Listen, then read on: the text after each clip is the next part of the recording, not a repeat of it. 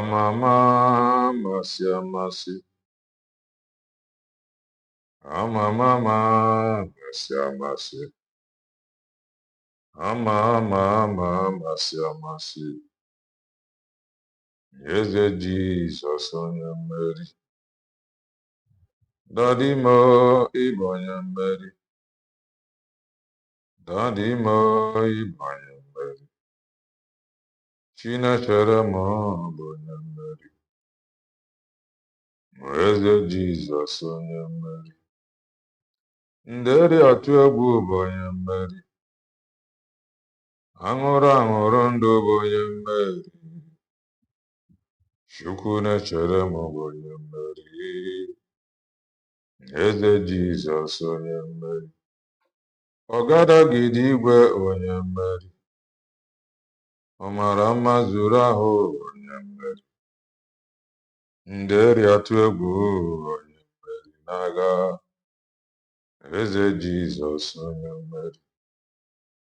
Akwa anyị na-ebe metụkwanụ gị n'obi onye nwe m.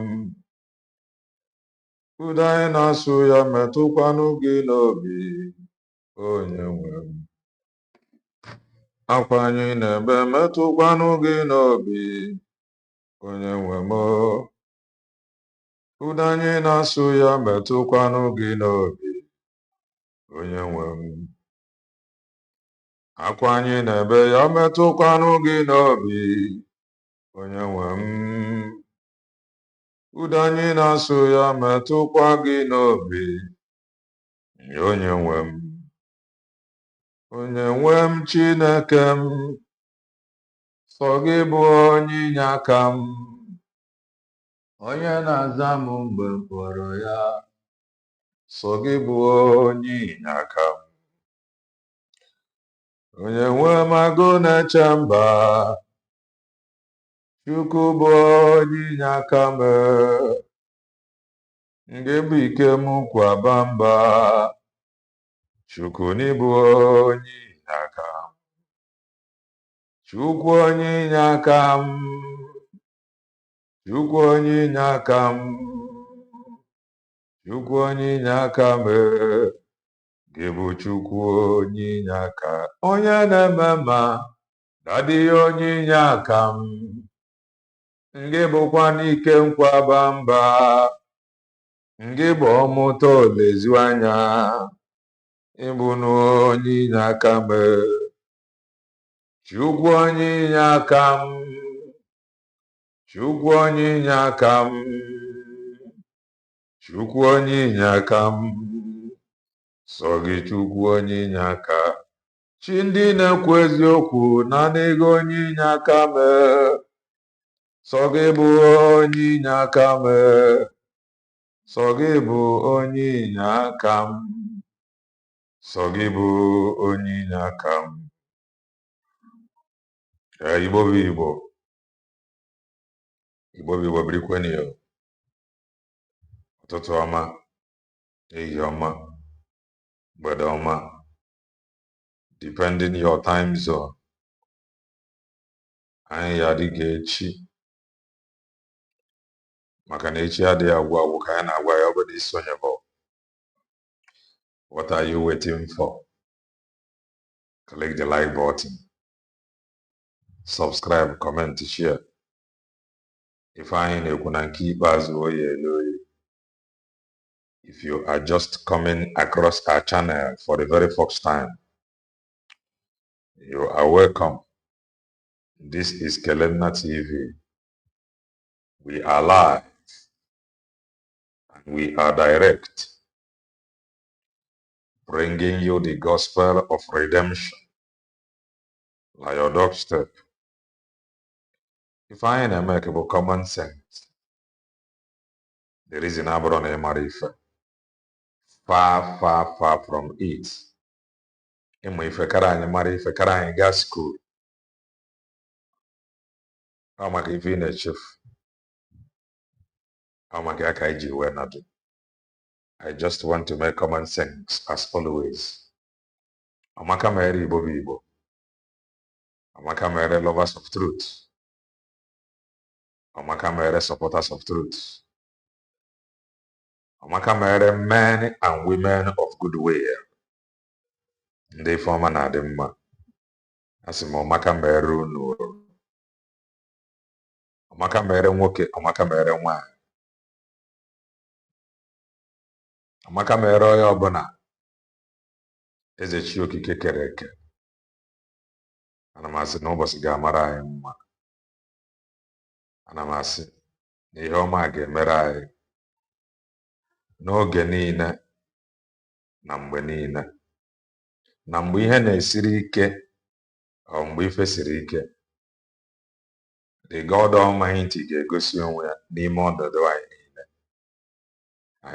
Anyị were mara n'ezie na anyị nwere chi that rules the affairs of man. Amaka mere unu. Dịka anyị na-aba ọnwa ọzọ in some hours time. Amaka mere onye ọbụla. Amaka mere anyị. Ka aka eze chi okike abịa ma dị ike dị ire ka ọ nọrọ n'isi anyị n'otu n'otu. Anyị nọrọ n'iru, ife ọjọọ anọdụ n'azụ. Anyị anọdụ n'azụ, ife ọjọọ n'iru. Anyị anọdụ n'aka nri, ọ ga na-afịọtụ n'aka ekpe. Anyị anọdụ n'aka ekpe, ọ ga na-afịọtụ n'aka nri. Anyị nọrọ n'elu, gafeba n'ala. Anyị anọrọ n'ala, ya na-afịọ n'elu. Ndị ọbụla na-echere anyị ife ọma ga-afụ ife ọma. Ndị ọbụla na-echere anyị nke ọjọọ, all back to sender instanta. Onye ọbụla sị na ọ ga-ebu his problem, may you become his problem or her problem, because that is my prayers always. N'isi nwoke, n'isi nwanyị. Yes. Amaka mere unu. Mere anyị niile. Innocent, a whole lot of people have commented. Amaka mere unu. Innocent, Amaka mere. Oji Ugochukwu, Amaka mere. Machie Norie nne, Amaka mere. Elevate no, Amaka mere. Lucky Norie nne, Amaka mere. Aka onye wetara no, Amaka mere. Amaka mere anyị niile. N'aha eze chi okike abịa ma. He said, we thank God for God. We thank God for this hour. Dịka anyị across over to the new month in some hours time. Ife ọfụrụ bụ ife ga na-eme n'ime ndụ anyị. Ife ọfụrụ ife ọma. Ọ bụrụ new trouble. Ọ bụrụ new sorrows. Ọ bụrụ new shame. Ife ọfụrụ ife ọma, new chapter of goodness and mercies of God. Alex, no. Amaka mere. Daalụ rienne. Emeka nnọọ rienne. Amaka mere. O nwere ife m chọrọ igosi anyị before we proceed. Mana let me show it to us first. This is from S-handle Dr. Ngozi Orabeze.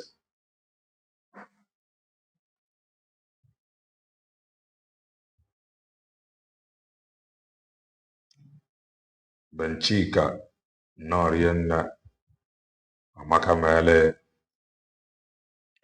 This is from her S-handle.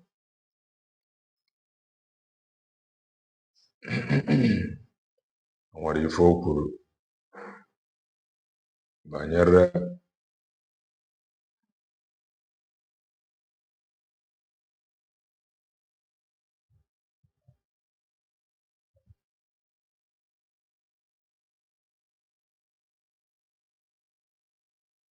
ife a bụ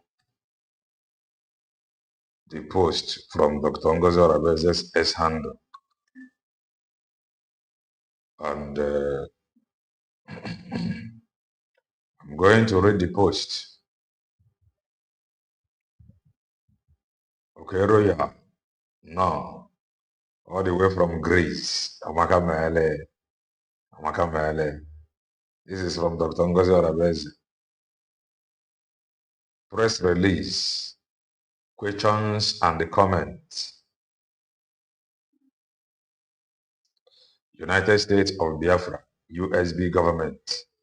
Questions and the comments section. Featuring the USB Oil and Gas Secretary and the Housing, Urban Development and the Infrastructure Planning Secretary. Date, Saturday, August 1st, 2026. Time, 7 o'clock p.m.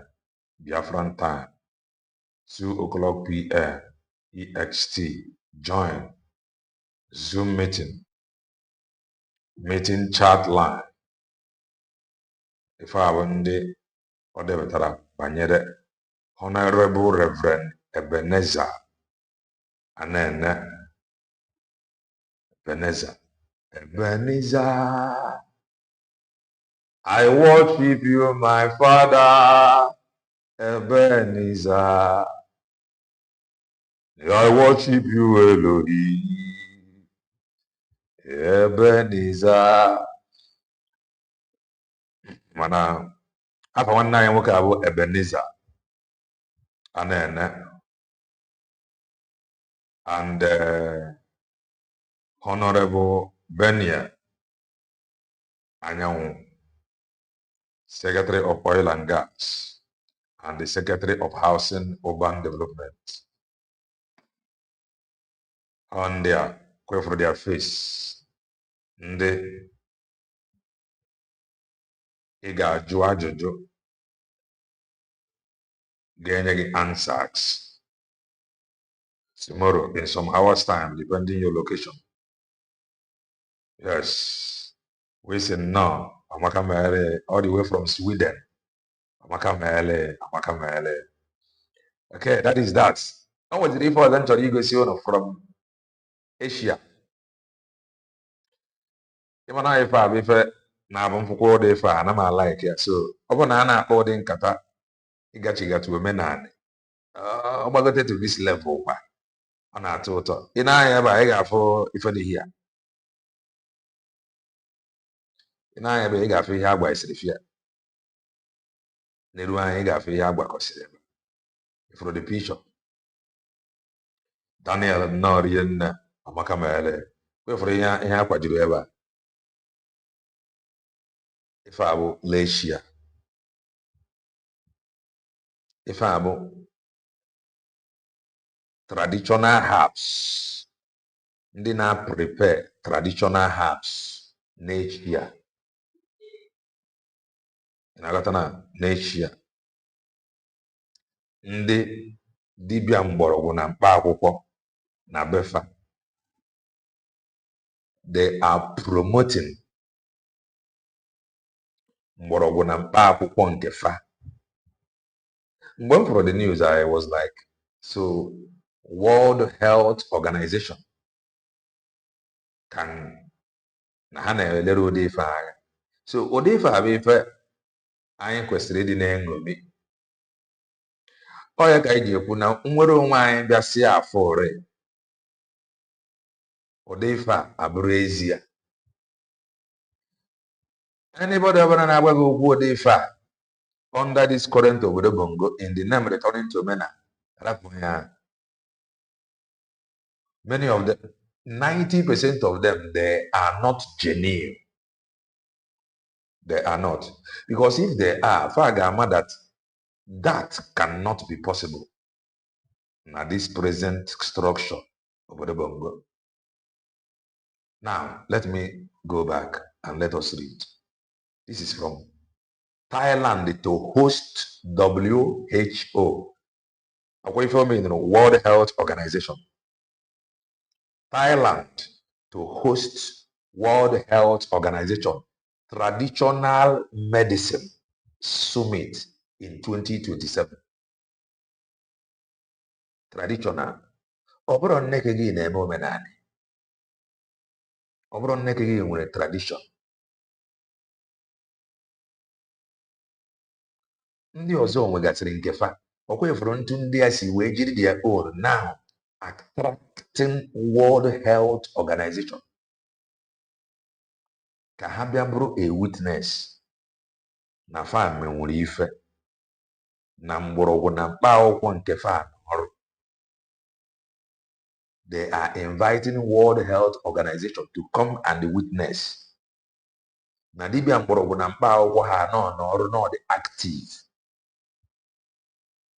Ọ bụrụ yahoo oke ite dibịa, ọ bụrụ ibubo, ọ bụrụ ayakata, ọ bụrụ arụ agba aka, ọ bụrụ bute ife that is the suffering dị n'obodo anyị nọ n'ime eme na anyị efilizie na ife niile eme ego na ka esiri gwakọ ife a agbakọisi ife a na obodo agbaghị na ịṅụa ya na result ya. They are inviting World Health Organization. In this present structure, obodo bongo, is this possible? The answer is no. It is not possible.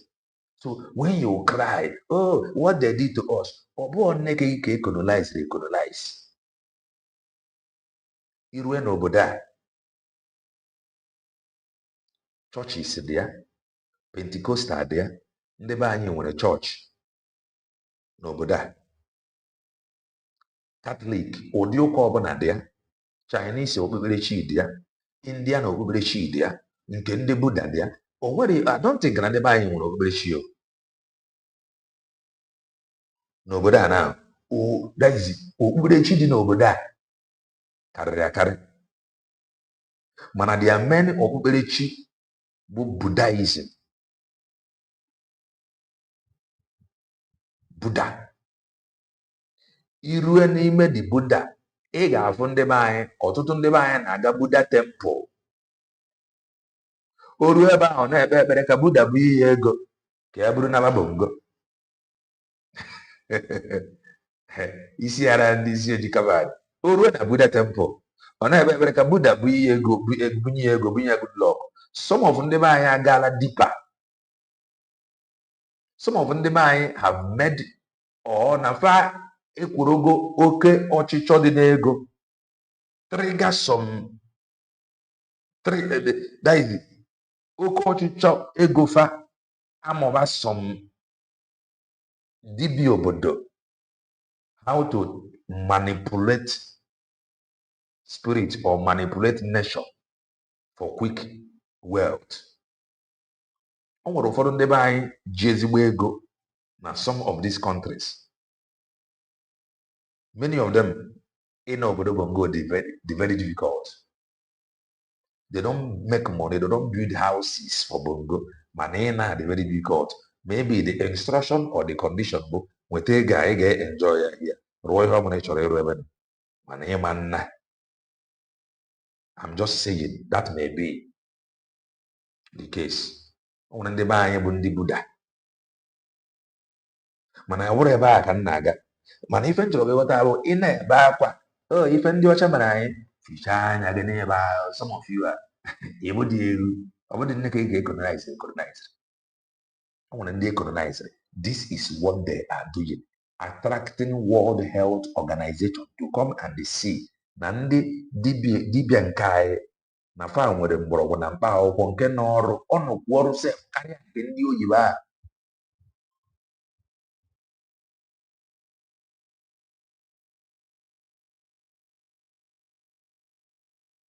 The only thing I actually go to build houses.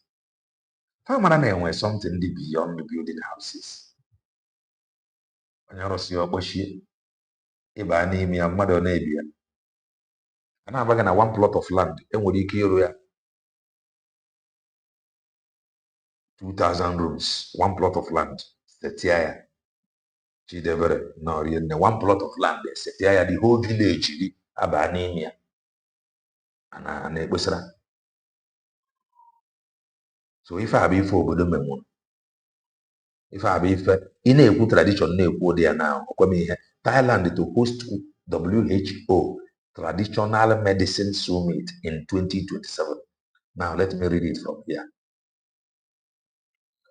Thailand has been selected to host the third WHO Global Summit on Traditional Medicine in 2027 after competing with other candidate countries. Public Health Minister Patana Prompt announced the summit will bring together health ministers, policymakers, public health leaders, specialists, and researchers to discuss international policy on traditional, complementary, and integrative medicine.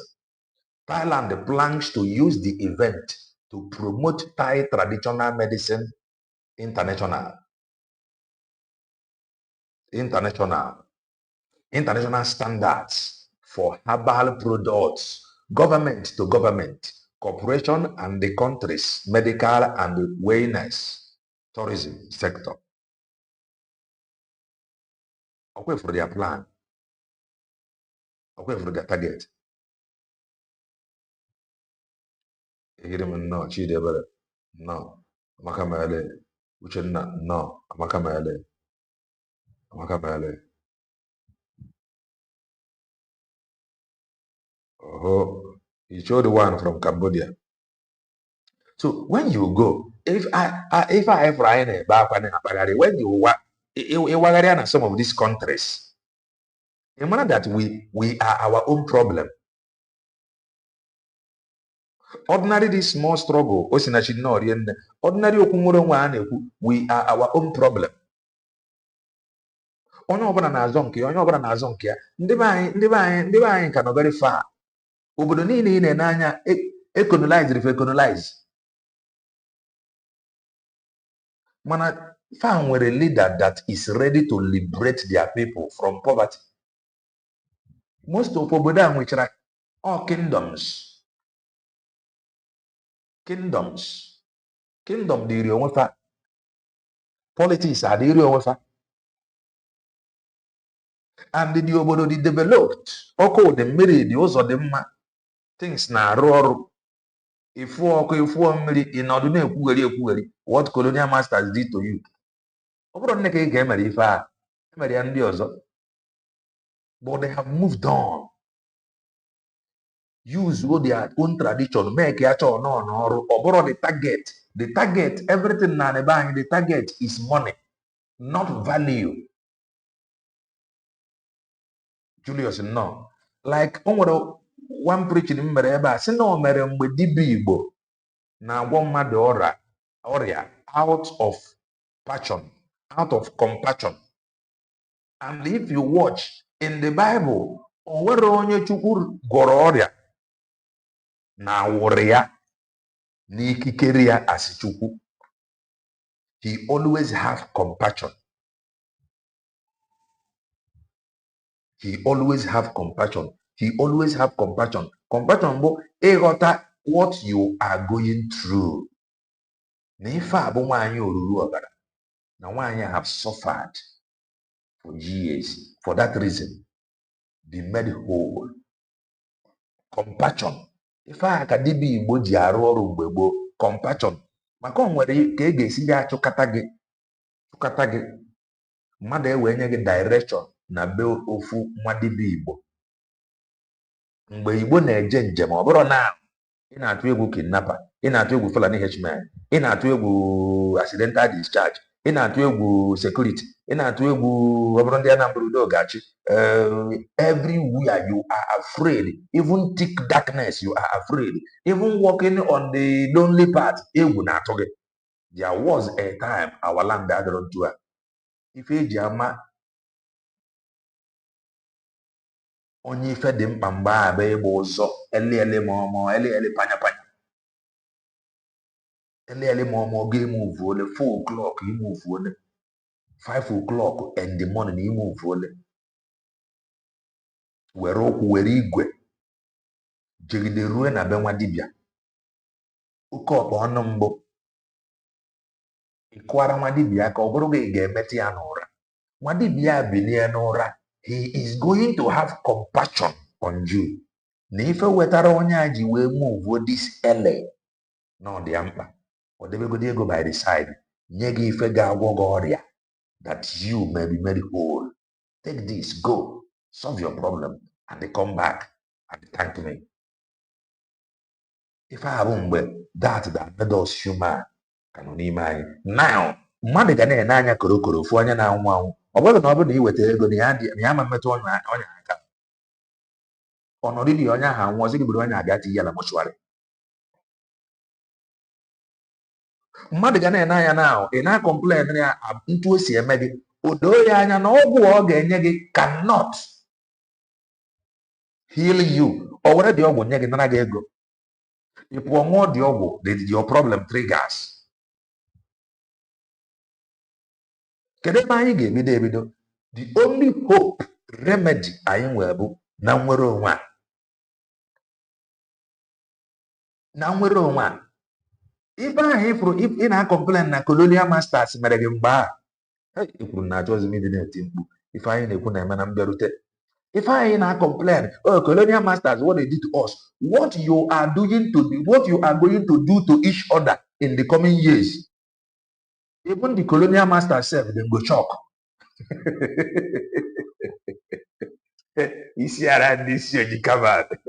What some of you game on in the coming years, the colonial masters, they will be shocked.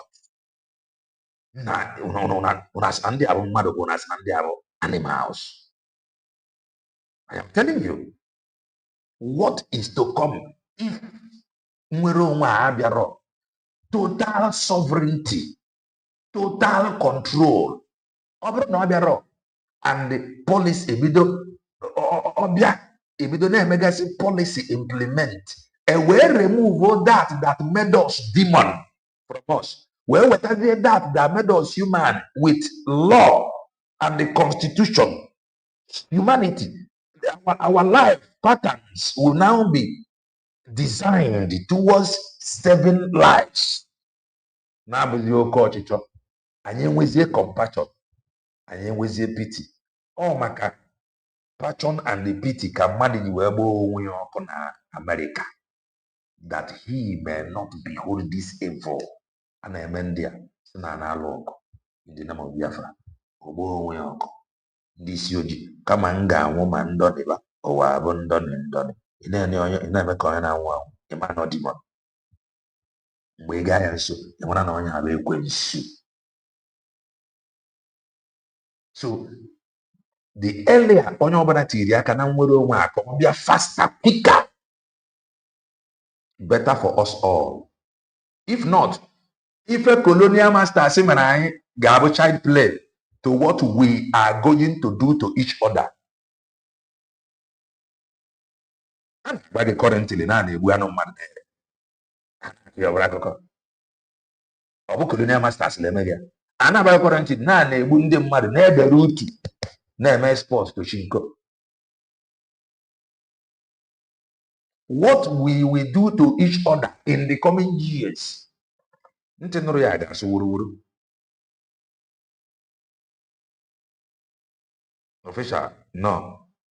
So, ihe anyị ji ekwu ya bụ ka ị mara ọ bụrụ nne gị ga-ekolonize inye nwere mkpọtụ. Stop blaming your leaders.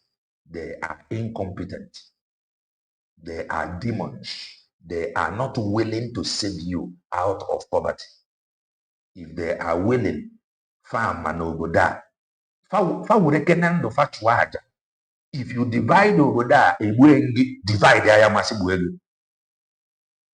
If you talk about dividing oboda, you are going to be one-time governor. Do it and become one-time governor. If you talk about divide oboda or constitutional amendment, you are going to be one-time president. Do it and be one-time president. Or Kode. But they say white, say red. Today I say white. Today I say red. Hey, again, this is our country. God brought us together for a reason. That is how God do it. He make our travel. If you know obodo ndị ọzọ na fa kerikọ ka ọ dịrị ka manage. But oh, we are very large. You are very large. That place is the large. You are not welcome there. Then what is the essence of having a larger country? We are very large. Imagine Ogun State now, remember, saying no, area for 2 days, or they are possible. Then the usefulness of that. Oh, this our country is very big. Leave it like that. God will bring it like that. Imagine Musokoto now. Jen knock Igakwa without fear. In on Ozo, Imangamu Sambisa Forest. Imangamu Borono. That is Rahu no. At least Obrone with peace. Everywhere. Everybody from you enjoy yourself, you enjoy your life. Ina ganiru. Ina agbazi mumba na chuku bring you together. Now, Mongota. But how can you convince me now? I will be where I am and I am afraid. I'm not God has no hand in it. I'm going to package it together.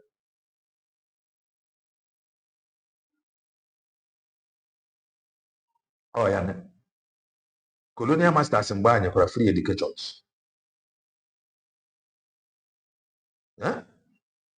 Yes, you have a free boss.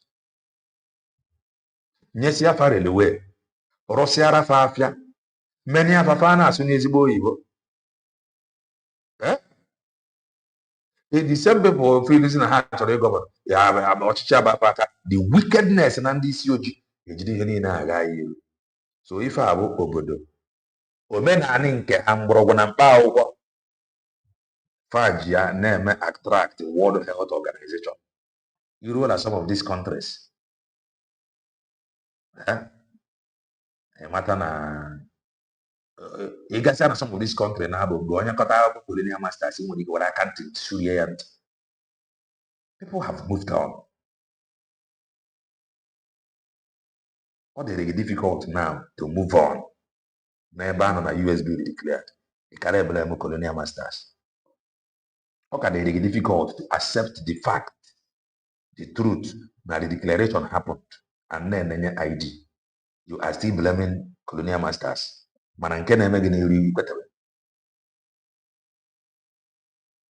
So this is why eventually you go see. So let us go back. Nepata mgbọrọgwụ nke ya bata ojidi ojisie ya ike na 200,000. Ọ chọkwa ịma ma ọ ga-arụ ọrụ na-arụ ọ naghị ego ọrịa ha na ya ọrịa na ya adịghị emezi inweta value for ife kwụrụ ụgwọ ya na-ebu ịga ife. We are some of us are demon.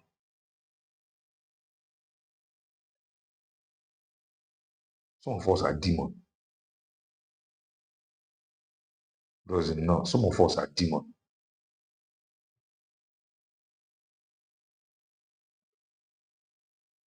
At the end of the day, no, nothing. No results, nobody to account for anything. That reminds me, there is something that I will show you.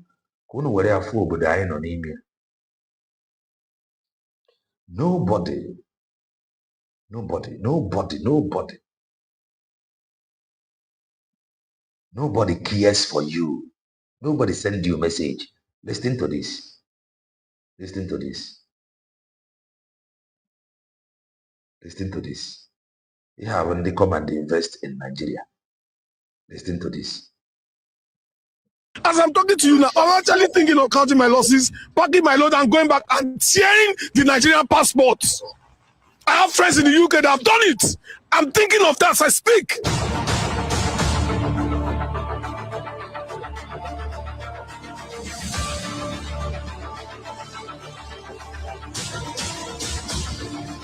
I heard rumors about a week ago that they were coming to claim this land from nowhere. Nobody gave me any notification. Nobody came to me with any form of notice. I decided by myself on Sunday to shut the place down and start evacuating my equipment by myself. On Monday, I evacuated some things. Tuesday morning, I had welders here, I had carpenters here, I had masons, I had people dismantling things. Around 12:01, yeah, 12:01, around 12:01 in the afternoon, bulldozers just came. They saw people on the roof, taking out wood, welders working. They told them to. Wickedness of ndị isi ojii. Wickedness of ndị isi ojii. Wickedness of ndị isi ojii. Wickedness of some ndị isi ojii. Come down and bulldoze the whole place to the ground. Nobody gave me notice. I took a loan from the UK, £75,000 to come and invest in Nigeria. You people say we should come back from diaspora to invest in Nigeria. I've never done one government contract. I don't know anybody in government. I'm not even interested. I came with money from the UK to invest here. So I have to deal with that loan now. 84 staff. 84! 84 Nigerians. Like his company alone. 84 Nigerians are now jobless, helpless. At least if a government this man now, he borrowed 75,000. He will say it. Under him, 84 workers. Nobody cares how they are going to feed their family. If I'm not about the wickedness, I am about this COG, especially Bongorians. 80 to 90% Bongorians that made us human have departed from us. Listen. That's what I was feeding here. I built this place a year, 3 months ago exactly. That's when I built this place. It's painful. I stood there and I watched it go. Nobody cares. Nobody. And you're telling me now to convince anybody to come from diaspora to invest in this country? Look at 84 people. What are they going to do? I have a choice. I will go back out my losses and find a way of sorting out the loan I took. Look at 84 families just from stopover. 84 families, direct employment, direct people that is eating from him, 84 on our salary. Then, ndị Nazi, because those 84s were families that do fed from salary, ndị ananata, their dreams, their vision has been cut short all of a sudden. No help from anywhere. Nothing. Women oh, it is my white people. Oh, mana arona n'eluigwe. Anakọrọ ego ana. Enwe local government. Enwere ndị nakọrọ ego ana. And ndị anọ ana-arụ dị ụlọ. The government did nothing. People invested their hard-earned money. The government now, all of a sudden, in less than 2 years, somebody that borrowed the money from UK, but I know bongo. How many people that is feeding from it for them? Nobody knows how to reconsider. A future. Nobody cares. Nobody send you a message. There's a place next to me called Barbados. There's Amalashita. There's RM's Dream. There was Hunters. There was Aris. These are all people that are employed. In this place alone, I'm not exaggerating. At least 300 people have been rendered jobless. And you people say they say they're creating jobs? 300 people have been rendered jobless. 300 jobless. People on the street and able to get pure water. People are suffering. The sufferness made us to become heartless. That is how thick, how hardened the government they have pushed. That is, they have afflicted us with this hate. Enough of money, man, enough. Enough of money, man. This only have a demon working with 2 legs. demon. That is what the obodo have subjected many of us.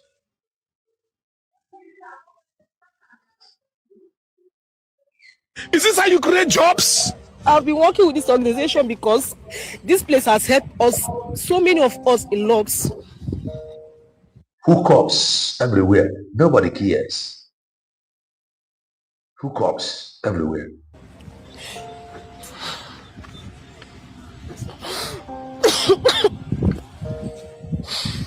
If I wouldn't employed, if they can cry, how about those that invested their hard-earned money?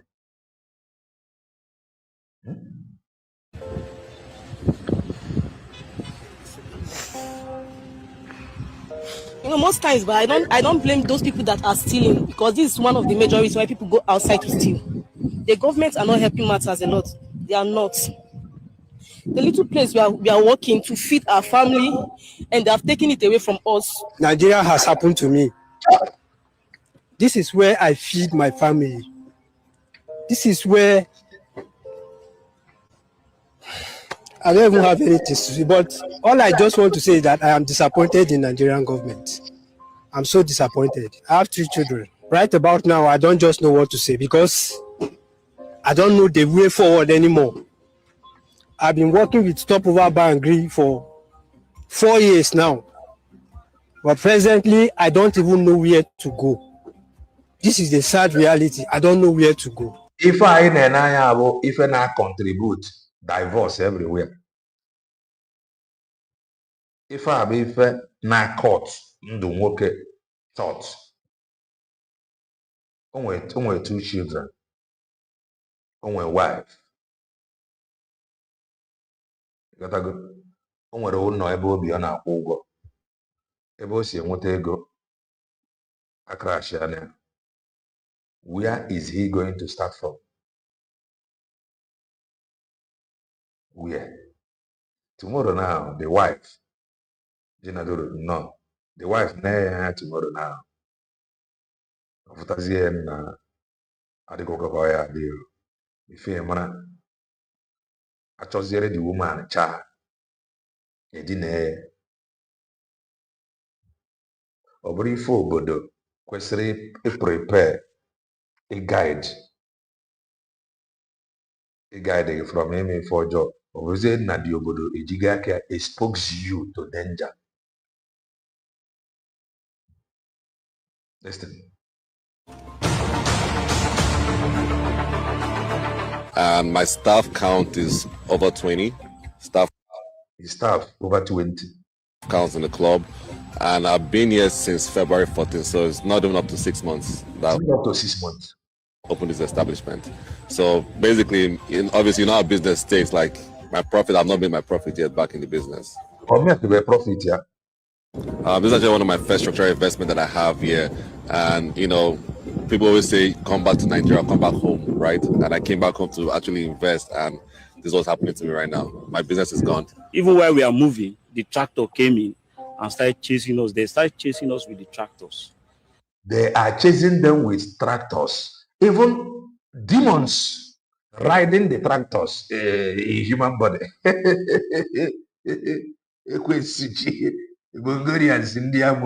Demons chasing them with tractors.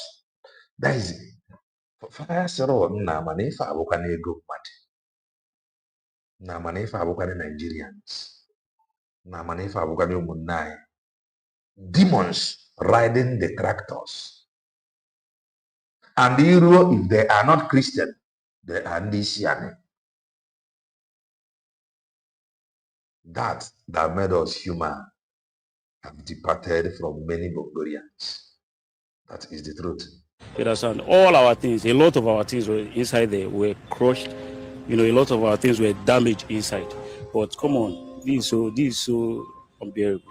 As I am now, I am useless. I don't know what to do, because this is where my earning comes from. Not just for me, the rest of our staff.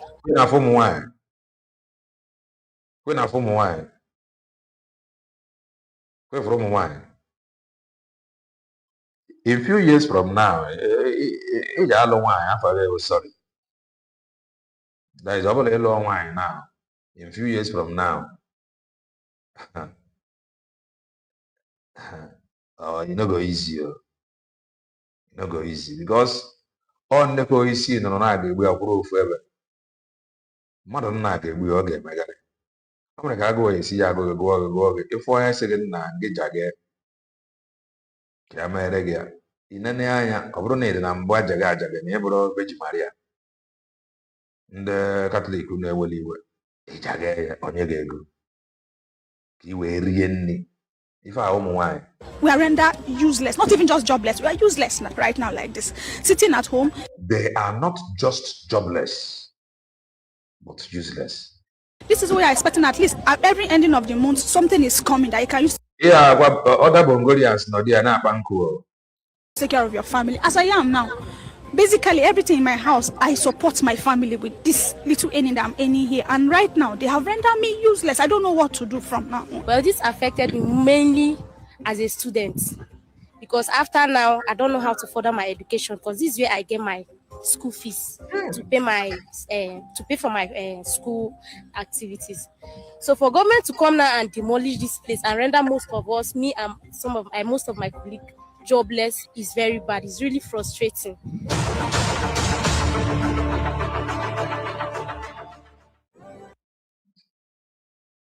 However, if I were one of many reasons,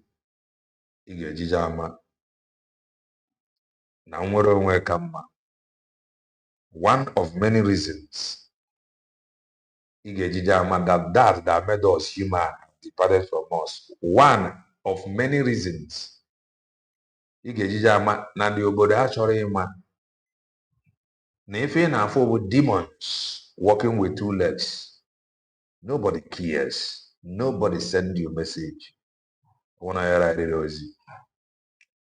that is that. This is from Emeka Gift Official.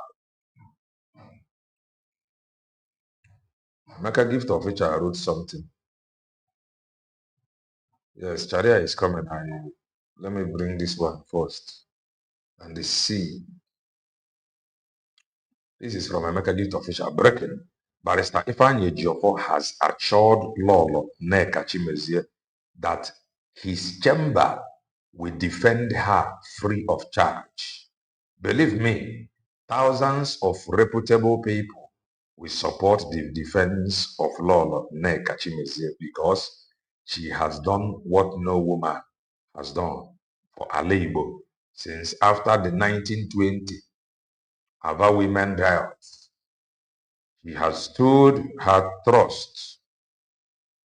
She has stood her ground in defense of our labor from criminal and military aggression. Trust me, Lolo Nneka Chimezie is not alone. I am not surprised. I am not surprised. She is not alone. And over another thing that he wrote, which from these, yeah, let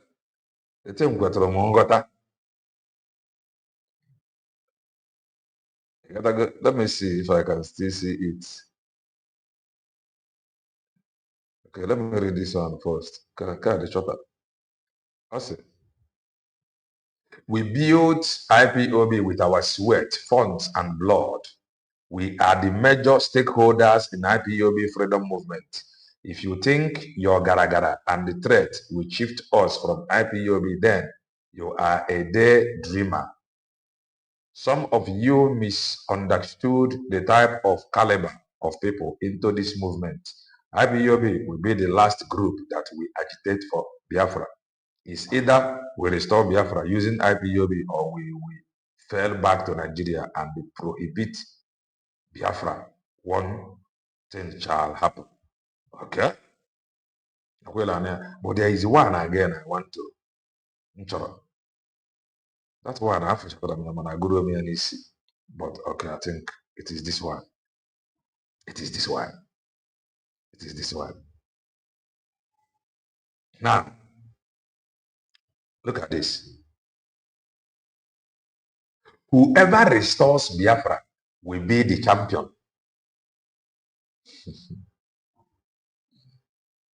Whoever restores Biafra will be the champion. We have seen heroes. We have celebrated courage, endurance, and the sacrifice across generations of the Biafra struggle. Yet, the champion remains absent. The one who does not merely fight, speak, or organize, but who actually restores Biafra as a free and sovereign nation. That generation, that title is still vacant.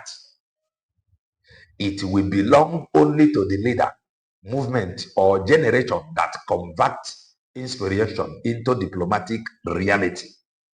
I am going to take this part again.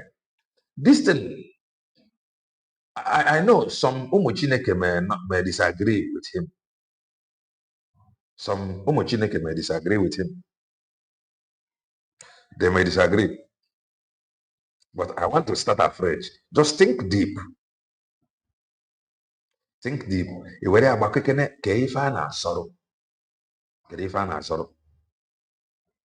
Okay. Whoever restores Biafra will be the champion.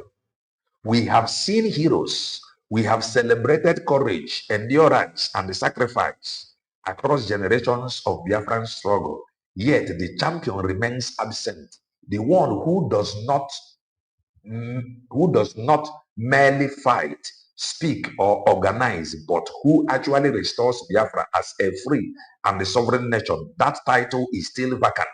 It will belong only to the leader, movement, or generation that convert inspiration into diplomatic reality. The decisive battlefield is no longer limited to the streets, the media, or diaspora rallies. It is the United Nations. Until a sovereign state stand on the floor of the UN General Assembly and they formally advocate for the freedom of Biafra, the struggle remains incomplete. History records no such moment. No country has yet taken that step. That absence is yet accidental. It is the clearest measure of how far the movement still has to go. A serious restoration project must therefore prioritize a deliberate, sustained diplomatic offensive. The goal is straightforward: pressured government to speak in the open for Biafra self-determination inside the United Nations system, lobbying by bilateral engagement, evidence-based advocacy, and the strategic alliances are the tools. Without them, every other form of activism, however passionate, operate at a lower level of effectiveness. Countries and individuals can condemn violence against Christians in Nigeria and still refuse to question Nigeria's territorial integrity. The United States, Israel, Russia, and the others have at various times expressed concern over religious persecution or insecurity in Nigeria. Those statements matter. They are not, however, the same as support for Biafra independence. A government that denounces Christian genocide while simultaneously affirming the full sovereignty of the Nigerian state is not an ally of Biafra freedom. The distinction is absolute and must be maintained without sentimentality. The Biafran people must therefore rally, raise the standard of what counts as meaningful progress. Sympathy is not strategy. Statements of concern are not recognition. Any organization that claims to fight for Biafra yet lacks the capacity or the demonstrated result of securing even one country willing to rally to rise and to raise the issue of Biafra freedom, and the United Nations is still operating below the required threshold. Capacity is measurable. Access to foreign ministries, consistent briefings of permanent representatives, documented resolutions or statements, and the eventual formal sponsorship of the questions inside UN forums. This is not a call for recklessness. It is a call for professionalism. Effective diplomacy requires credible documentation of historical grievances, contemporary human rights data, economic viability, argument, and a clear constitutional and international law case for self-determination. It requires patient relationship building with capitals that have their own interest, red lines, and regional calculations. It also requires internal discipline, movement that fragment, contradict one another, or prioritize publicity over substance, make the diplomatic task harder, not easier. Okay? I go even if I that side. Henceforth, the test is simple. As a country spoken for Biafra freedom in the United Nations, if the answer is no, that country is not yet a supporter of Biafra independence, regardless of how many times it is officials or citizens have condemned killings of Christians or criticized the Nigeria government. The same standard applies to groups and individuals. Rhetoric without diplomatic result is insufficient. Let me continue. The champion will be the one who closes this gap, who turns international concern into international advocacy, who convert private sympathy into public votes or statement at the UN, and who finally places the question of Biafra sovereignty on the formal agenda of the world principal intergovernmental body. Until that happens, the heroes of the past remains honored, but the title of champion stays unclaimed. The work is diplomatic. The arena is the United Nations. The standard is clear. Rise the bar. Family Writers Press International. We make a gift 100% correct in this write-up. I saw this write-up from Belize. I go to I just read few lines and I was cool with it. But if I have a reality, many of them have failed to embrace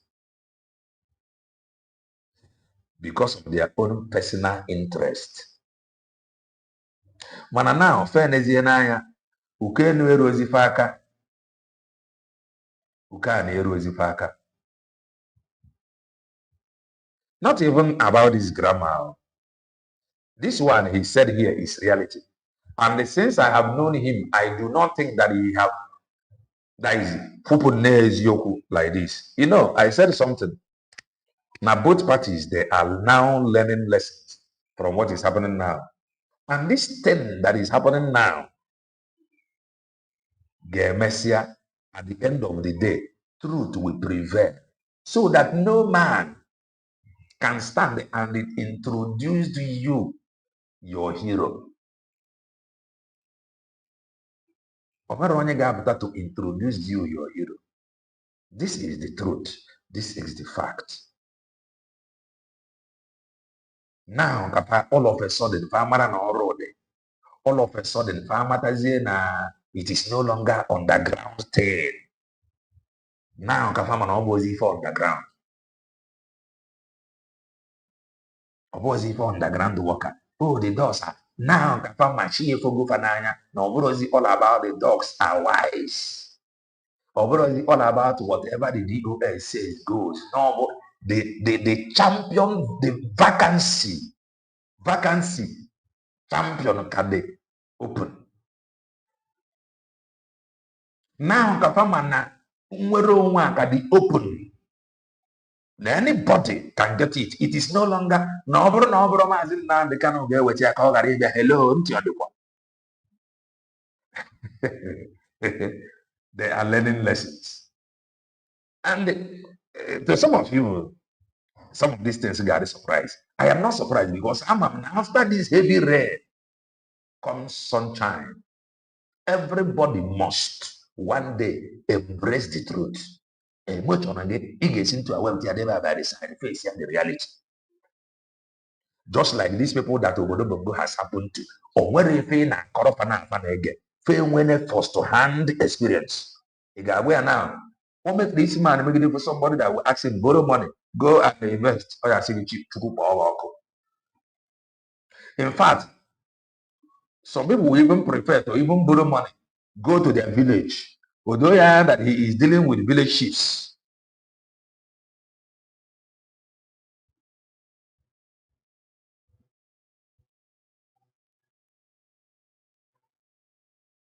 They are learning the hard way.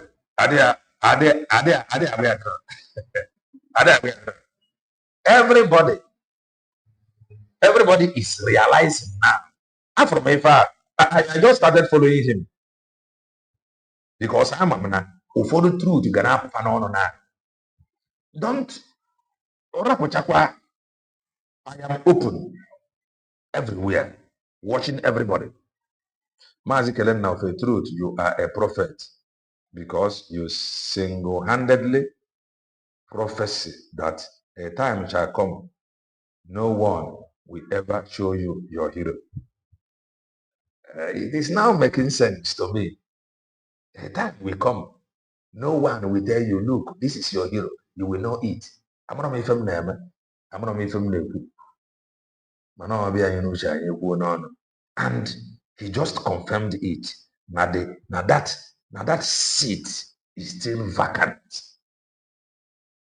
It is no longer whatever the DOS says goes. It is no longer the dogs are wise. It is no longer the DHOD, IPOB, one family, IPOB. Man, I do not forget, he made it very clear that nobody is going to push them. Man, if you want to let them not fall back to Obodo Bongo. Emeka Gift, if you are watching, I know you do follow Kelena TV before. I'm not about now because I read some of your comments like until he ran away. I know a day is coming. Many of you will accept this truth. Yakanji from here. USB declared to just maintain this land. Agana eri agwa. Agana arụ agwa na eri agwa. Na apai aja agwa n'ukwu. I continue na eme ife. Time is coming when all anya onye ọbụla ga-emepe. Onye ga-ekwe anyị ekwetere ya. That is just the truth. Time is coming. It's just a matter of time. You will know truth. You will just again. The only thing you need to remember, open your mind. Open your mind. Even between me and some of them there, I did open. I don't have any problem with anybody. This is what this person, if I come and if I come and this is why if I just like when I go master prophet now, this is the word of canon to canon.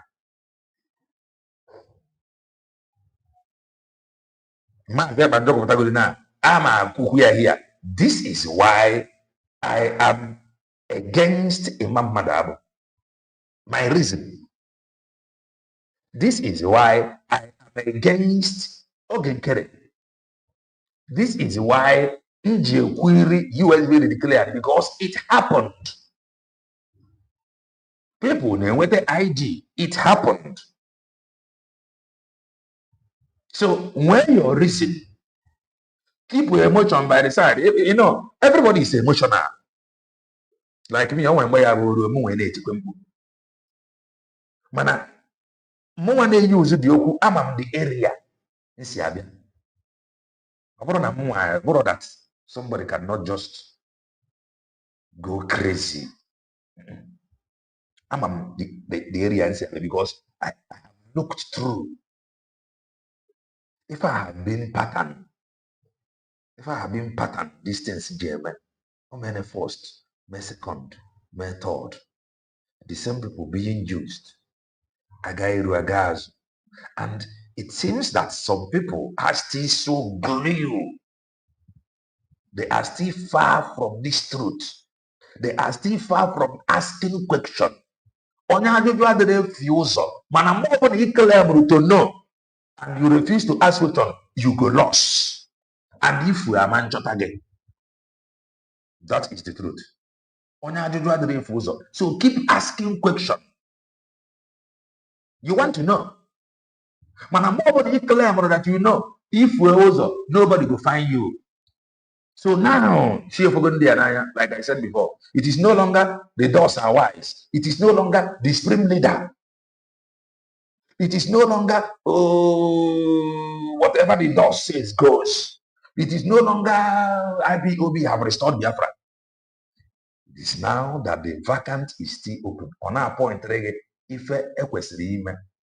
forget your group on us support. In fact, this is right up. He is even telling the group unless Mata just decided that they will fall back tomorrow. Unless Mata decided that I fall to the bongo. Man, this is right up. This is right up must quicken. Chande one hana hafi na hana arokoro okonike. All the ajụjụ a ka ekwesịrị ịdị na-ajụ oge maazị Nnamdi Kanu na around. This kind of right up ka ekwesịrị ịdị na-afụ, not praise singers. Man, then if you want to ask this kind of question, they will shut you down. Shut up. Close your platform. Our screen that is live. Why must we be live? Good. Biafra has come. And I have crowd. And I have flag. If you don't know Abela, Obiape. Ototunde mada wana Obiape. You must do the needful. Or it is Obodo have invested heavily. Obodo niile dị interested in Africa, especially Obodo Bongo, because far people in Africans are demons. Just get one demon. He will go and bring more 7,000 dangerous than him. They will bring you, give them money. They will destroy their own people and they occupy their land. If I have from this to be, when you chase out demon, according to the Bible, he will return. All return is there now for the is each of the open. No one on your occupy. He will go and bring more 7,000. So India, the word and then I have for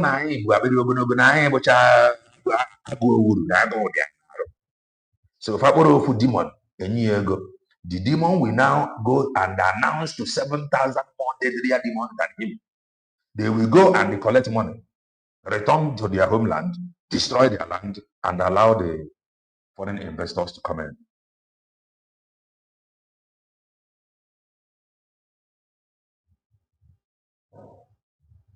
If I have a mistake, if I get the worst mistake, if I get but to fall back. And over no, if anybody over name to make sure that they fail or they fall back, I will advise. There is how God works. There is how God works.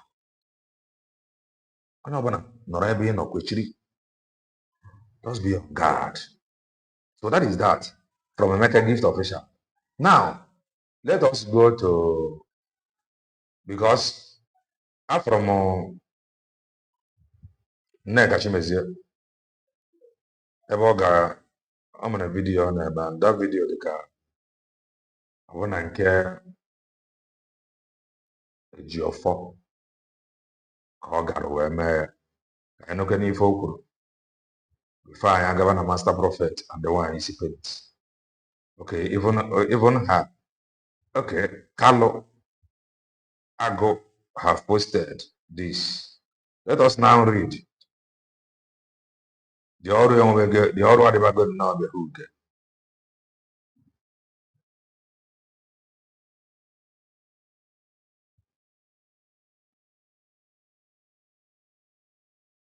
Yes. Now let us read this from Lord Neka Chimezie her account. Don't forget, if I hung over before, this is from Carlo Ago. Breaking, Barrister Ifeanyi Ejiofor has assured Lord Neka Chimezie that his chamber will defend her free of charge. Believe me, thousands of reputable people will support the defense of Lord Neka Chimezie because, okay, the same news. Now, let us go on the video. Okay, this is, I'm at IC Ejiofor and the co-chamber. Okay, if I were chamber, Ojere chamber Ejiofor. Now let us listen. No.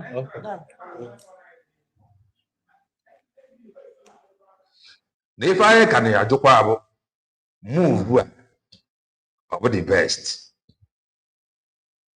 Ịdọpụta nwaanyị a na the same court a na-eje appeal. And the Maazị Banjoku said, I will only sue anybody when Biafra come. Mana inwezi okwu with nwaanyị ya nwaanyị, you can come to abroad. Ebe enwe justice, equity and fairness. Hello.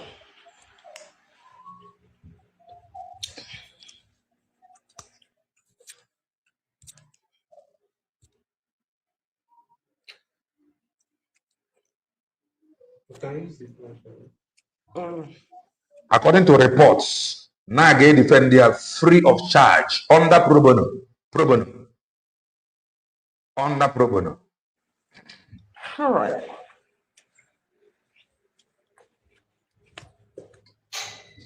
Hello. Then what if let me get here? Lolo Neka Chimezie a win, no? What if the Oku can court? What if they make the win, no?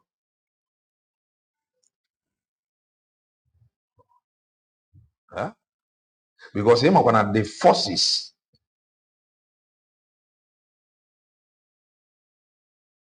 eji wee tinye Maazị Nnamdi Kanu n'ime. What if those forces bịakwa kwekwara Nneka Chimezie? Igbo bụ Igbo. Ekele m unu. Anyị na-ekwu Alọlọ Nneka Chimezie na-ekwu. Anyị na-ewetakwara unu ọnọdụ Igbo. Ịma enwe ihe m gwara unu. Mmiri na-ezo. Mana not to worry, my phone is waterproof. Ebe m nọ na-awụ na my lawyer's chambers. Ịma m gwara na m ga-abịa brief my attorney today. Ana anyị ejighị ụjọ pụta. Ade iji alọlọ Nneka Chimezie iji ịma na enwe ndị sị ha agbara m akwụkwọ na court. So echeela m akwụkwọ ahụ agbara m na court ka asavụ ma hụbe m. So ọ dị ka maybe na nọmba m ada aga or na ha fụrụ adreesị m. So today m ga-agwa ha, m ga-eme introduce my attorney. Okay, in this area there. It is becoming very interesting. Okay, yeah, couple of social media ka ebutere ya aserve ya. Okay, na social media ka ọ dị. Okay, even after serving, before social media.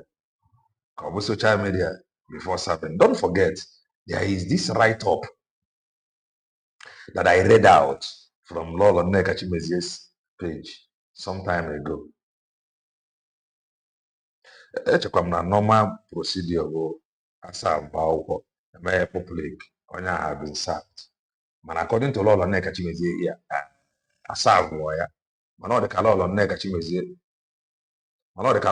Chimezie na-ekwuzi si ọ bụrụzie na adreesị ya na achọta ya ịghọtago si servezie ya attorney nweziri adreesị. You cannot say you don't see the two. So no one. gwazie ha ka ha serve my attorney directly. I'm here in your power of attorney to receive my summons. So I'm going to flip it.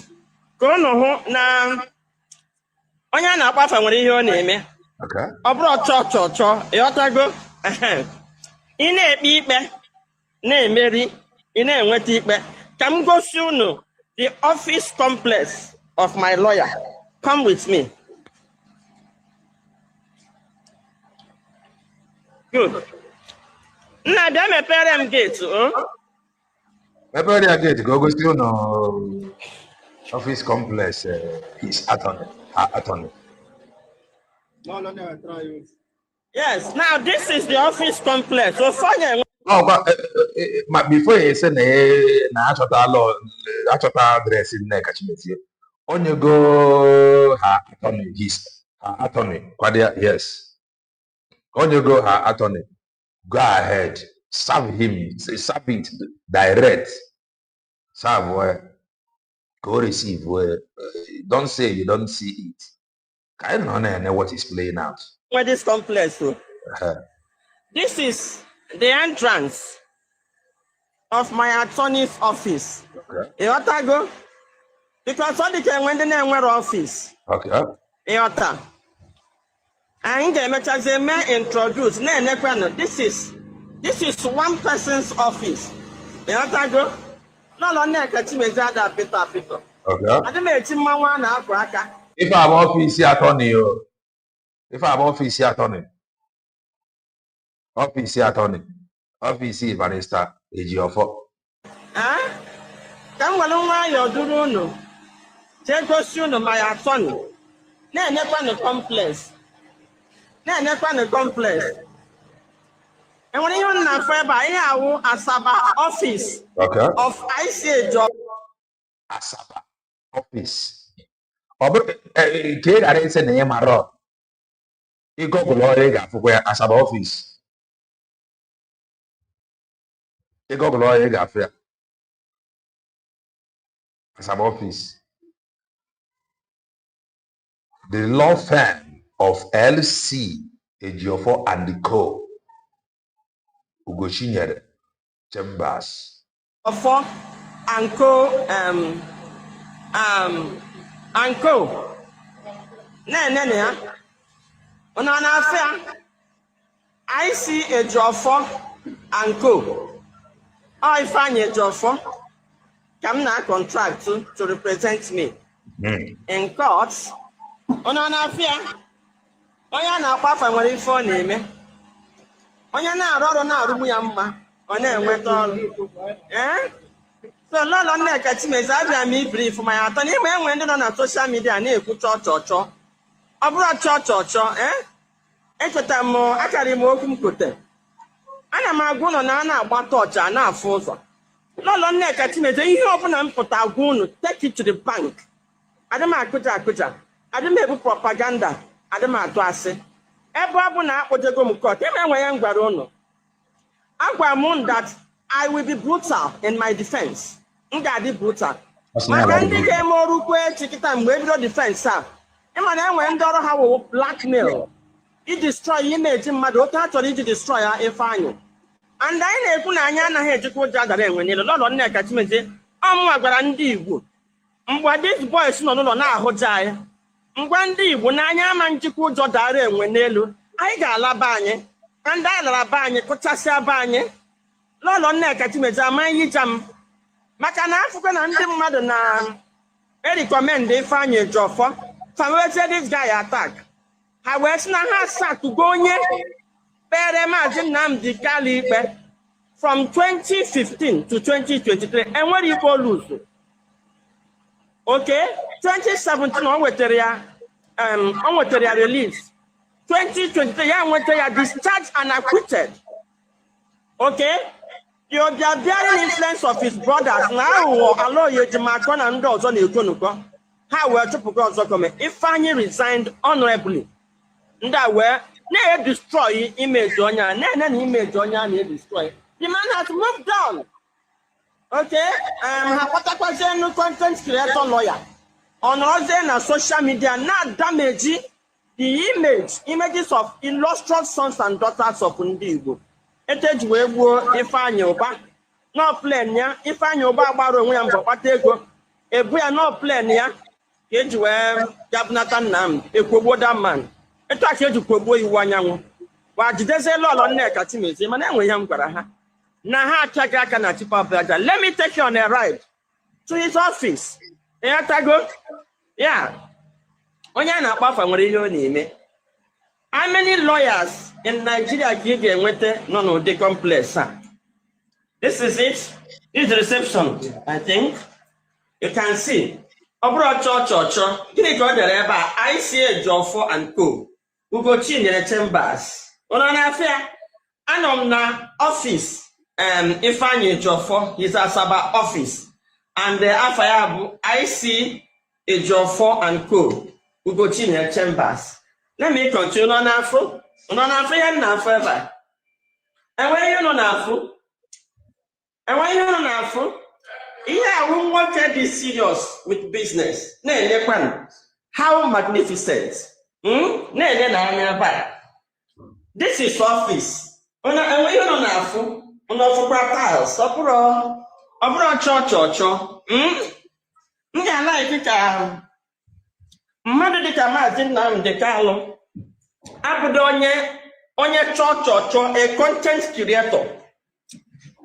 Ono na office. How magnificent.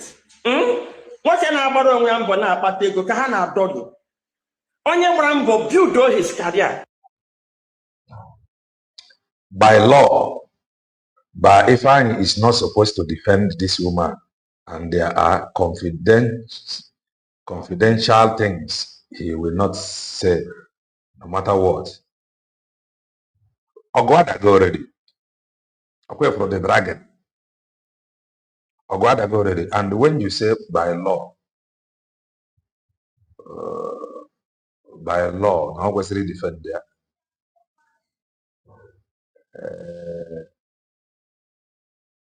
I got a sort of what you mean by law. Why with their business?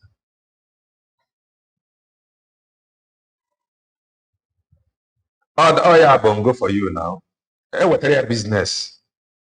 Okay, made the business. Obrogo ne what their business. On what if you for online, he will indicate, he will show interest. I can have pro bono, and he get want the oro pro bono. One I want ike ma nọkwala present. Ọ bụrụ na one of his lawyer ka ọ ga na-esend na-aga mana his firm si na fa ga defend ya under pro bono. Ọ bụ obodo bongo ka ị na-ajụ ife na-emere obodo bongo. Ka nọ na social media na-adọrị maka ihe ngịnị a gwara anyị na a na-achọtara anyị nwere onwe. Anyị ncha key in. Onye fute na ihe na-aga wrong si mba so dozie ya edozie ejide image ya na-agbali na-abanye na-ejikwa ụnụ na-ekwekwe ya ebe a. Gịnị ka edere ebe a? ICA Jofo and Co. Ugochi nyere Chambers. Maka ndị ga-asị na ọ boroboro. This is his Asaba office, newly opened. Okay, ebe a ka m bịara brief Barrister Ifeanyi Jofo. We are still working. No chamber. Classy. Honorable Donya Mayo name ko kwesiri defend. Agu Biafra deka Maazị Nnamdi Kanu. Aga chekwa content creators agu na agum na amara ebe ga-echetashi. Nwunye fakete ịnọ na social media na-build their page. Na damage si image sons and daughters of ndị Igbo. Kemgbe lawyer Dimakochi take over ikpe Nnamdi Kanu ihe a na-ekiri bongo lawyer to ụta gị. Bongo lawyer to ụta gị. Bongo lawyer nwụrụ ị ga-ere anị weta dị. Bongo lawyer nweta gị. Bongo lawyer nweta gị. When you sign your ancestral land. mana enwere ndị na-edifend pro bono. Nwanne ego ụtọ n'obodo bongo. Unity me arụbanyara anaghị banya nwa n'otu. Nwanne ị na-aracha aka ka nna agwa gị ị ka na-ekwu lawyers in bongo are charging dearly. Nwanne o nwere ndị ga na-agba ego every month. Lawyer obodo bongo ife a na-eme mmadụ bụ njilọ. Obodo adịrọ mma agwara ngada onye ọbụla that made us human have departed from some of us. Everybody, including pastor, including the imam, including nwadibia, including your bishops. Onwere onye bongo fụrụ anya bongo nweta gị. Bongolian nweta gị. Typical bongoli conductor nweta gị. Driver nweta gị. Doctor nweta gị. Nurse nweta gị. Onwere onye nwetara gị nwee mercy and pity on you n'obodo bongo. Nobody.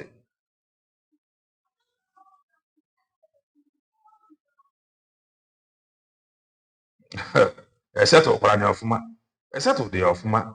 So ife a chọrọ imezi ihe a na-abụkwata nkwa. Ọ ya wetara ụdị ife a ga-abụ ọ na-eme mgbe ụfọdụ. Ị na-ajụ these handlers a na-agbakọkwa agbakọ. Esebego okwu already. So o nwere ka okwu ga-esi gaadị uche m ka m na-ekwu o. O nwere ka okwu ga-esi ya adị you try to avoid some certain things because ị kwesịrị ịma na-enwe forces.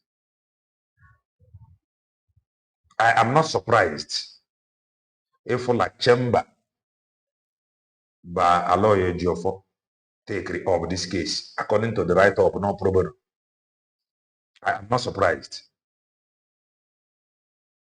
because before now, in the observant, he was giving moves. He was giving moves. So moves are alone. Do you expect by lawyer Isiocha to abandon Nekashimeze now? I don't expect him. He may abandon now. He may not be there. But no one can send the mother. Even family members, my brother, family brothers and sisters, family. I'm as why. Obodo bongo the brutal. Obodo bongo the brutal. No, but onwere onye fụrụ gị rag. Ebe ị ga-afụ somebody non-conscious need treatment. Agwaghị nna na ọ bụ na ịgba aka dị na onye a na-ama mmechi onye aka ahụ.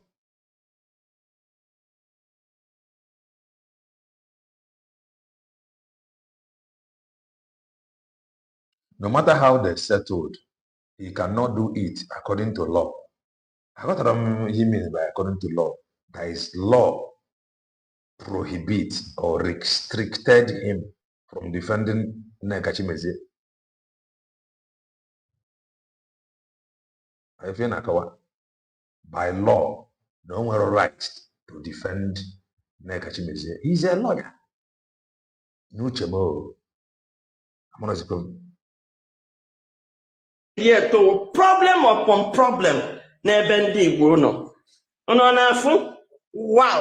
Wow, this is his library. Chibueze Ifeanyi Amaka Mele Nwanne Kelenna Nwa Chineke. Remember that heavenly immigration border control is ongoing. It does not matter who is involved. Chukwu Okike Abịama is presiding over Biafra struggle. Kamna Agwage. That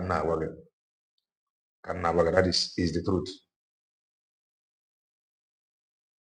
God in heaven is presiding.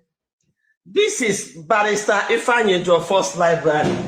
Amahama ichịkọta ọfịs Aloy Ejimaka niile oruru this library alone. Okay. This is his library. How magnificent.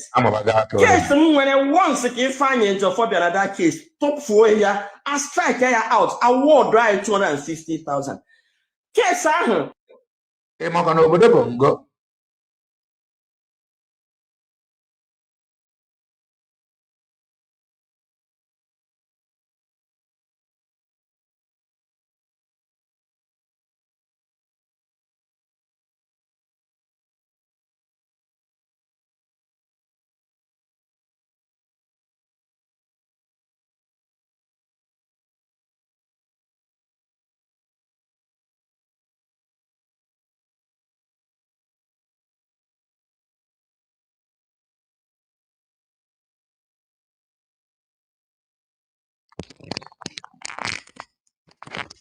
Sorry about that. Sorry about that.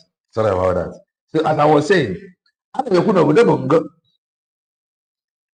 the sound is back now. The woo. No man, a lawyer yabo your case. I'm happy and a court. Then gonna have a case for Ania. They will abandon everything and run away. Baby sound of an also. Some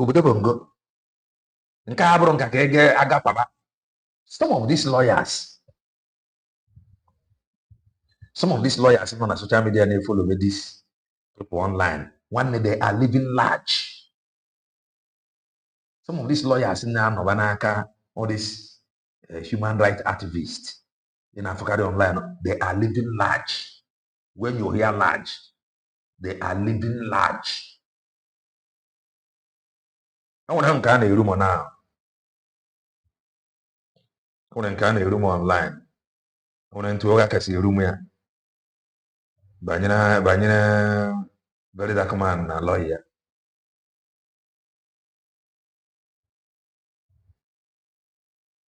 I want to get a room here now.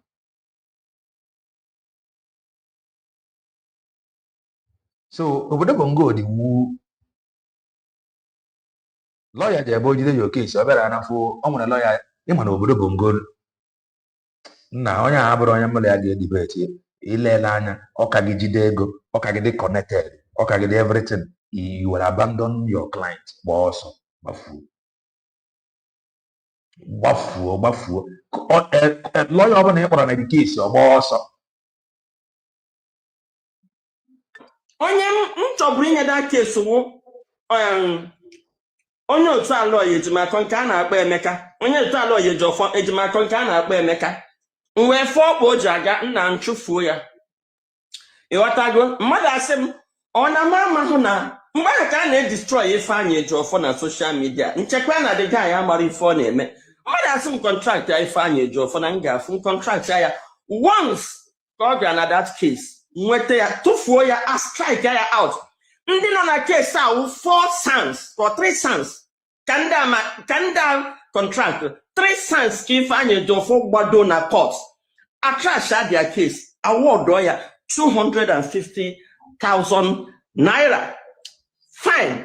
Onye aka an illustrious sum like this ndị Igbo nwetere ka ụmụ anwụnta awụjusi na social media nọ na-apịtọsị. People he can't even employ as a cleaner. I na-agbagelu to his office. Only nọ na social media na drag this guy na eruhu ụnọ staff na ụnọ staff ya dị ha. Na akpọgharị m na-take him down. Na-eruduhu ndị ọ ga-ewas gateman. Because onye ọbụla nwere access to social media. Ota lọlọ nneka chi. Obodo bongo dị wu ife abụ ọfịs na Asaba. According to report, enwekwara ọfịs nke Abuja ebe ahụ a na-eme ụmụ Chineke interview. Ebe ahụ a na-emekwa ụmụ Chineke interview. Ụmụ Chineke family writers. Ebe ahụ dịkwa. Obodo bongo. Chimezie nọ. Ha makwa onye bụ lọlọ nneka Chimezie. Maka na mpụtara ka enye aka lee ha ji na-atọ m na social media.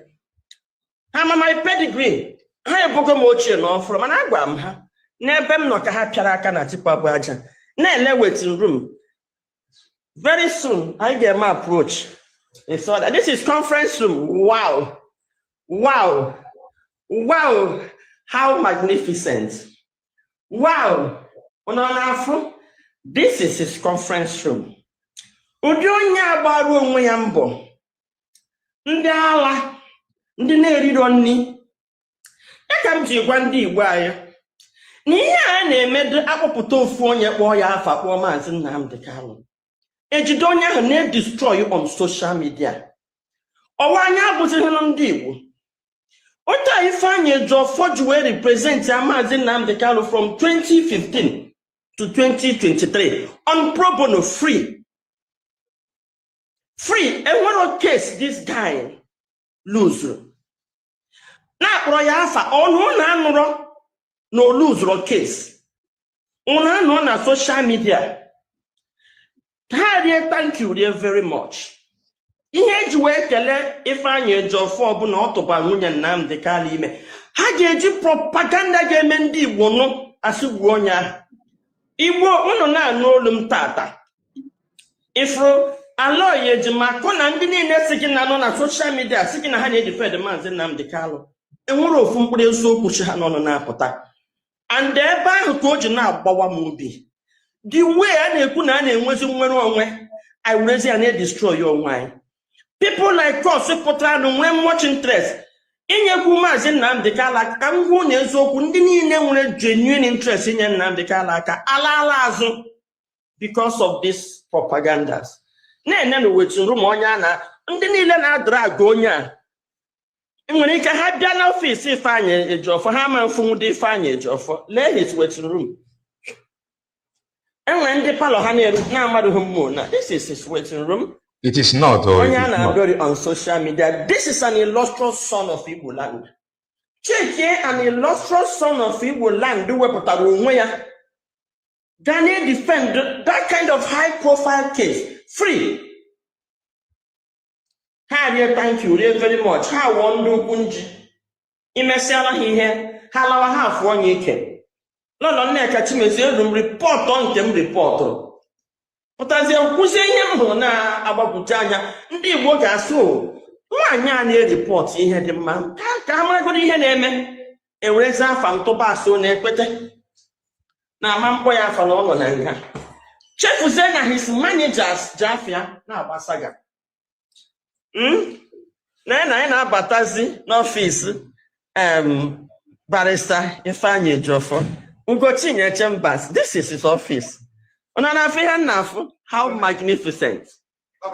The Lord can go to Chandem Madefe. Can go Chandem Madefe, not easy. Lawyer introduce to Mana because sonum banyo no Christmas. And on our free enough. On our free enough. How magnificent. By the way, last month, I went award in Lagos. Don't forget the IPOB in the Kasak. Senaha return of Paria. You got to go, and he accepted it. Let's continue. I recommend the craft for one of the best lawyers award. Did I make a guy that award? You got to go. Onya na akpa fa nwere ife oni eme. Oburo cho. Imana gwa munu na lolo Nneka Chimezie de juja dara enwe n'ela de yija me yija. Akara imu okwu mkute. So, echegide na mo akwụkwọ ka asa abụọ m fe kwụ sisi ada ama ka m bịakwa brief ya in advance. Hey, ọ dịkwa m ka ma na zinana. Genedo. Igbo bụ Igbo. Biko onye na anyị n'iru bụ barrister Ifeanyi Ejiofor. Ugochinyere himself. Ịma na ịbụ onye echichi. Lolo erukwa n'oge ekwe gị n'aka.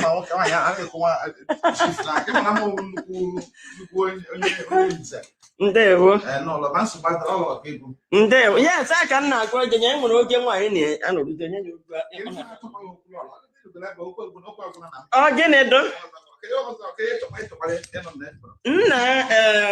I na social media. I'm a monkey to your job. Mana, I can't real quick. Yes. And we have to respect that give and weapon like a meeting.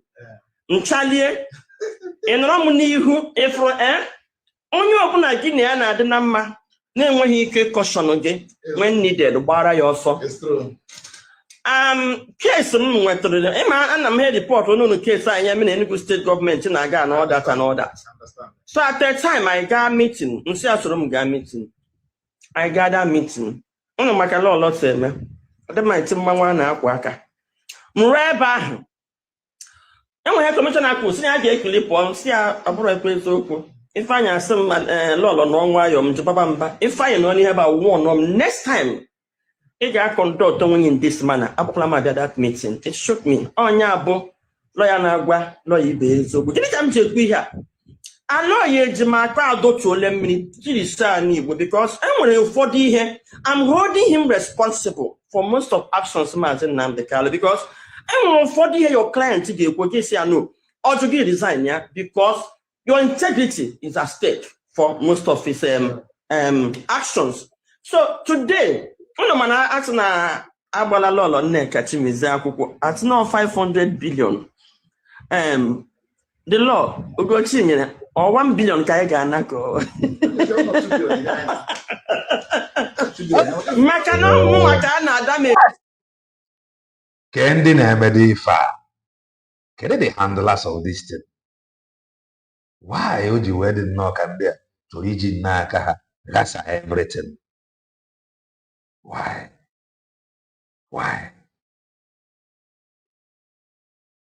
Eji my image. Enwere ndị si na m na-eme damage control. Nsị anụ nọ maka onye lọlọ bụ. Ịga ebe Nnamdi Kanu nọ damage lọlọ Nneka Chimizie.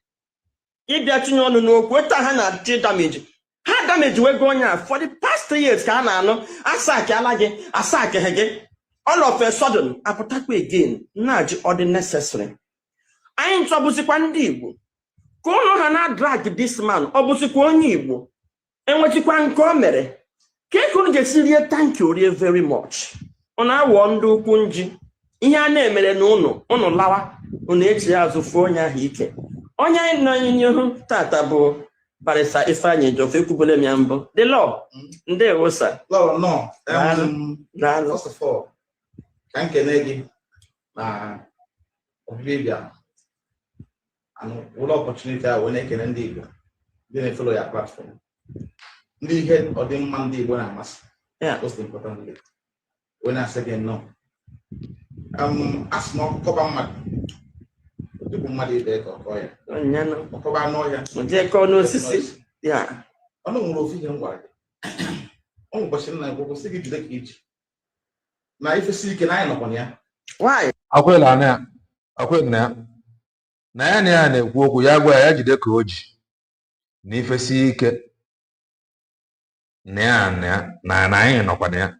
Ịghọtago? Ife ị ga-ajụ onwe gị bụ o siere gị ike na ọ mara ya n'ọrụ gị. Mba niile anyị fụrụ lọlọ Nneka Chimizie na-aba. If you don't na-abịa for nothing. O nwere ife kara m n'aka mmadụ obi. Ọ sị na o nwere ụbọchị ya na ya na-ekwu okwu. Ya agwa ya sị ya na ifesi ike na anyị nọkwa na ya. Ị na-aghọta na? Some of these things, well, mana let it not be one of those social media bruha. Eji wee mara ụmụ Chineke. Let it not be, because I would not like it. Let it not be. Sị gbaa mbọ ọ bụ na keesi ya na-ekwu ihe ọ bụla faịlụ sị gbaa mbọ faịlụ onye nwere adreesị weje na ife a na anyị ga-eso ife anyị na-anya fụ isi ya. Kọla social media anyị ga-eso ya fụ isi ya. Ife niile anyị pụrụ ihe a bụ ihe ga-abụ ọ bụrụ na the handlers na-eru anya. Some of these things be avoidable. Maka ịfụ na move fụ interview ị kwesịrị ịma. Mana ka ndị a na-akwadokwa ka ndị a na-akwado ịghọtago at least lọlọ Nneka Chimizie egosi na anyị atọ na ya gosi anyị ọfịs ya ntụ o si wee kwado ịghọtago na onye makwana ntụ ndị ọzọ si aprepe kwa lọzi na kọtụ ka anyị ga-emesịa nụzie ka m na-agwa gị mana let's continue. Na ihe amụrụ ka ya esi mee onye nwenye na and enwe ihe nna m gwara m iwe a na-atụ ọ na mmụọ kpakarị ike kpọkarịa anya karịa nsogbu agụ isi eji wee tụle mmụọ onye karịa nsogbu agụ isi eji wee tụle maka na anyị nlele anyị ma anya lara na nke nlele so no atụ n'uche ọrụ na-alụ ọrụ ka ọ dị Igbo mma anyị ma nnọkọ ebe a mmiri eri elu onye ọ na-agbara akwụkwọ m maka ọ na-achọ okwu. Wow! Igbo nọ na-anụ Igbo nwere mmadụ. Onye na-achọrọ okwu maka ọ na-achọ okwu. I will defend you in every capacity I can. Wow! I'll be why I could be right from defending you. Let me say it to the people to hear it now. So onye ọ kwadebe na mụ ya. Igbo nọ na-anụ. So maka na anya na-agbara ka ọfụ ntị na-agbara ka ọfụ anya. Okay. Of course now. I'm afraid to make a man can. So the point is that do not be worried. Thank you, my brother. Do not be bothered. Thank you, my brother. We have our regional office in Asaba. Wow. If not come to our head office, Abuja. Abuja. Wow. If you go now. Yes. Yeah, so this is how we work. Exactly.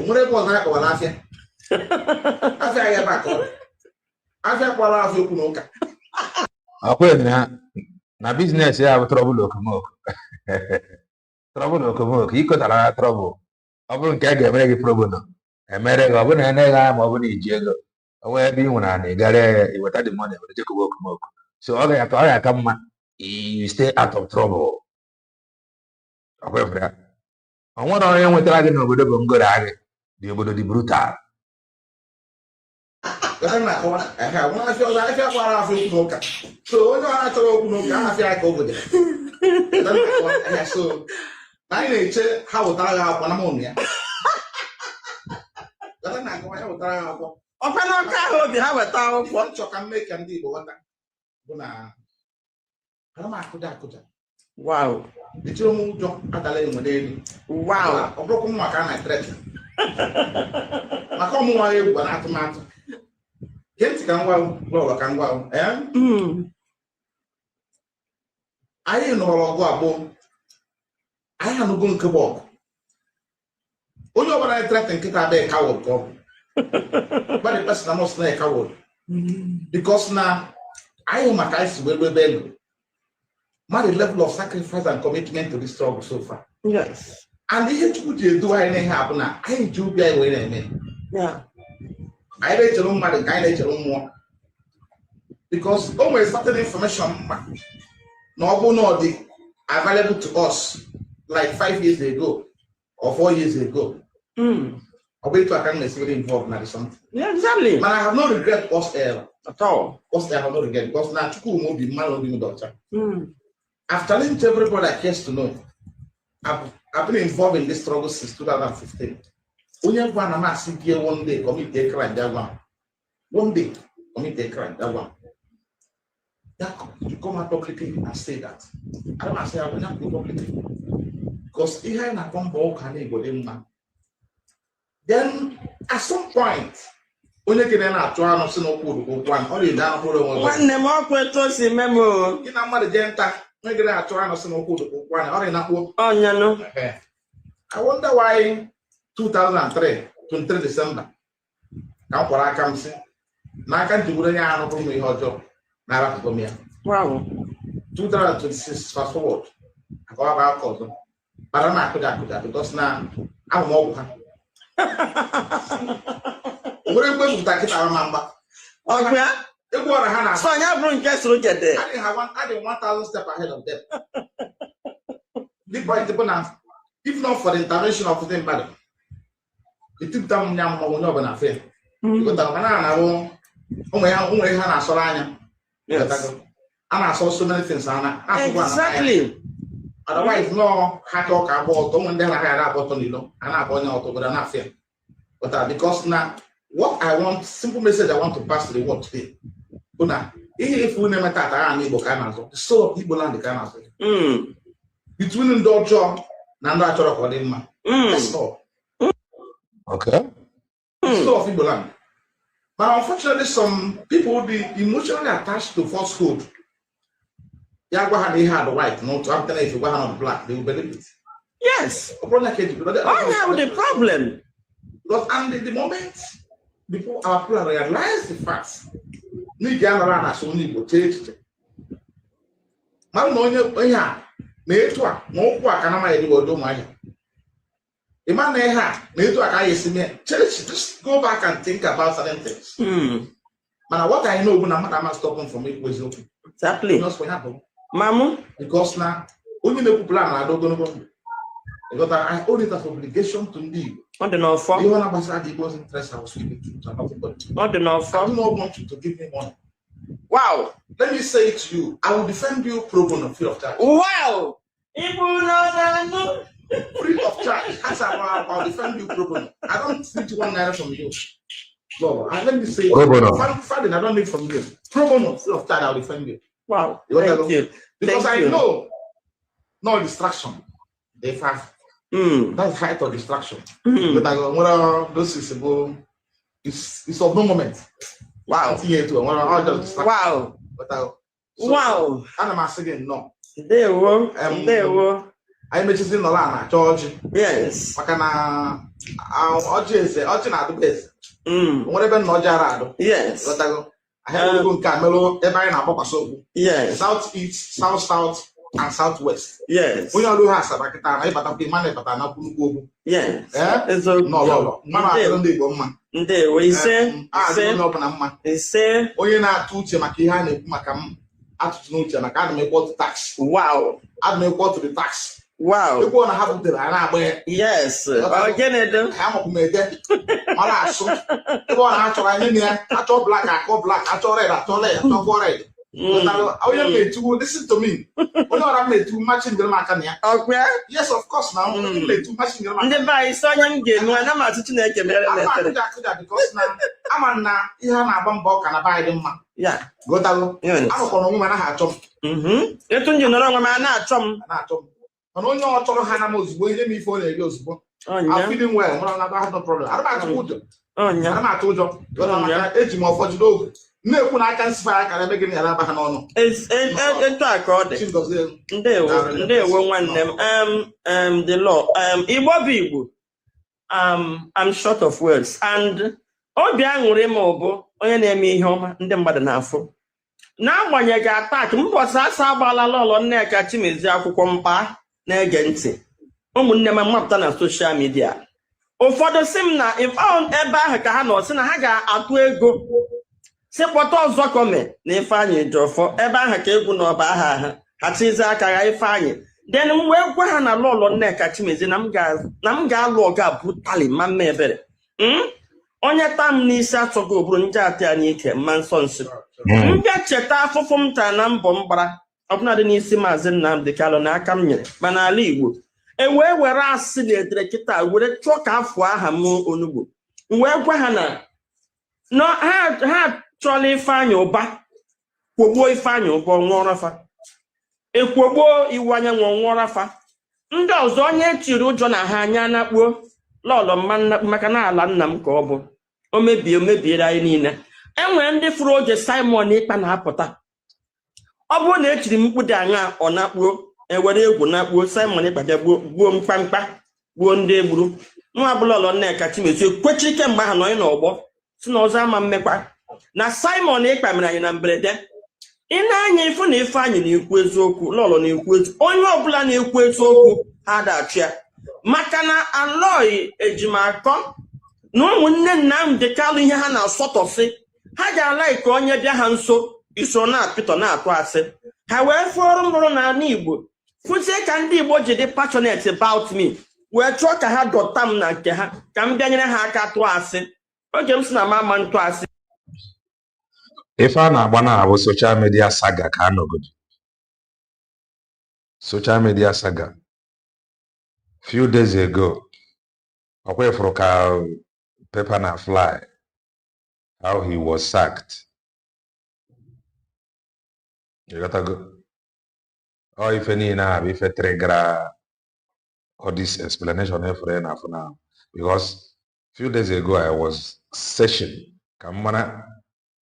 the reason his newspapers Jebu na sack they sack.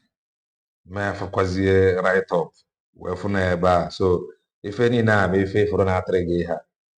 So from here now, I got the courtroom. Call to Obodo go when called it.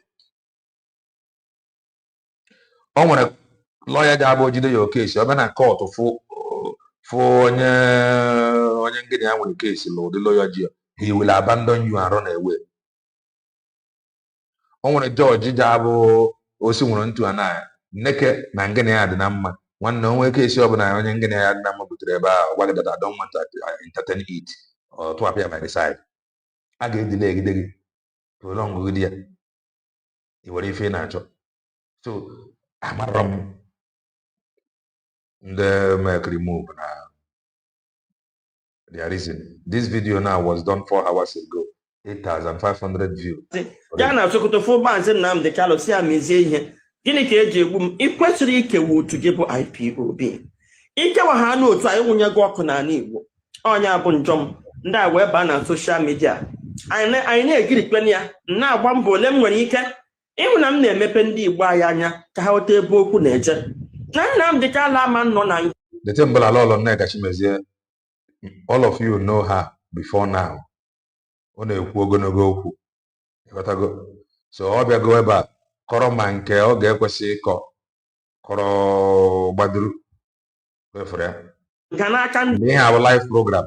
Ọ bụrụ na ife ọ gara mee edit ma ọ na mesịrị vidio edit garịa kọtụ gasịa some things. iro na-achị ọgwụla na ọ bụrụ na o miniri ihe a ihe ha ga na-eme okwu a ga na-ekwu okwu ga na-achịkọ Igbo achịkọ ọ bụrụ okwu ga na-ekewa ekewa gaa na platfọm ndị niile si unfortunately now ego ka ejizi akpa ndị mmadụ ji build their page na cash out.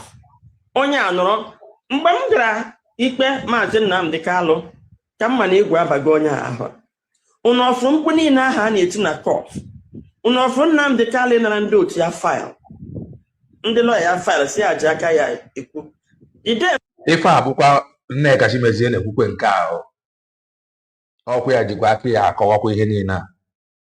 Unu nụrụ few words from Ejiofọ kwe nụziri Nneka Chimezie ya na Agudo Nasa reason o ji ekwu ife niile abụ na-akpasị anya ya before na ọnwa ife mere na anyị ya because ọ bụ na ekwuba okwu na agwabere ya ntu a ọ bịa ebe a na ihe ọ gara ga-egodi ntị bụ ego ole ka a ga-akpọrọ ya ọ ga-aka amụda ahụ mana based on ife niile a na-akpasị anya ya akpa na ọnwa ife mere na anyị ya ọ bịaghị ya na-abapụ mba na-eko ka achịcha. m ga na DSS ka mma na-etugbute ụjọ na onye a n'ahụ mana unfortunately ndị na-ama na-eji ya anaghị ekwe apụta agwa ndị Igbo nke bụ eziokwu. Ọ bụrụ na anyị gwara anyị nwa bụ ndị Igbo nke bụ eziokwu na ọtụtụ ihe ndị o mere ekwesịsị ya mba imeta ha nke a maazị ka esi etinye ọnụ ayọ biko ha na-afụli elu even till the day atọ onye a nga m na ụmụnne ya na-alụ ebe anyị na-eme meeting na-agwa ha na lekwe ihe m na-afụ ha na-achọ ka asị gị Amerịka asịkwa Amerịka asị anọkwa na onye a na-anọkwa na death ọ na-ekpekwa ikpe death sentence ha ka nọkwa na-agbasa ga Ifeanyi Ejiofor nwere something to offer nye aka lọlọ Nneka Chimezie ka offer ndị niile nwere ike ịla ọfa ma ịbụ lọya ewere si uwe gị wee chọba lọya gị defend gị probono gịnị ka ị nwere ọfa kejeni ọ bụla ihe na-ekola pụta nyere onye aka eweela achị tụsasa everywhere then ọnwụ jezi egbu ka arụrụ aka ha wee buze mbụba m n'ime court Igbo na-ama m blame kwa m because I will fight death and I will be brutal about it and ọ na-afụkwụgo na onye mini ya na-eme gaa na-egekwa ntị ọ bụla ọ na-ama na mara na this okwu ama ndị o megide pụa court ọma ndị izi enwere forces which na ndị kwere Maazị Nnamdi Kanu kwesịrị ịma and if I got connect a whole lot of people if I nwere ike at the end of the day obute udo between Nneka Chimezie and Ikenga Uruagụ ma ọ bụrụ na fa na-ese okwu ife a nwere ike connect ijele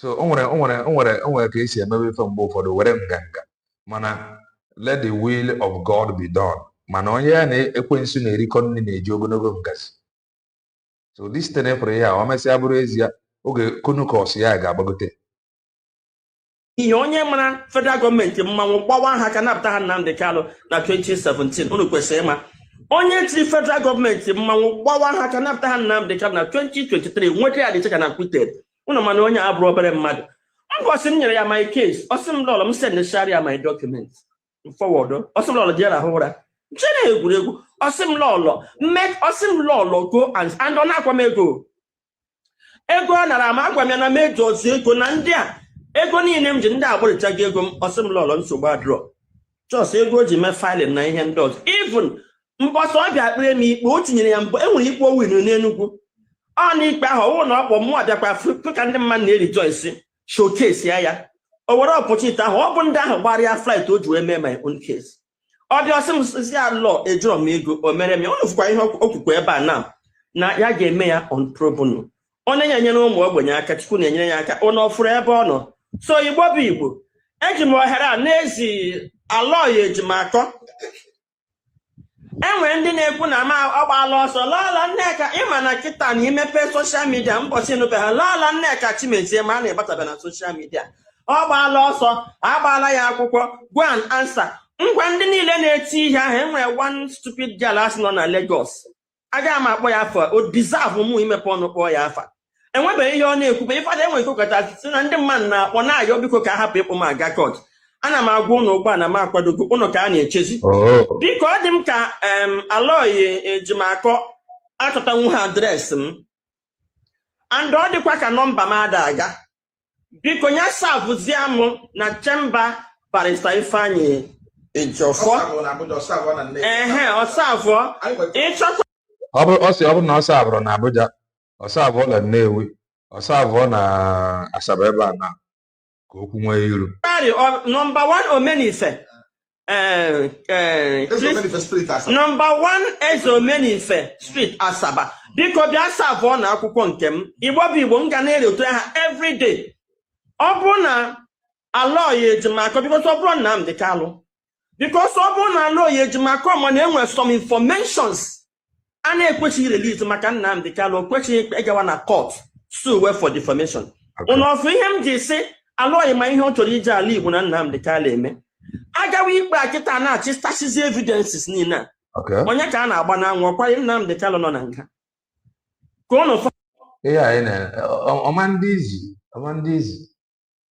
izi ha wicked that man dị Nnamdi Kalụ kịta appeal ya na appeal court enwere defense I can tell you that for free aga m na DSS ugbu ya si aka m hụrụ ya witness ya biko file ya defense nwa bụla ọlọ Nneka ha ma ngwa gị nke ahụ nwanne ya nwaanyị double cross ọgbabichie Chineke mekwuru ya ebere maka ụdị passionate m dị that time o megide ihe ahụ unu hụrụ 2 times ka George shiftri ikpe ya si ya biko George practically my brother put your defense kedu defense alọya ejimakọ jiri gaa appeal court now kedu faịlụ o bu aga o chezie ihe ọ ga-eji na-ekpuchi ka o ji kpuchigide anya atọ Nnamdi Kalụ nga ha bụ try show me the law I cannot try me under the paid law I hope na ga-ejikwe show me the law na nke because I'm going to fight date ọ na-afụgolo ya m ọ si ejighị ụjọ pụta eji ụjọ pụ okorobịa ọ ji ego law mara ihe dị na law sịkwa nne okwu na ụka bụ shop ha Igbo bụ Igbo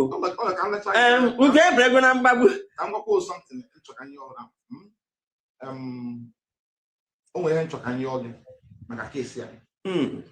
I want you from today to forget about this case. Okay. Don't discuss it again. Okay. Because I understand it's a distraction. Exactly. You have passed a message to those concerned. If any the email, if they cannot reach you, as a matter of fact, I don't go office in the state. So I can even call my lawyer, they're able to go and pick it up the process. But I don't have a distraction. Okay. Because that's the height of frivolity. If I use this, I don't want to go into the merit of the suit. Ihe my baby na rolling now. So mbanyezere ha ọkụ anyị send go the message. Yes. And if any email keep the hola. Ina my better can chop bottle wine never know. We matter no my then it is all you can. I never look like I think when food to wine. So in one alcohol. You really care. Alcohol. So the law. You don't forget. I'm afraid of my business what do be madam weekly. Okay. And then where I don't make it na ato ya mbo na state code. But no snob no will alcohol final court. As a matter of fact, I do not think no one have final court. So no one have final court never have a process. Okay. Until mom. Ọkwenaka nwoke na ibi akwenaka ọ gịnị do ụlọ nwa ihe m ji aba mba na-abasi ike Igbo nwere mmadụ our illustrious sons anyị ga na-ebuli elu ndị ọzọ a ga na-ekiri anyị pụta a na-apịtọ ha aka ọtụtụ ndị a ga-ekwe anabata ndị Igbo ibefa n'ihe ụdị ihe a enwe ka isi wee bịanye aka ọgbajodoro ebupụta ha ma ndamejuru m okay ugbu a na-awụ na afụjighị lọlọ Nneka Chimezie ka asaf mụ na afụla onye probno okay so ọ kwego Igbo niile nkwa right unu anụ ya ọ gbara na social media first na agbapụla lọlọ Nneka Chimezie court ọ na-fly everywhere lọlọ Nneka Chimezie abazie mee video from the office of her attorney na Asaba and unu anụgo unu ma the attorney bụ onye representative Maazị Nnamdi Kanu according to what is obtainable on social media from his side also that na resign ụmụnne Maazị Nnamdi Kanu si no sack so in an issue so he now decided to represent Lolo Nneka Chimezie free of charge. So ndị si na-agbara Lolo Nneka Chimezie akwụkwọ Lolo Nneka Chimezie si adịghị achọ nọmba ya achọ because fa agbakwuru ya ticket so they know her number fa ga-amụkwa adreesị ya fa ga-amụ email ya ọ bụghị agba ticket ya chi n'aka agba the email to your inbox so ọ bụ na fa ejiri email fa ji phone number ya ọ bụ na fa ejiri o gosigo fa adreesị dị attorney ka fa saa abụọ dị akwụkwọ ka a gaa n'ụlọ ikpe ka ife na-ekwu ka onwe iru. Don't forget formal IPOB organization side nke Maazị Nnamdi Kanu lawyer. Don't forget that. And mara na okwu a ga-eke ọtụtụ okomoko ma ọ bụrụ eziokwu na agara court ọ ga-eke ọtụtụ okomoko mana ka ndị a na-akwado ka ndị a na-prepare so that is that. So ọ bụrụ ya ka anyị gazie na nke let us listen to this from Happy Mashal before I go to Master Prophet.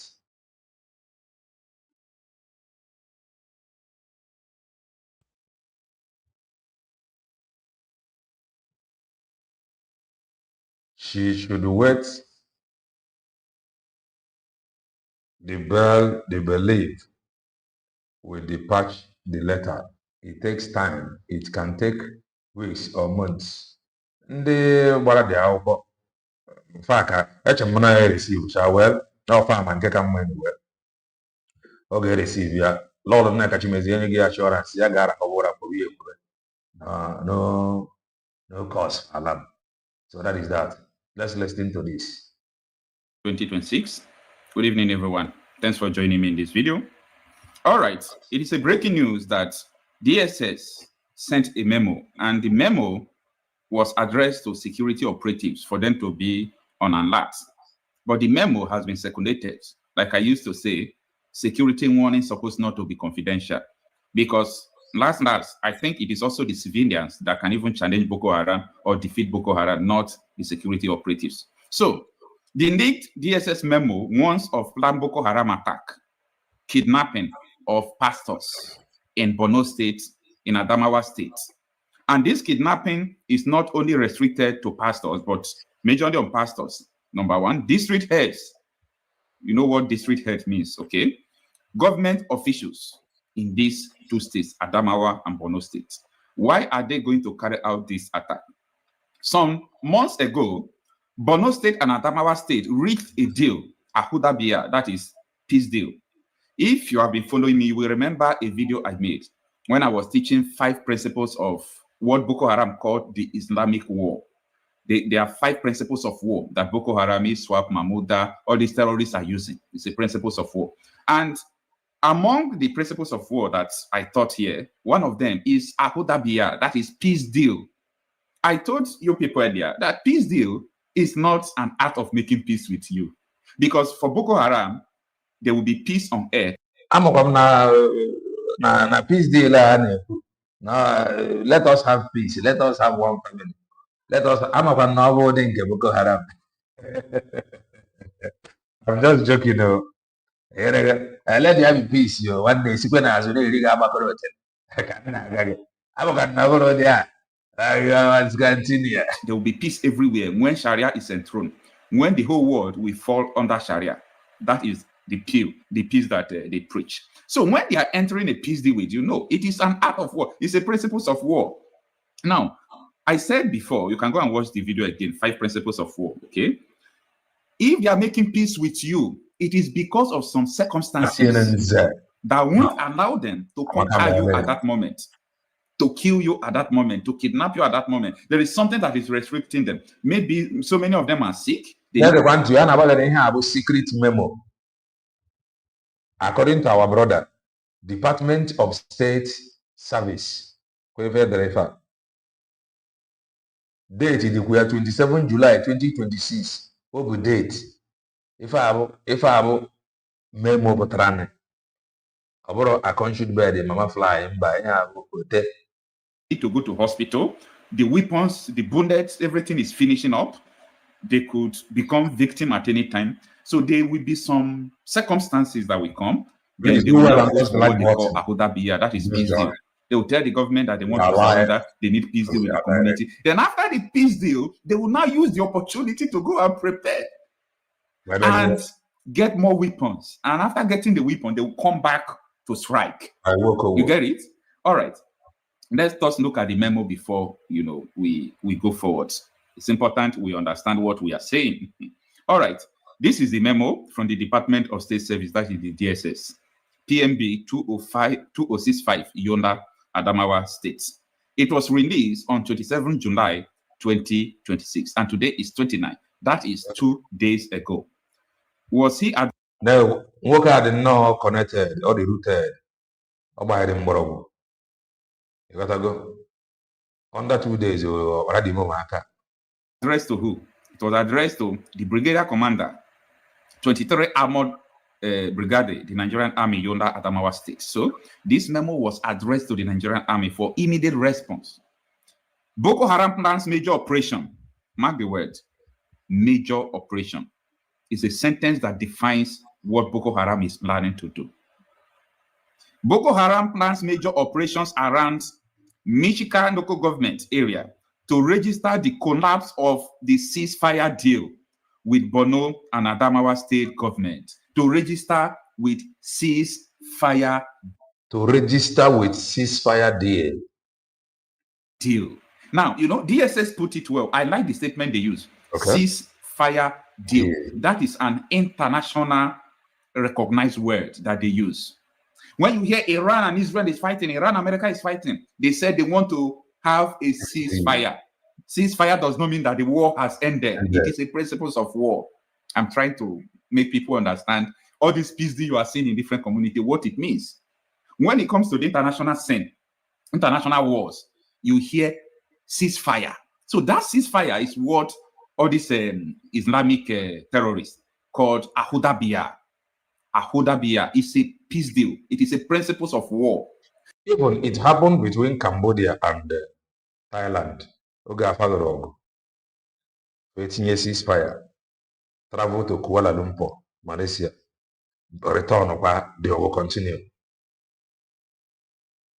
So when they enter this peace deal, they will now go back and prepare. Like up to 4 days now or 3 days, you see there is a ceasefire between Iran and America. And as you can see, weapons are already skipping into Iran to prepare for another war. Before you know, now they will start launching again. That is what is going on in Nigeria. So when you see government entering into peace deal with terrorists, majority of them entering that peace deal knows what is going on. They understand everything that is going on. That is Ahodabiya principles of peace deal. They're entering peace deal with these terrorists, knowing fully well that these terrorists are about to go and buy more weapons, come back for the attack. Anybody entering peace deal with terrorists, they are part of the terrorism. You know why? Because they know the agenda of these terrorists is to bring Sharia, not only in Nigeria, in the whole West Africa, in the whole Africa. I will give you scores of what is going on in Mozambique, what happened in Somali. It is the same modus operandi, Monday everywhere. In Africa, they have the use of force with gun to achieve Sharia. But in America, in Europe, it is the same movement. But in Europe and America, they use what they call population and political movement. They'll try to, populate you, like make sure that you are depopulated because they see you that you are not giving birth to children. They will come to Canada. Like I saw a video of one imam saying that by 2065, that the data shows that Islam will take over Canada. You will be thinking that he's playing. He's not playing. He's just telling you their plans based on the birth rate. Based on the birth rate, the way they are giving birth, it is a population agenda. I first heard this thing from the president of Turkey after Bosnia and Herzegovina have separated from Yugoslavia. He was addressing, and the video is still online today. You can go and type president of Turkey's address. I'm talking about Erdogan. His address to the people of Bosnia and Herzegovina. These are northern part of Yugoslavia before, who were pushing this Sharia something in Europe before they divided the country into different places. And that was what gave them peace. So the man came and started telling them that go to Germany, go to different countries, ride the best cars, buy the best houses, give birth to children, minimum of 5, 10. This was what Erdogan said. And it's working in Europe.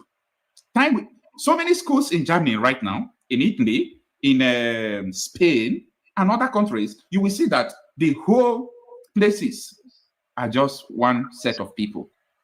In Italy at a time, that community is in a Milan region, okay?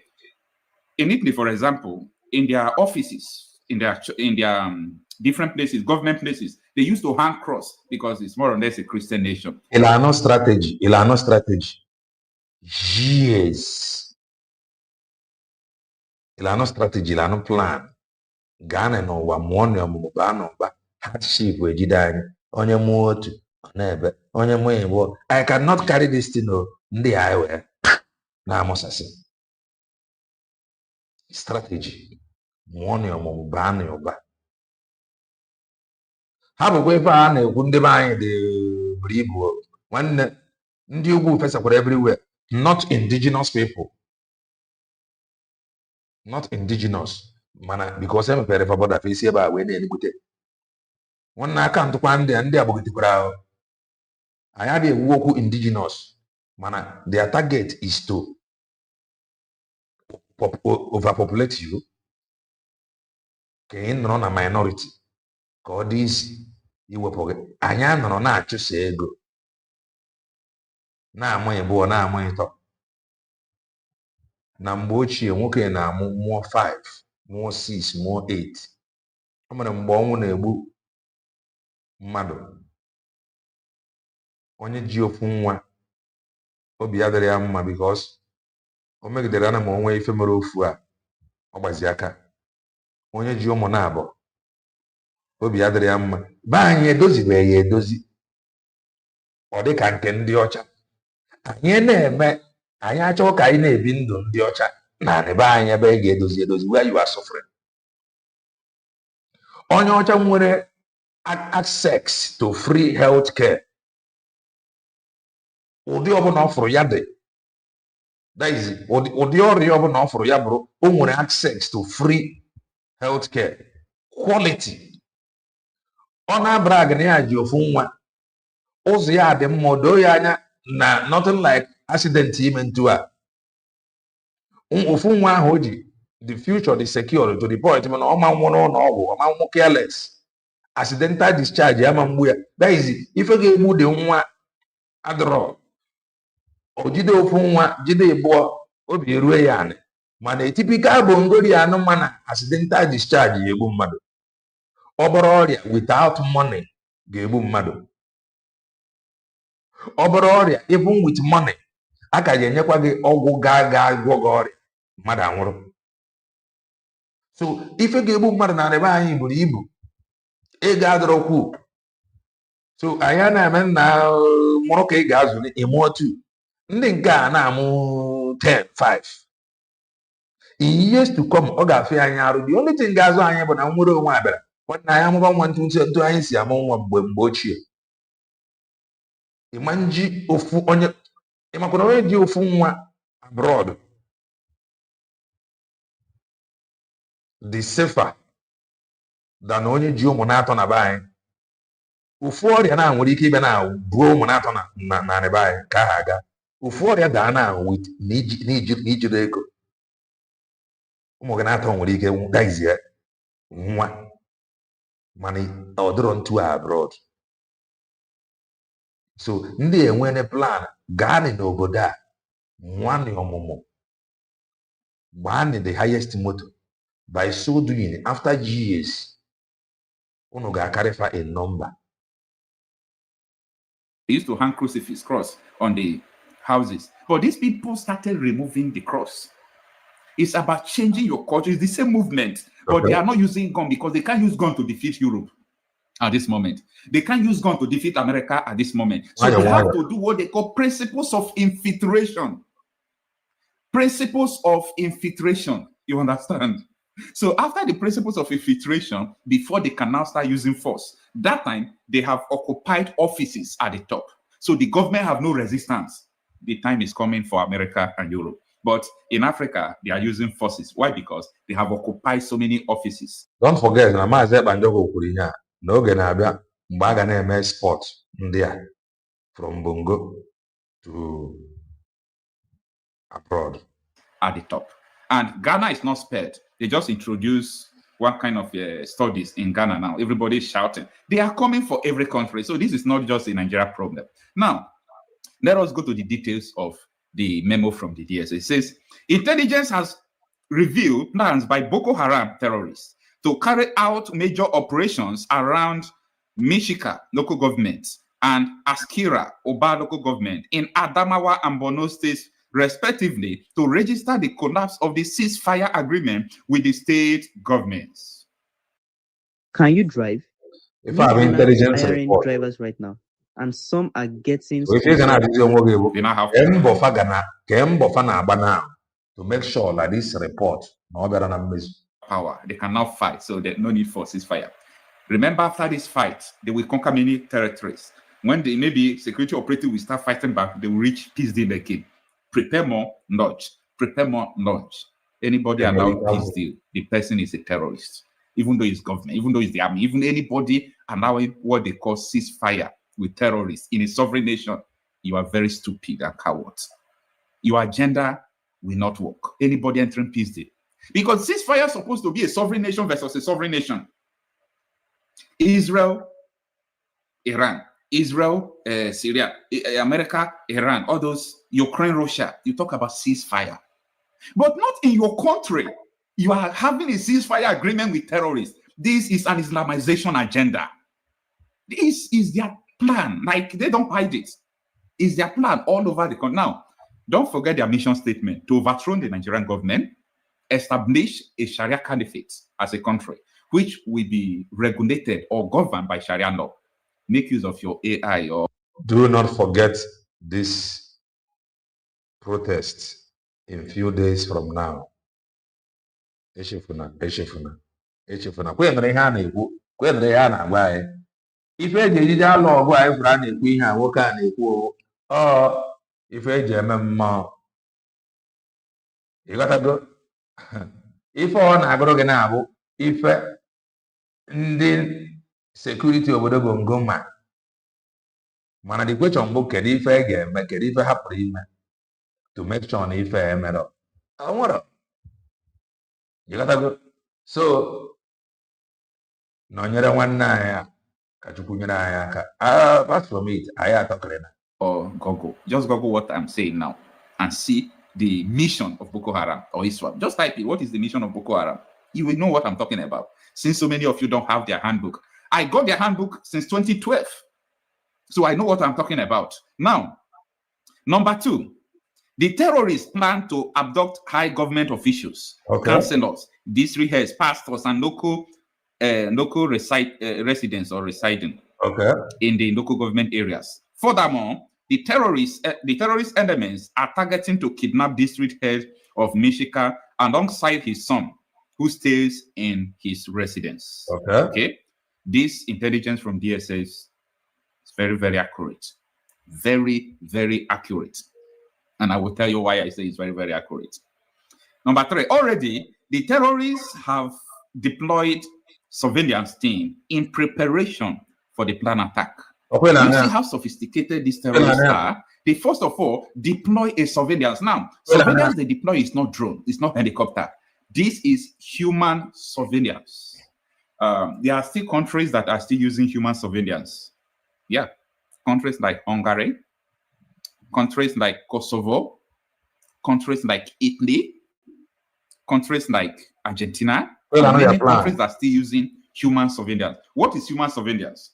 In these countries that I mentioned, everywhere many of them are Bokada.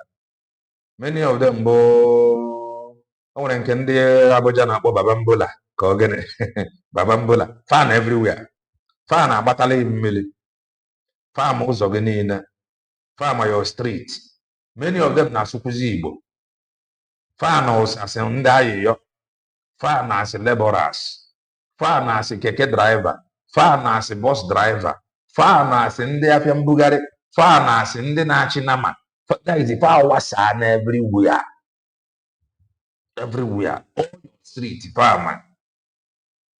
The worst part of it, but many of them girl. I am telling you.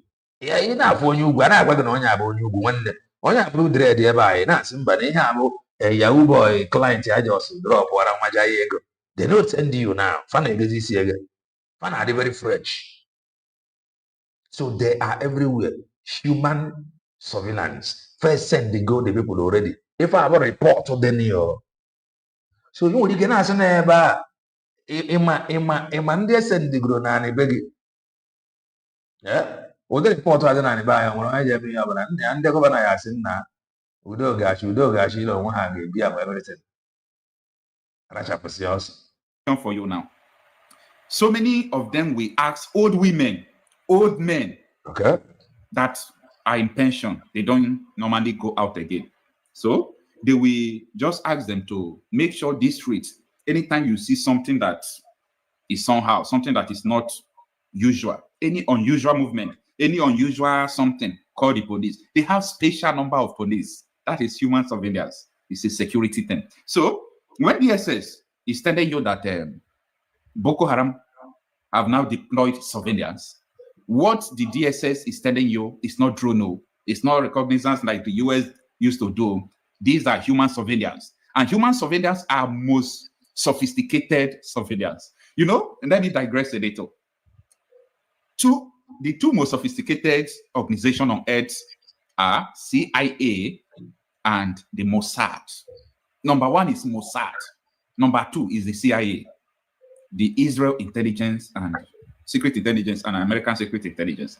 These two people are most dangerous because they don't conduct investigation like military police or other people conduct.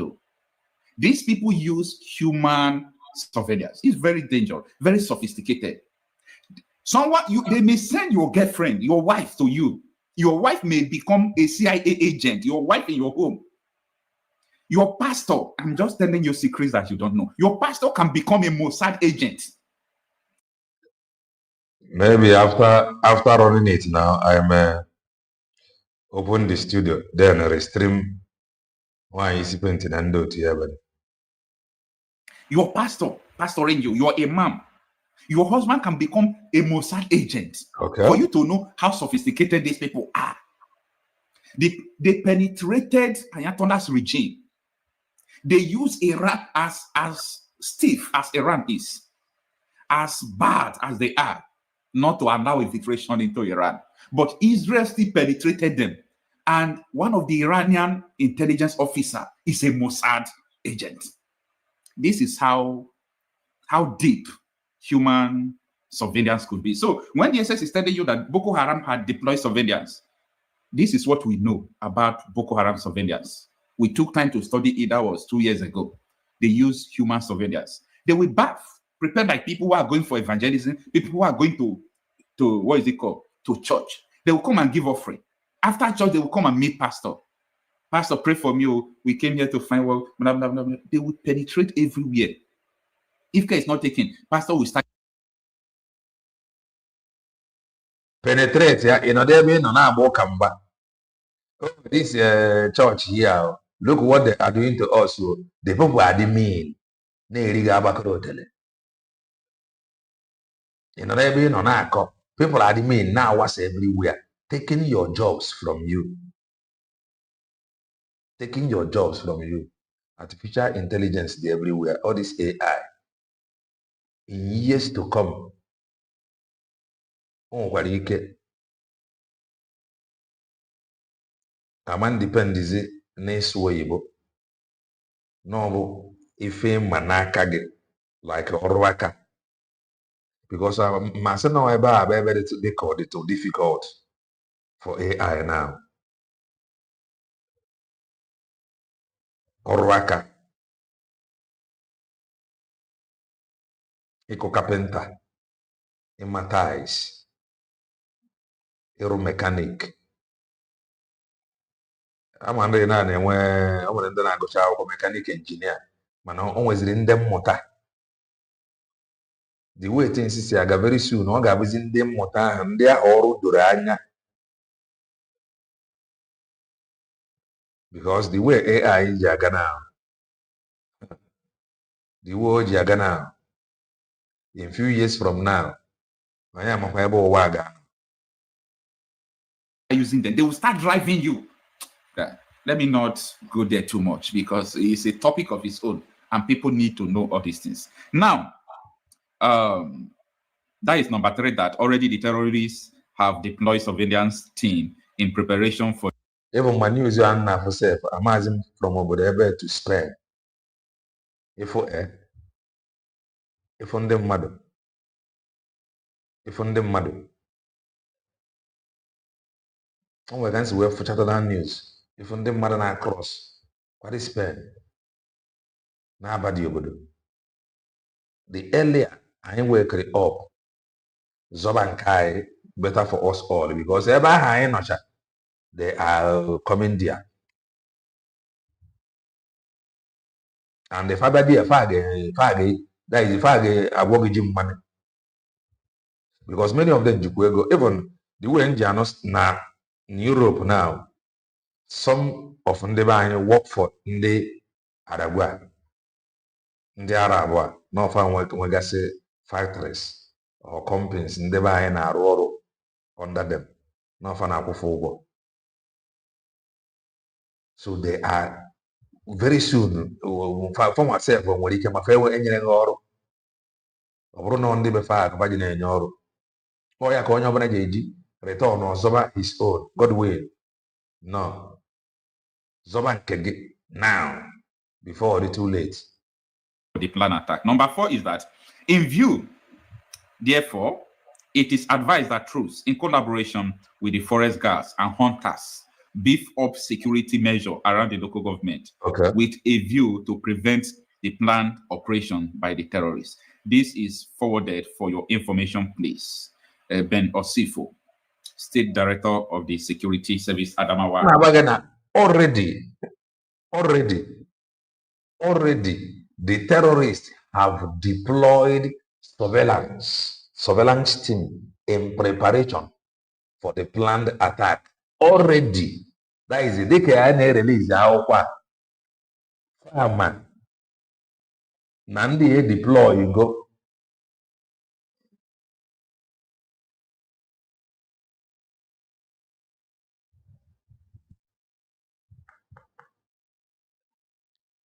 If you don't know, I got to go. I'm on stage every now.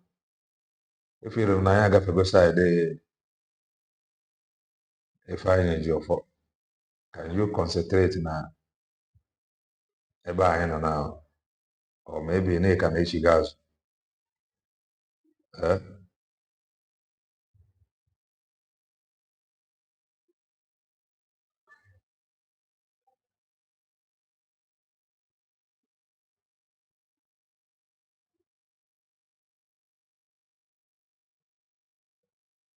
Okay, because I have chat on the news.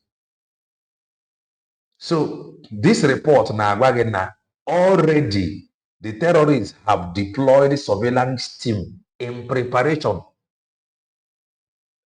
Hama, Kezimbo Hanaba to arrest those surveillance team terrorists deployed. It couldn't MLF arrest you. Hama. Now terrorists have deployed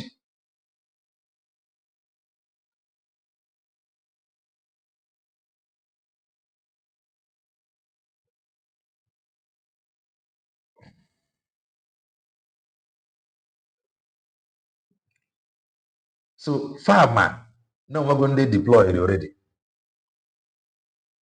Kai emanane mo nwere mbọ fa na-agba to make sure na this planned attack surveillance team no go on ground na monitor. Kai mara array with this information faji ma fa stop nwere because not that they don't know, they now have the information and they are plan wala na ndị a send ya na ndị mmadụ na ndị a no on ground. Kai marazie ma ha ga-agba mbọ to make sure na this planned attack no mere. Okay, from Morocco to Spain. Okay. From the that is it's too much. State. Wow. You see, this information is an information people should not take just lightly. You know, forest guard. Yes, yeah, not just take it lightly. From what the more DSS people here. And vigilante group. These two teams in Adamawa State, not in Borno State too. Borno State, I don't know what they're actually doing there, but I know about the security operatives in Adamawa State, the vigilante group and the hunters. These people are trying. I have seen their scores, what they have done. I have seen how many places, like, they have stopped terrorists. Wait for everyone, wait for advice on the security, vigilante, and the hunters. And they are anakutas, and then akutas. If we are if a game mad no, in fact, only for Rosa. So we are more ten no bodo ya more. Chukuna nyen na kafancha desiando. When the legging kafan. Or one na family, the open ebe family. I have because in a government, young what if I am in how much of report na terrorists na far back in Katin. So every depends in now na hunt and then abano and the local vigilante. This is how helpless the mother de Nobodo go as we speak.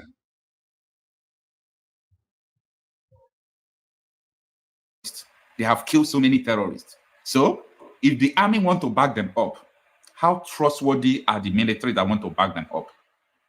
You see, it is supposed to be a good thing that maybe the army are backing them up due to nature of sophisticated guns and so on and so forth that they don't have. But due to the confessions of the terrorists, that they still have informant in the Nigerian army, that most Nigerian soldiers are working for them. This was coined out from the conversation of Kachana and the Nigerian agent who was begging him for peace deal. That is the situation right now. So we are going to be very careful. This is not only about Adamawa and what is it called, and Borno State. Like day before yesterday, you saw the troops of machine and trucks entering into Warri, Delta State. Some people captured it and put it on Facebook. They were trooping in, entering into Warri like never before. And this thing is happening from across the nations. The mission is simple. Let all these nations fall under Sharia, and there will be peace. That is the mission right from day one. Right from day one. And it started from local problem, local funding, Nigeria problem. What is it called? Andemodu Sheriff, the one that handed over to Kashin Shetima. From there to another, from there. Before you know, this is about religious something. They now have link to other extremists from around the world. They now sponsor them, do this, do that. So the people from home who formed them, who created them, at this moment can't control them any longer. because these people have paid allegiance to Al-Qaeda, ISIS, so they've got connected. It's a very dangerous problem. And one of the process or ways to stopping ideological terrorism like this is not just by gun. You are not going to fight forever. It's not by gun, okay? If you are going to use gun at all, it's not from the police, it's not from the military. It should be from the people. The people should be armed to defeat them. The people can defeat them. That is number one. But the major solution is giving the indigenous people that they are fighting a country of their own to protect their sovereignty, to protect everything. So the solution to all these things is the division of Nigeria. I just told you from the beginning of this video that is what happened in Yugoslavia. They were fighting and fighting, trying to Islamize the country. But that is Europe. Europe understands very well, unlike us, who is after money. Even though you know the truth, once you join political party, you can never even say the truth that you know. And I pity the trend of greediness and selfishness that we are using to build our society. It's going to destroy it more and more. It's going to destroy it more and more. So, Boko Haram, ISWAP, all these people, they should be given their own country. I'm saying this so people don't want to understand. These people should be given their own country. If not, you people are playing. They must be carve a country and give them to practice their Sharia because so many people in government are supporting them. This problem of insecurity is not ending. The killing is not ending. Simultaneously, little by little, today 15 died, tomorrow 100, next tomorrow 200, yesterday 2, next tomorrow 5. Be counting it, be recording it as I'm recording it. And it was your youth name if it was your youth name if vibrant youth. When the name if very vibrant youth, Bona. You will hardly see such sets in their number than by. If you are very, very observant, youth name if you can hardly see the much number than by youth Fajarorwa. These are foot soldiers. That these are youth that can walk. That is the fact for how I see youth that is fit. That fact fit, like very fit. They catch them young. And the funny baby. And when it's such number, and when such number,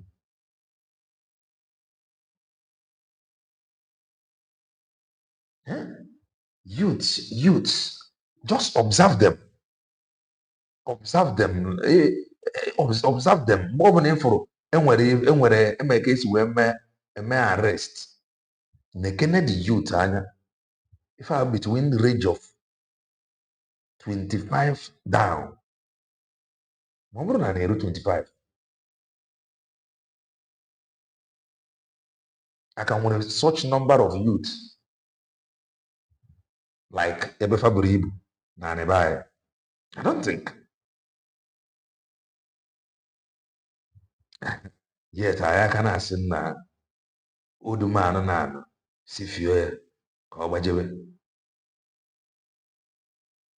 Before you know, that is what they call ethnic cleansing. They will just remove everybody.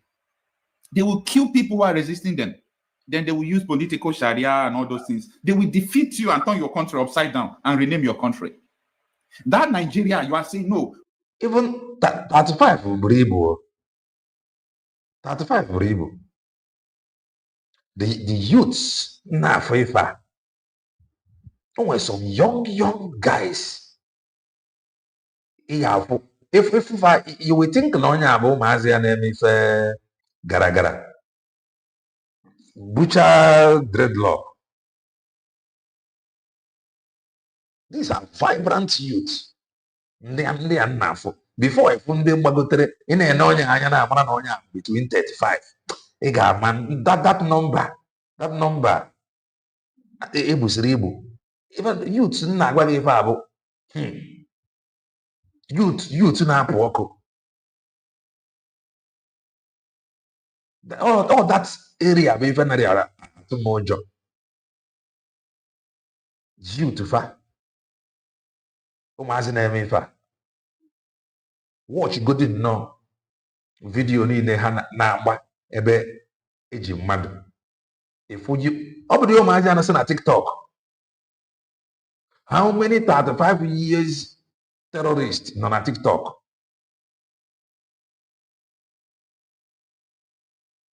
Ụmụazị Gen Z anọ na TikTok na-eme giveaway. Ifugodifa. Check n'ebe terrorists nọ na TikTok na-eme giveaway. You will hardly see a 35 years old terrorist na-eme giveaway na TikTok. So these boys fụrụ a na-afụ agba vidio ị na-enefe anya. We must protect one Nigeria. At that time, you see these people who are calling one Nigeria, they will rename it because that is not what they want. Nigeria is not what they want. They will rename it to. That time, it will be Caliphate Republic and any other Islamic Republic. Or you are just wasting your time. The ultimate solution for this, you are not going to fight forever. I'm repeating this. Sultan of Sokoto said, and I quote him, and he was right. This insecurity is not going to end. If it will end, it will take decades. He was not dreaming when he was saying that. It is you that did not understand. Your present Minister of Defense states, I'm talking about Bello Matawande, he said it is only God that can stop insecurity in Nigeria. You think this man is stupid or this man is mad? Your Minister of State, that he's mad? That because he said only God can stop this. He knows what he's talking about. It is you that refuse to decode it. I rest my case. Let me stop here, okay? But this is what is going on in Nigeria. Thank you, my brother. If you like, argue from here to tomorrow. It's nothing but Islamization. It is not. You are doing well. Ndị ga na-afụtakwa ya asịnị na-achụ ego na social media ga na-afụta ya ntu a. Ndị ga na-afụkwa ndị ga na-read meaning na-afụkwa eziokwu consistently coming, telling us that this is danger coming. We should prepare. Profiling solution. Give them their own country for peace to reign. Providing evidences. Ebe o megoro. Na-ebute document. Na-agbayarị anyị. Prepare for the days ahead, not the evil. And we are not yet showing any sign of readiness. Prepare. The days ahead, the evil. Okwaro ndị be anyị nghọta. Kedu onye ga-ekwudiri anyị ọnụ anyị ana? Ọda like ọda old man like me. Ọ bụ mụnwa. Who will speak for us? Kedu onye ga-ekwudiri anyị ọnụ anyị? Ọ ka anyị ji ekwu mgbe itinye arụ inwe efe. Ka nwanne anyị pụta. Ka anyị mara ebe asụsụ debere ọdụ na ife nke lekwe, ife nke a karịa na. Ife a bụ warnings fachiri anyị oge Maazị Nnamdi Kanu na-ara. Ọ na-ekwu ya ụfọdụ ndị be anyị afụta ya n'ọdị insultive. Ọ na-ekwu ya some ụmụ Chineke that surround him. None of them want to ask him, Master. Just like Nicodemus, what must we do to become born again? The one who create was born Abakatazo.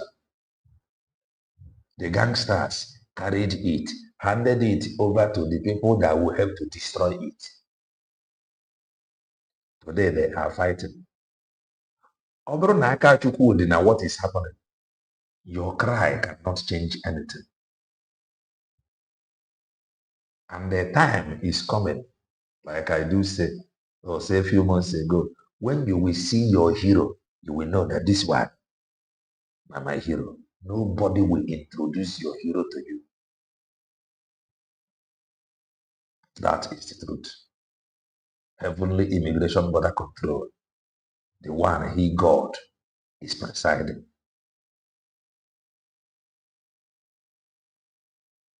July 30, 2026. Good morning, everyone. Why are we all pretending as if we don't know what is going on in Sokoto State? Like, the silence is something threatening. Yeah, it is threatening because in Sokoto State, we have been seeing what has been going on right from time, where the Sharia law is always above Nigerian constitution. And if you do something and it happens that they kill you because of Sharia law, they will close the case. It won't go far. Example of what happened to Deborah. Deborah was burned to death, and the people who did that were so proud to be videoing themselves, showing the matches that they used to carry out the illegal act. But guess what? Up to today, they did not bring them to book. Why? Because those people were defending Sharia. They were defending what they call Sharia law. Deborah was not a Muslim. She don't believe in Islam. She is a Christian, but she became a victim of Sharia law. So for some of you who may say in this video that Sharia law is not for this, not for that, now these people have gone beyond. They have crossed the boundary. They have crossed the red line. They are now putting a general law, a sociocultural law in Sokoto State. This law is not going to affect only Muslims. It's going to affect Christians in Sokoto State. Now, listen, Sokoto Hisba bans DJs, missed gender entertainment at weddings, and so many things. You know what it means that missed gender entertainment? Like you are going to do wedding, you are going to do a public celebration. Men and women, girls and boys are not supposed to be in the same place, gathering in the same place. This is Sharia law. This is Taliban kind of Afghanistan law being used in Nigeria right now. And guess if I will get this over there, or daily times over there, so the premium times. Yeah, and this one we have. Those who will telling you, nah, God brought us together for a reason. This is our country. Can they go to this place, Sokoto, and go against this law passed or law and a puchumakia? Can they? Karu wife? No, Omakamele. Guess what? This is against Nigerian constitution, but it is going to be validated. Why? Because it is Sokoto State. And people in Nigeria from the south, I want you to understand how so many people are so inconsistent in Nigeria. They will say, oh no, that is not Nigeria now. Very soon, amaram how possible ọ ga-adị ndị a megidesi na nọ nneke ndị isi anị bụ ndị ga na-evisit Maazị Nnamdi Kanu onwere ife anyị ga-emenwu ntu ha si aga nnọọ na asịlọ nneke ndị isi anị ga na-evisit nwe ya. For that reason onye ọbụla hands up. Is there anything we can do?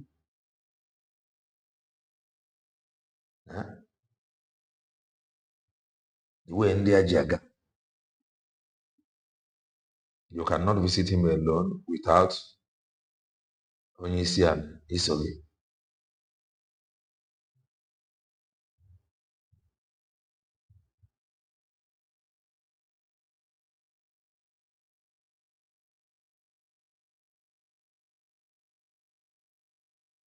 Okay. Oh, I can't see one news here, man. I'm not how authentic you're. After time online, nega video calls, video whatever on 5th. But it is all the same.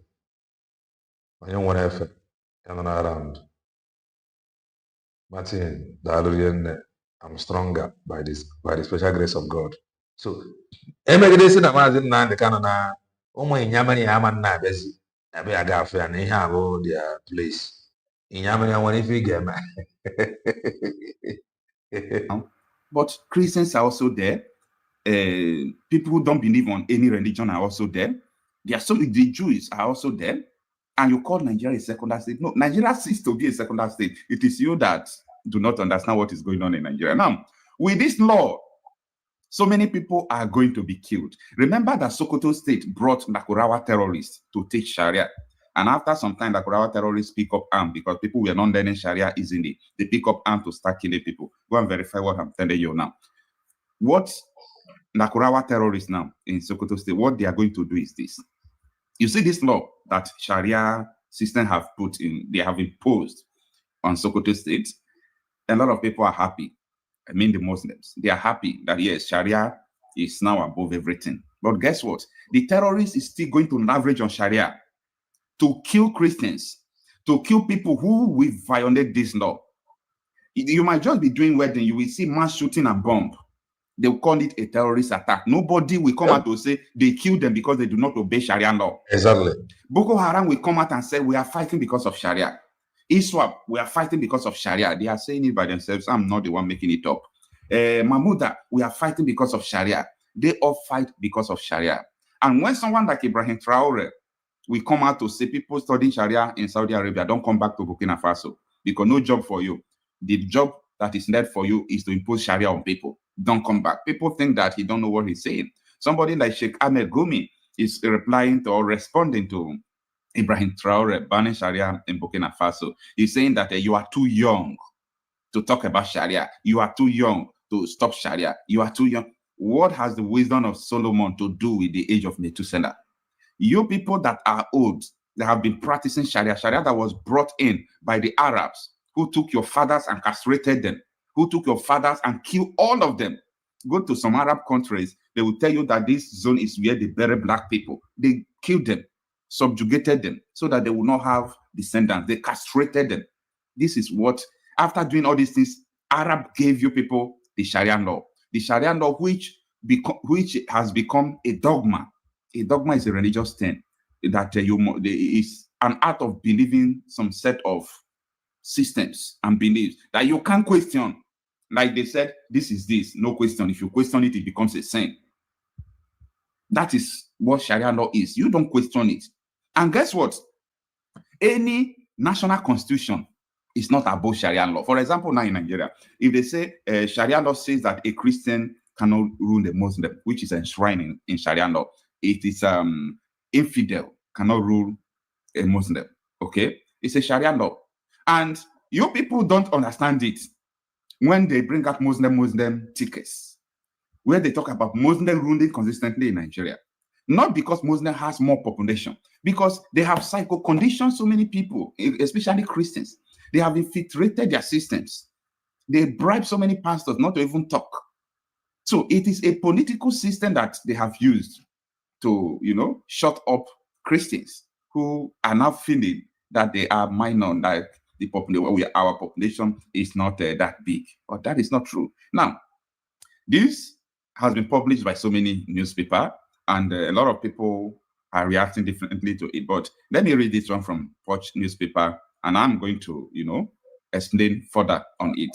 It reads that the Sokoto State Hizbah Board has announced an immediate ban on several wedding and social gathering practices, including the use of DJs, the popular marriage introduction ceremony known as Naganenso, misgender entertainment, and extravagant bridal gifts, describing them as un-Islamic innovations. Are we in Islamic country? Now you know that where you are or what you are dealing with is Islamic Republic of Nigeria. And a lot of people are not noticing this. The board also prohibited the use of Wazagidi music of ceremonies.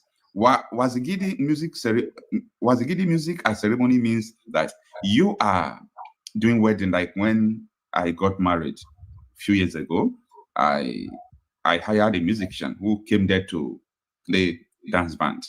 So that is a Wazagidi. So you are not allowed to call a musician that you are going to marry, you are going to do there, you are going to do anything. You are not allowed to do that now. Okay? And this is not only for Muslims. If you say it is only for Muslims, watch out for terrorist attacks that will happen. We have been following this trend. We have been following these people. We know their modus operandi. When you fail and you are doing your wedding, they will come and attack you. They will call it a terrorist attack. What is going on in Nigeria today is not a terrorist attack. It's not a terrorist attack. It's a religious attack. You may just argue with me. You may say, no, Coach, no. But that is what I know. It's not what someone told me. It's a religious attack. These are attacks happening because you refuse to abide under Sharia. A terrorist once told me on TikTok, that is the TikTok we reported the account and they have banned the account now. A terrorist once told me on TikTok that there will be peace in Nigeria once Sharia is a throne. It is you that don't know what these people are doing. They know what they are doing. It is you that is arguing with the motives that a terrorist pronounced. A terrorist will come and said, we want Sharia in Nigeria. Boko Haram said they want Islamic State. They want to overthrow the Nigerian government and establish a Sharia law on the Sharia state of Nigeria. You said, no, it's not a religion. It's not this. You are not terrorist spokesperson. The terrorists are telling you what they want. You are saying, no, that is not what they want. Anyway, it is laughable, okay? Let me continue. After Wazigidi music and ceremonies, loudspeakers mounted on tricycles. You are riding tricycles, popularly known as keke, and you are playing music on it. These people will get you down. Okay. Women sitting beside tricycle riders. You want to carry women on your tricycle and you want women to sit beside you, it is haram. You're going to be beheaded. And it is described as indecent. What is described as indecent hairstyles among children and youth? So the kind of your head you are going to cut, it must be in accordance to the Sharia law. And excessive spending on burial gifts, popularly known as lefe. Announcing the directive during a press briefing in Sokoto on Tuesday, the commander of the State Hizbah Board, Madam Osman Abdullahi Jatau, said the measures were aimed at safeguarding the state's religious and moral values in line with Islamic teaching. Not social, not Nigeria something, no. Safeguarding the state's religious and moral values. And that is what the terrorists fighting in Nigeria are fighting for, to safeguard the religious value in Nigeria. That is what is making them to fight. They said they are fighting to protect, religious values in Nigeria. Now, according to him, the banned marriage introduction practice, commonly called Naganenso, in which prospective grooms present assorted gifts such as soft drinks, bottled water, biscuits, sweets, and condoms to the bride's family, has no basis in the teaching of Islam. What is wrong with these people? What is wrong with you people? And this is so many people trying to, that was last 2 years, it trended. They were saying in Nigeria, for us to have enough unity, Christians should go and marry Muslims, Muslims should marry Christians. It doesn't matter. You can be a Muslim, your wife is a Christian. For just $67, you can generate as many videos as you want and never have to worry about showing your... It doesn't make sense. See, the unity you people call unity in Nigeria, it is going to kill millions upon millions of people. It is going to kill them. Nigeria is like trapping people into a dangerous sin. You will not see what I'm saying now, but this is gradually. You see the encroachment of these people into the southern part of the country, into the southwest. See, these people are doing just a script. Now, this is not a Nigeria problem. They want to do it in Burkina Faso. They want to do it in Ghana. They want to do it in Senegal, Gambia, Mali, Niger, Chad, all over the places they want to do it. They want to push Sharia. They want to push Sharia above every place. Now, this is not just an Africa problem or Nigeria problem. I have consistently said that this is a global problem. America is crying, we don't need Sharia. We don't need Sharia. Don't you see American senators every day? We don't need Sharia. In America, they are not using gun. Because everybody has a gun in the US, okay? So you can't use gun to intimidate people. And that is why we have been advocating for a gun revolution, where everybody will pick up arm. In fact, if you stop army today, stop police, let everybody stop working. Allow everybody to carry gun. Nobody will shoot. If you shoot, you know that when you shoot one, people will shoot back. You know that if you want to invade a community, the number of guns in that community and the number of people in that community are more than you. You won't dare to invade that community. You're correct. That is what gun revolution does. See, I'm not trying to demoralize or downgrade our military. They are all wasting their time. Saying you are fighting these terrorists, you are fighting this ideology. No, you can't do that. You can't win the battle. I'm saying this not to underestimate the battles everyone has fought. I'm not underestimating the people who died during the battle, but I am giving you real solution because you will continue to die in that battle and what you are fighting for will not be realized. I'm giving you real solution. Allow people to carry gun, and you saw these things we end. In Africa, they use gun because people are vulnerable. In Europe, they don't use gun because they will be traced and captured. In America, they don't use gun. They use political Sharia in America. They are using birth rate agenda in America. In Europe, they are using lesser political Sharia, but they are using population to outnumber Europe. So they have this. Now, there is a video I will show you before I open the studio, because I would want to finish that program. Wine spent and the master prophets today. If I were from our brother, evangelist Ebube Joseph, this is from Ibere TV. According to this report, the report says 16 villages sacked by Fulani henchmen in Enugu State. 16 villages sacked.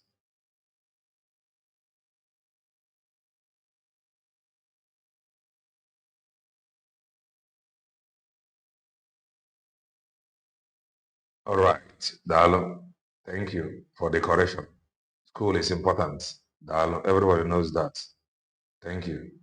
Now, here, according to this report, 16 villages sacked by henchmen in Enugu. And this thing in now, we want to question that is begging for an answer.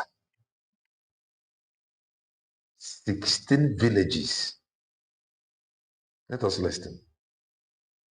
These our people, since 4 years now, they are homeless.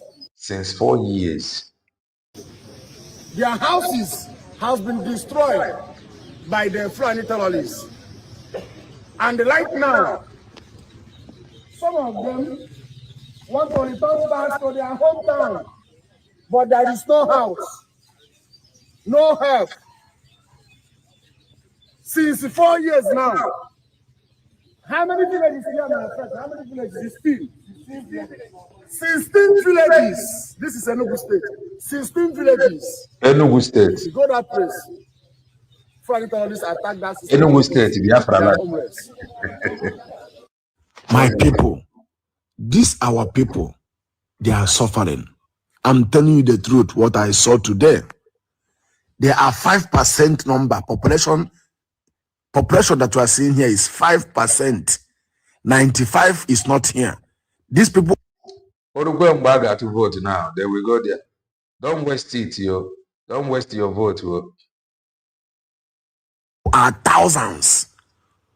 5% is here. Most of them are not here. Only few people, 5% is here. Homeless.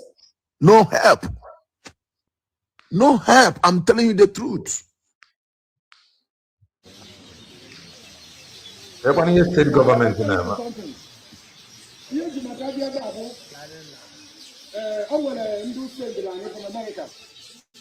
So, I will go now on the other side now. By from America. This week now, I will come back. But when the other story now is too much, all the too much. Thousands of houses, thousands of people, the homeless. And wait, what? We have the few because I want to plus side the Lugu. I want to plus side the Lugu. I'm going to also already. I'm going to also. Many are not here. Many are outside Enugu State.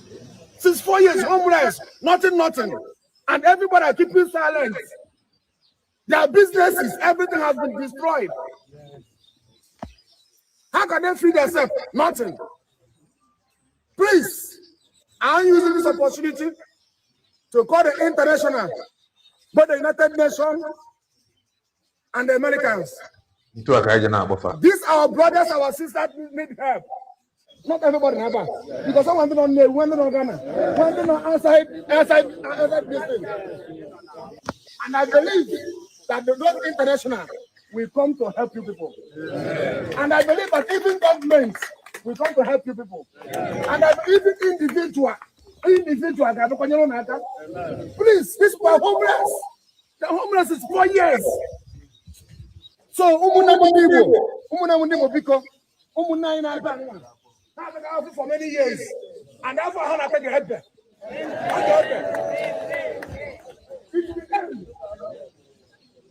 Everybody is keeping quiet and our people are dying in hunger, homeless, nobody cares. So it will end. Individual, both the government, both the international, they will come for help. They will come for help. Upon of prayer came for 4 years for the homeless. And that is that. Please, I am going to open the studio. Come in. Make your comment brief. I want to run that program. I want to finish that program today, not tomorrow. Here is the link. I want to show him a comment to comment. I want to comment. Go ahead and run cause. Una forget 4 years. You need the help. Election na bia. I gave you ballot boss. Gave you gotta go. The same thing I had a Fulani H-man. Okay, for old man. And a woku youth. Or they can. Okay, for old man. For old man, no gaseba. It was a fair and I was going to never ready. Madam Origin, Amakamale, grab the mic. Mazi Kalenda TV ndewo ihe ọma mere gị ihe ọma mere ụmụ Biafra ihe ọma mere ndị niile na-achọ ihe ọma. Ocean Must, I see you. Mazi Greg, I salute. Madam Adobe, ndewo. Madam River Goddess, ndewo. Mazi Kalenda TV, I hope you're taking care of yourself. Achọkwa me no story again. You shoot one bed, the mama fly. And when you slap work in the dream, slap them back before you wake up. If you ever miss another slap, I will send you back to go and sleep. Make sure you slap them back before you wake up. Anyway, thank you so much for today. It's a lot to unpack, but I will just pick one topic. I would have loved to go and address Emeka Gift official. The only thing I can tell him is Miriaga fell on a bridge. The water way in the wait, it don't pass bridge. I hope it won't be too late for him and his cohorts. So I don't know how to address this matter. Whether to okay, the best thing to do is to address it from the point of view of Ifeanyi Ejimako and PRO, yeah, Nneka Chimezie. And I'm going to say this. That is Ejiofor. Ifeanyi Ejiofor. Ifeanyi Ejiofor, yes. I'm going to tell Barrister Ejimako, Aloy Ejimako, for the interest of Mazi Nnamdi Kanu, you and everyone else, Kanu Takanu and Co., all the group, the fourth group and fourth generation that are gathering to sue Chimezie and now Ifeanyi has showed up. That is for you to know that this thing, whether it is a Game of Thrones or whatever, Mazi Nnamdi Kanu can never benefit from this. He will never benefit. In fact, what I'm suspecting is that the Nigeria government is setting up another, if this case comes up, the same way they did Prime Minister Simon Ekpa and Mazi Nnamdi Kanu's case, while they are running it concurrently. They are going to run this Nneka case concurrently with Mazi Nnamdi Kanu's appeal case.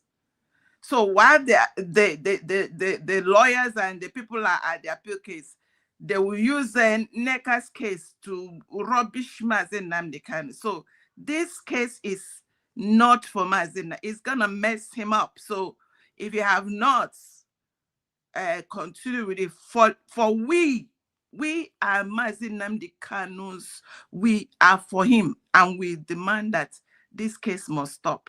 Let us have clear eye and face the case that he has. And number two, if I hear that you and Uchechi have gone backyard as a konuko, this one the konuko to take Mazi Nnamdi Kanu out of Sokoto. You see, they say Mazi Nnamdi Kanu say, and we don't know which one he said. Can you now imagine when you konuko with your sweet mouth and your buga, because now in our own Nigeria, you people are the ones that do all the kurukere inside Nigeria. You come out, voila, your cases are perfect. Don't do any perfect case on the head of Mazi. Maybe that was why the other group wanted to fire you double, so that you don't have any hand on Mazi Nnamdi Kanu's case. You are no church.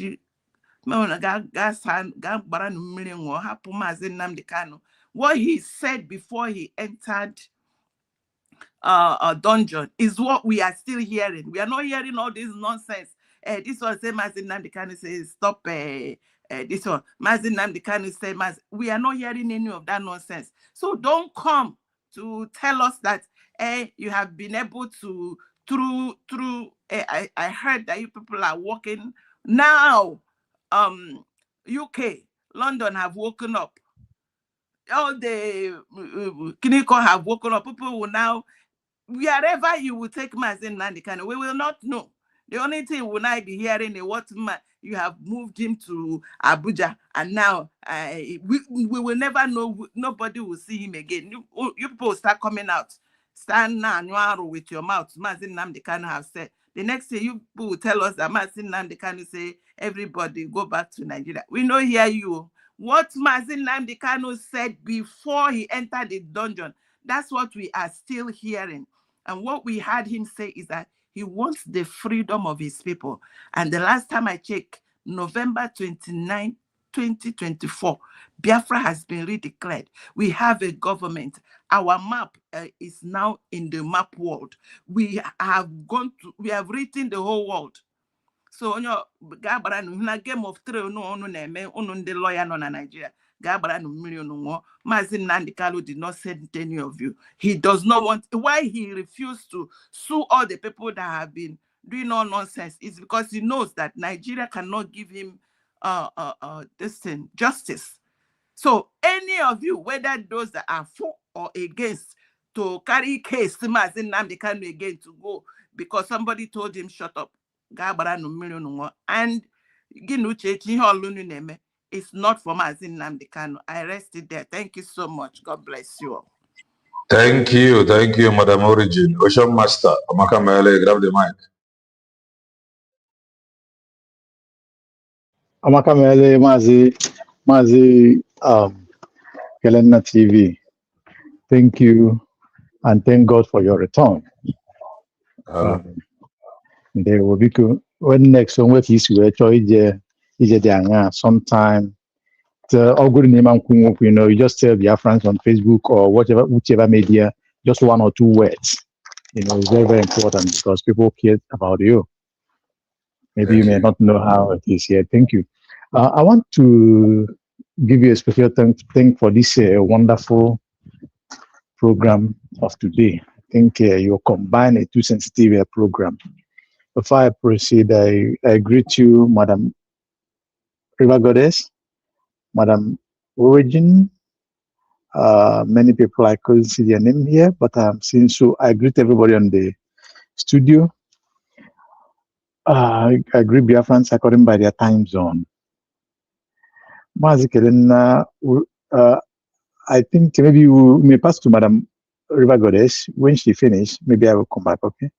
Is that good? Okay. Would that be okay? Okay. Okay. Ọ ga-abalị gị oche masta nwanne m. A sị nọ ikpele ka mgbe ewu ji anwụ nne ya ala. A sị na m agọzie gị. The respect and the honor shall not depart from your household, and your own wife shall be respected, and your children. Thank you so much. I appreciate, and I don't take it for granted. All protocols observed. I greet everybody in the house. I may not see your name, but know that I cherish you in my heart. Adobe, Mazi, Greg, Akonye Wetel, I think, Legend, you are there, and many that will come after me, and Madam Origin, you are highly respected and welcome, and our commenters. May God bless all of you, because it is not easy to listen and to comment. Mazi Kelena, Unyisi Wokowo.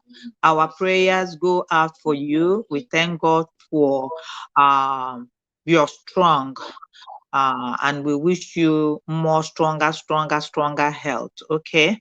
And if you go onye gba ụlọ ọgba nsọ, mgbe ụfọdụ chee na ụlọ na-awa ọkụ mgbe ọbụla, mgbe ụfọdụ nsọ abịa ka anyị nwee ebe anyị na-esi wee na-eri chi gị. Why we do say this? Because we care for our own. Ọgbalulu ọgbakwala ọghọm, so that onwe ka o si wee mee, ọ bụrụ na onye a nwere otu o si wee nọdụ, achọta ya n'oge. You understand? We look for Mazi Nnamdi Kanu. We didn't see him because anyị enweghị ground as we have now.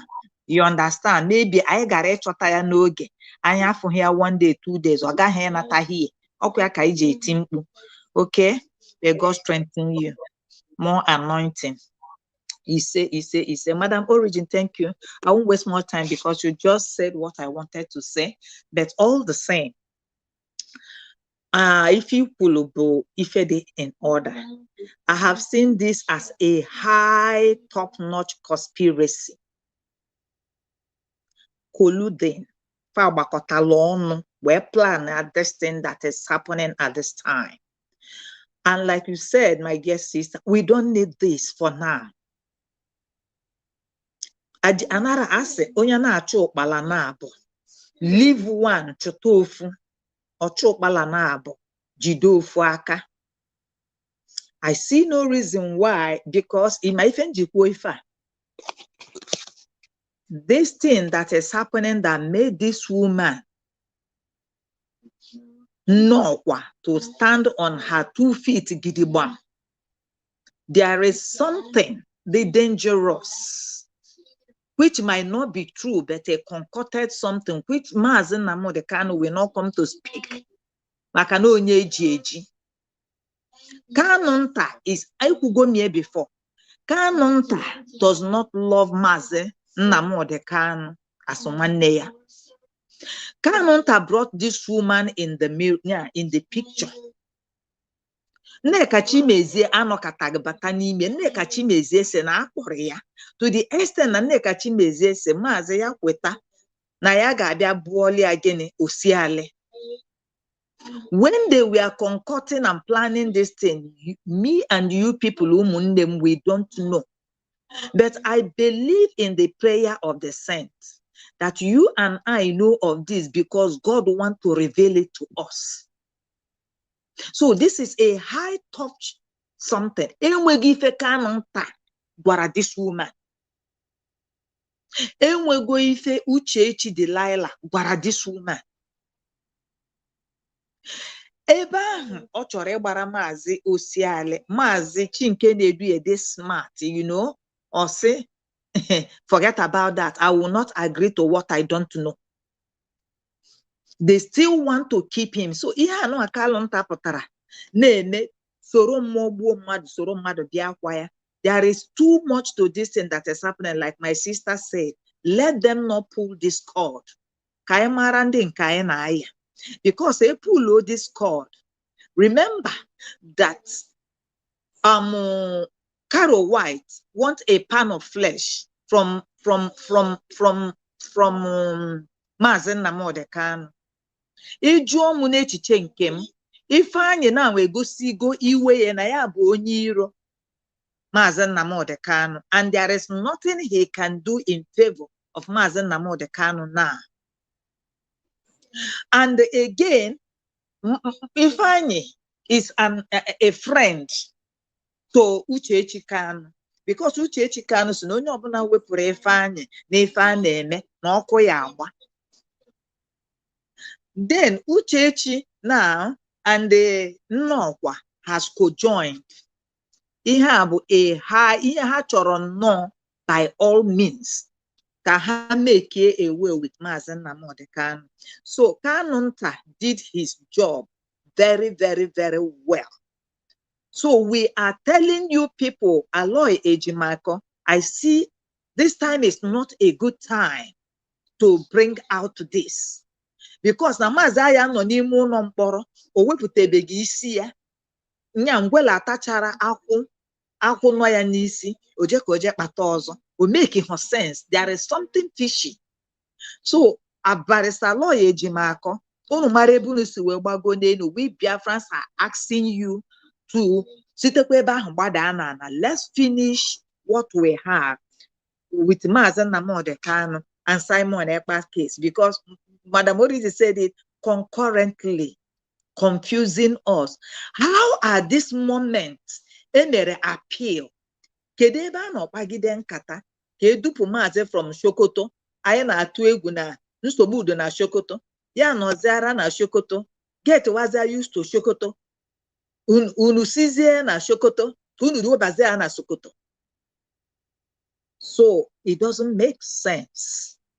So ebe ahụ ọ nọ na Sokoto, unu rapia there, anyị amaha, because I heard that Uchechi Delilah said, I have made plans, I have tried to move my husband from Sokoto to Ebe. Who is your husband and who are you fooling? And Uchechi foro ntutu ya taa, as long as Ifeanyi is not here, I'm going to deal with this man. And Uchechi and the one dear one Kanu Nta Kanu and the whole family is not in good time. So we don't know what is next. So I rest my mic, please. Thank you. God bless you, Ocean Master. Take over the mic. Thank you, the goddess. Ocean Master, ị ga-echenwu ka akwanye wetara kwuo netwọk ebupụgo onye a. Is that possible? Okay. Okay, akwanye wetara. Okay, thank you so much. Yo. Daalụ. Unu na-emewere anyị ebere sila bụ ngabe. Ekelere m onye ọbụla. Ndewo for today's program. We discussed so many subjects, and I believe you will give us time to air our own views on this subject. Starting from your intro, you talked about ndị na-ekwu omenala bụ eziokwu. I wrote something then about Mataya. Ọkụkụla omenala bụ eziokwu bamasịa mba ya ewere NDC form ndị be ha ajụ ya. So what do I have to say there? One thing na-eme ndị be anyị that has even narrowed down to okwu nwere onwe a na-ekwu bụ na most of the time our people fail to underscore, or will I say a kind of try to understand the season and time we are.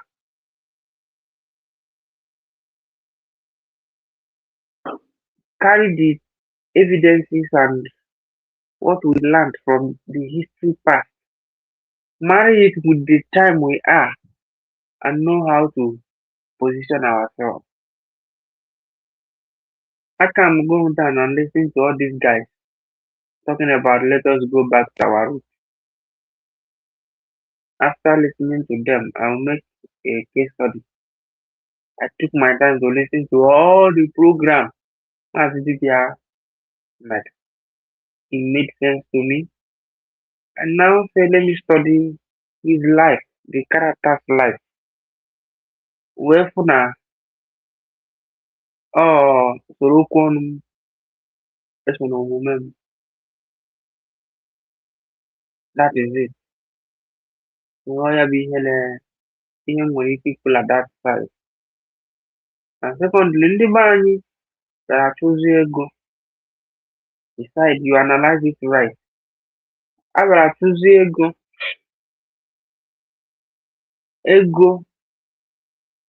enwere afọ a na-azasị ebube chukwu ụzọ. Ọ bụ afa dị omi mana ndị be anyị bịara bubezi ego ụzọ. Many things a na-emebenarị anyị. It has even gone into our subconscious mind. Mụnwa na-ekwu okwu, I'm just unmasking myself recently. Even most of the wayo a na-egwu anyị ọ bụ oke ọchịchị ego anyị na-achụ. Most of ihe na-efunahụ anyị oke ọchịchị ego. When you are coming from that mentality of poverty, quite alright, we were denied. Bongo disenfranchised us. But we can continue living in the yesterday. So o wee bụrụ ihe ala Igbo n'iyi ana ọ lagidela ihe iyi bata na nnwere onwe.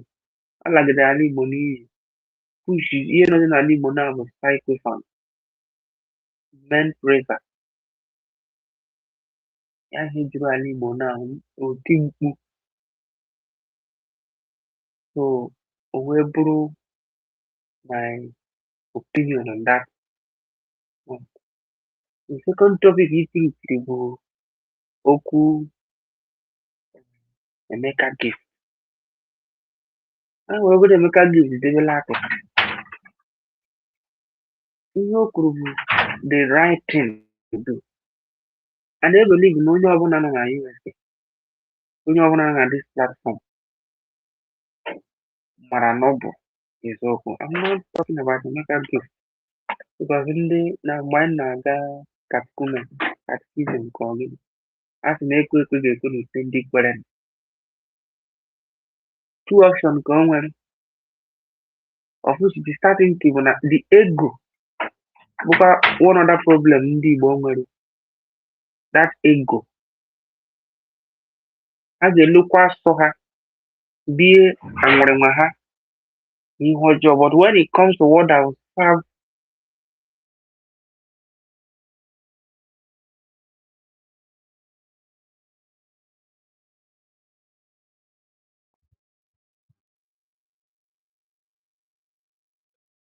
Akonya, whether I can't hear you from here. Okay, go ahead.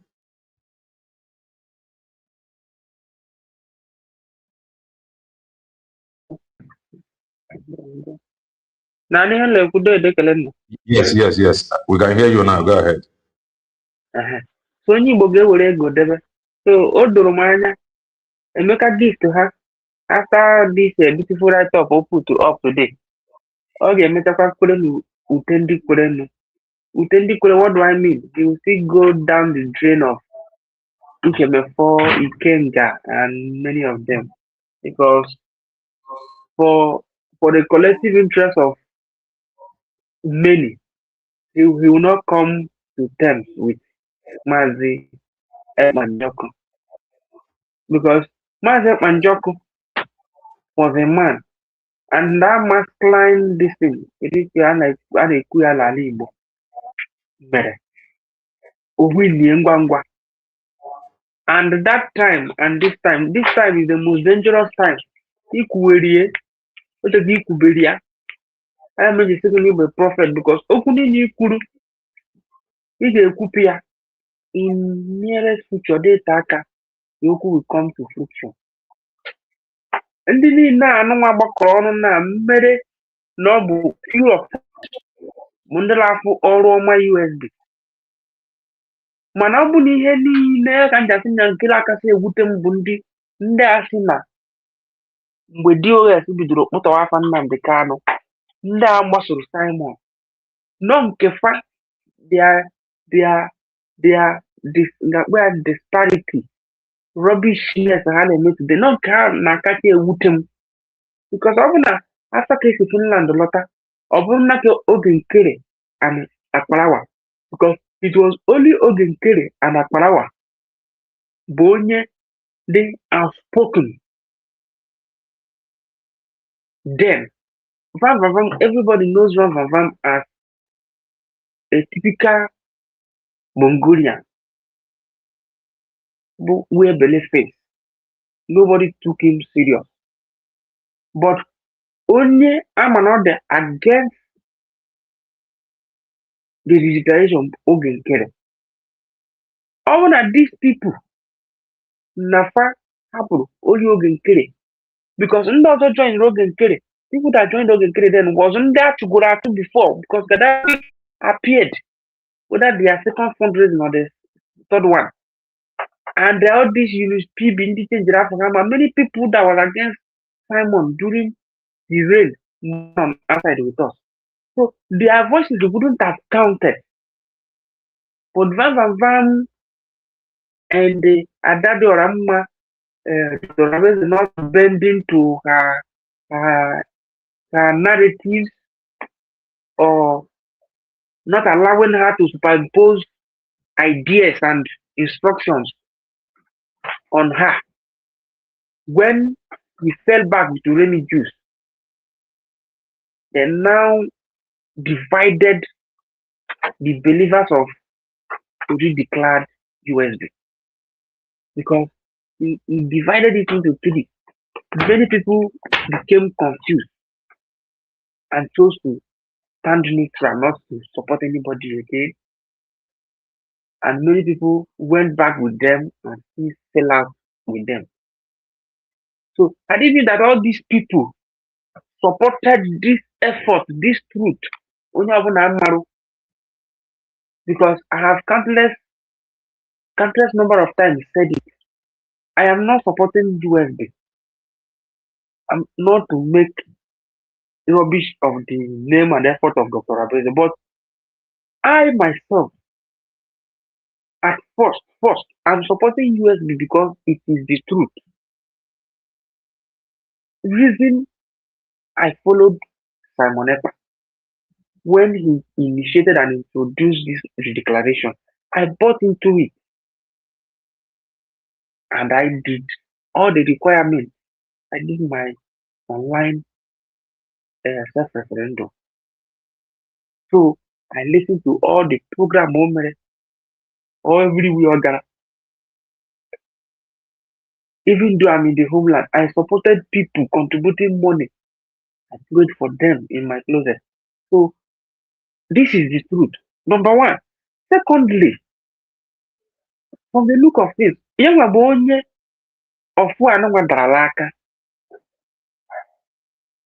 many things go mere ghostly no further and don't defend our farmer. Ejidere Simon Ekpa. Ndị kwesịrị ikwuru gwa anyị okwu bụ ndị anyị mara den.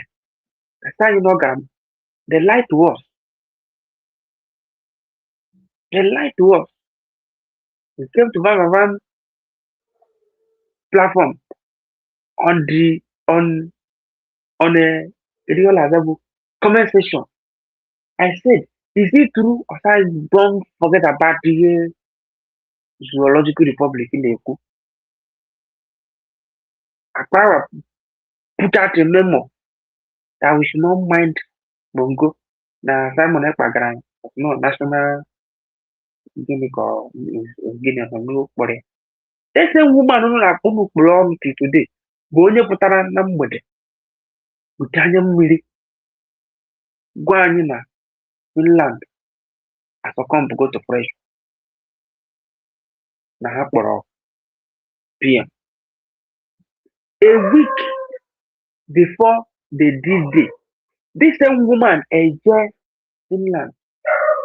Nọrọzie after like 3 days, soon bịaba and nothing will happen. Ihe niile a mere n'anya nke m amaghị m kwa onye ọzọ. Gị pụtazie afọ gị sị m no na onye mere ihe a niile m fụrụ n'anya m ji data m lee ịlakpọ m na fon ka ndị afụrụ na onye afụ bụ onye ọjọọ. This every year. The same way Master Prophet and all these people they rubbish today.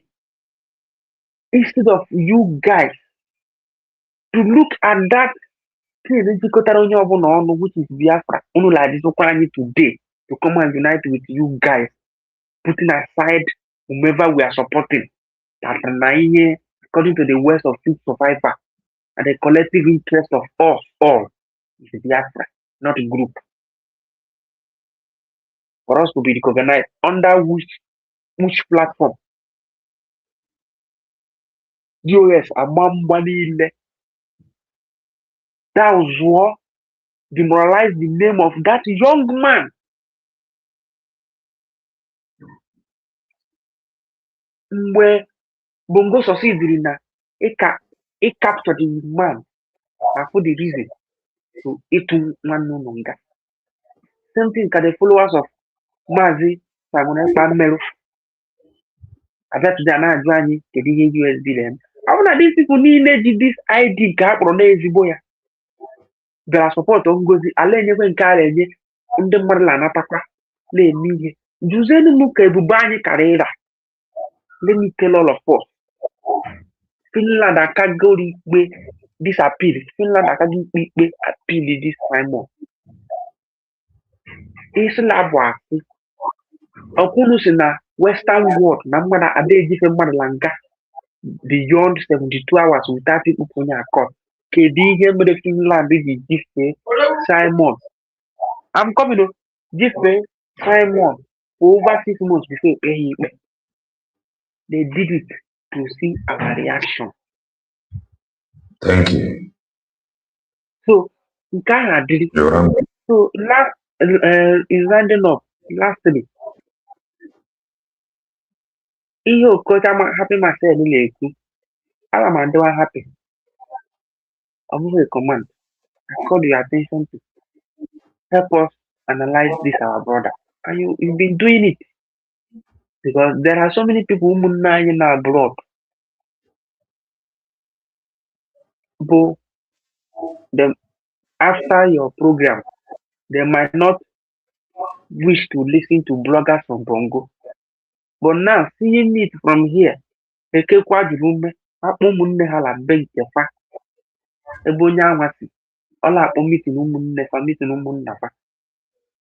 information he will tell them this is what to do because I'm not leader I will see online. So I make a lady but you all could be true to those viewers, which everybody knows. I follow the young guy, he has been consistently consistent. And don't worry about my mistake, he always come for the butter.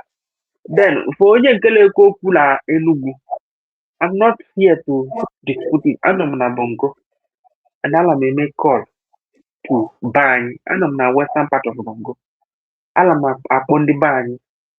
La Fulani la 2000 Madla, Bell, Nafa, Lugu. And they are sure. Lorugo Bani. And in the Bani, I'm on the Your Johnny Nalemela Limo, only thing go with on the Bani, me and the Bani. So that news, no one believe for near. Fulani to 16 villages or whatever. So they come and attack and run. So that is the one I know. And I do make calls to our people. And in this is Soka, aside in the Nokwa. So if something is happening, I know everybody know Nokwa Sundibo. Has Hakale Kualia. I know I'm going to talk about. So ko happen ndị manyị mara ka ha si ekwu ihe na-abụghị eziokwu ha kwuo nke bụ eziokwu. Ndewonu. Thank you, Master. That was quite long, but we must continue. Ocean Master, Amaka Mele, grab the mic. Amaka Mele, I will thank you for this wonderful program. First of all, Mother River Goddess, thank you very much for the wonderful prayers. My wife said amen to your prayer, and I said amen. And thank everybody in the studio. Nabiko, again, a few minutes to explain because these two programs we joined together, or three, is one of its kind. I believe owner him a time he would have given people time to, because I saw the way Madam Origin was running, maybe because of your time, and you have to run with that. Now, dear friends, if you go back, there is a video that links to this program that Mazi Helena that is doing now. A video that Mazi Kai played the day before yesterday or so. On that video, Carrie White, which is Barrister Ejiofor, was telling the story how Lolo Neka interviewed him. And after Lolo Neka interviewed him, he now directed him to go and direct her to go and interview the Uchechi Anyanwu, the one that pretends being Mazen Kano's wife. Why I say this for us to connect near the big picture of the problem Mazen Kano face today is. Now, as the woman went to interrogate Uchechi, we all saw their body language, how they spoke, how a woman married by a man spoke over that man and watched another people, talking down derogatorily on his own husband, and she's so joyous. That will tell you the discourse they have had before the camera. Now, when the case that this woman was sued to court, for some time she didn't talk. She kept mute for some days, and when she came with her utterance, she said that she will say a lot, that she will be broad or vulgar. That's a word that she used. If you want the audacity, the force on that word, that will tell you that something have been cooked somewhere on a serious manner. I totally agree with Madam Origin on what she said. Allow Ejimako, please. It is not time to prove who is who, what is right and wrong at this point of time. You have been pushed for you to bring out that sue to go ahead with it, but do not play into their hands. Do not play into this mischievous. If you watch the way the so-called barrister Ifeanyi Ejiofor speaks, you will know this goes beyond barrister Ifeanyi Ejiofor. They have in their coven cooked with those who are holding Mazen Nandeka, not even only the federal government, with the caliphates that govern Nigeria. And that will open the eyes of every Biafran and every black man. Where a lawyer who have defended a man, who pretended to be with that man, have now come. I want to remind us, before this time, go and see the tweet of Ifeanyi Ejiofor.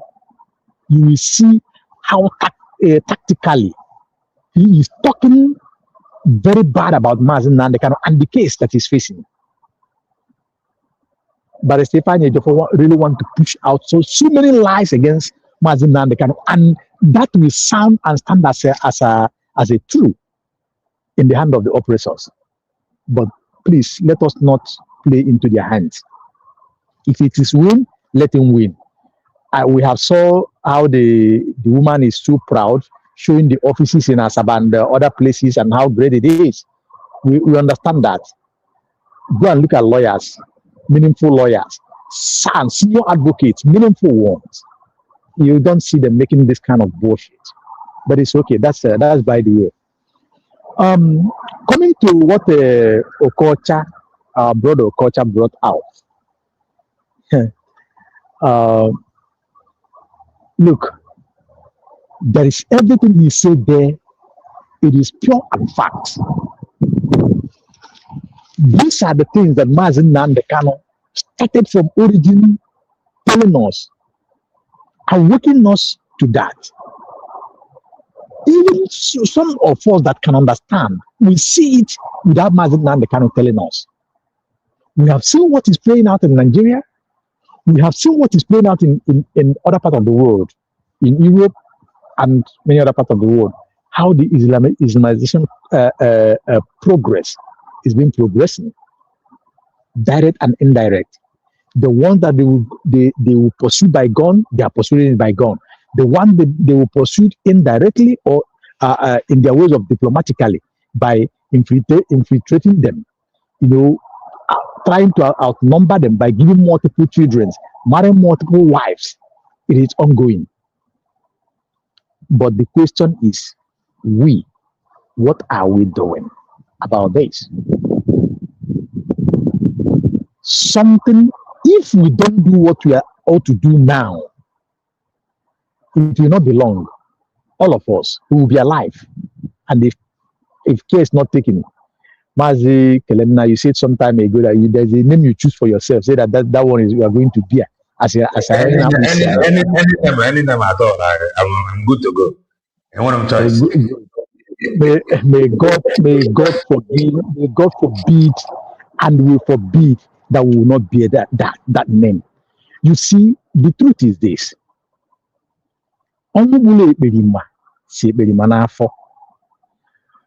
every Biafrans to think, within the year 2022, 2023, these people, what they are doing today in Nigeria, what they are doing in the Biafra land today, they don't have that temerity, that audacity, that courage, that boldness to do it.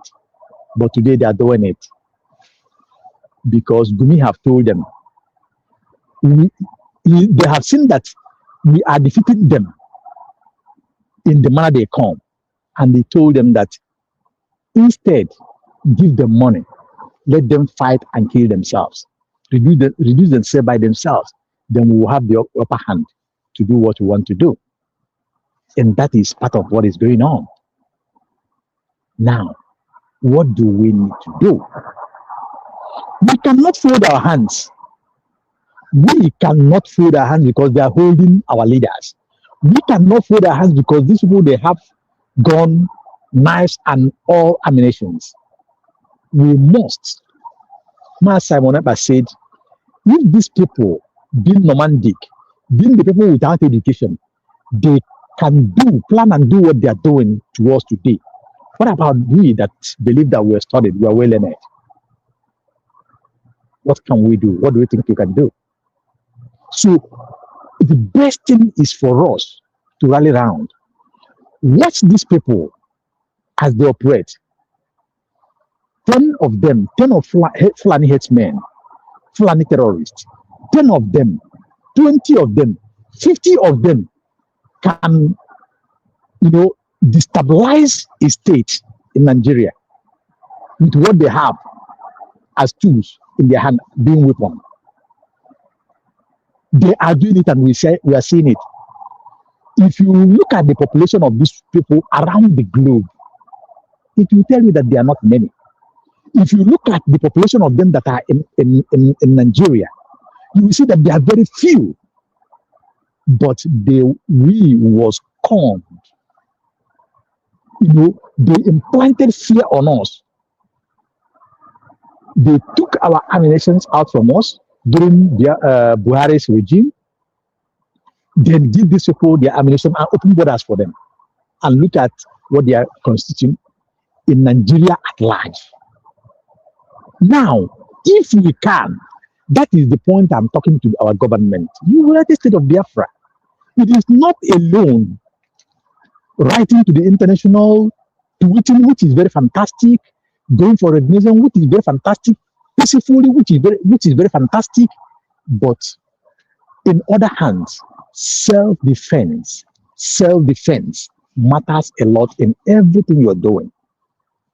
These people, they continue reducing every population of indigenous people in the whole federation.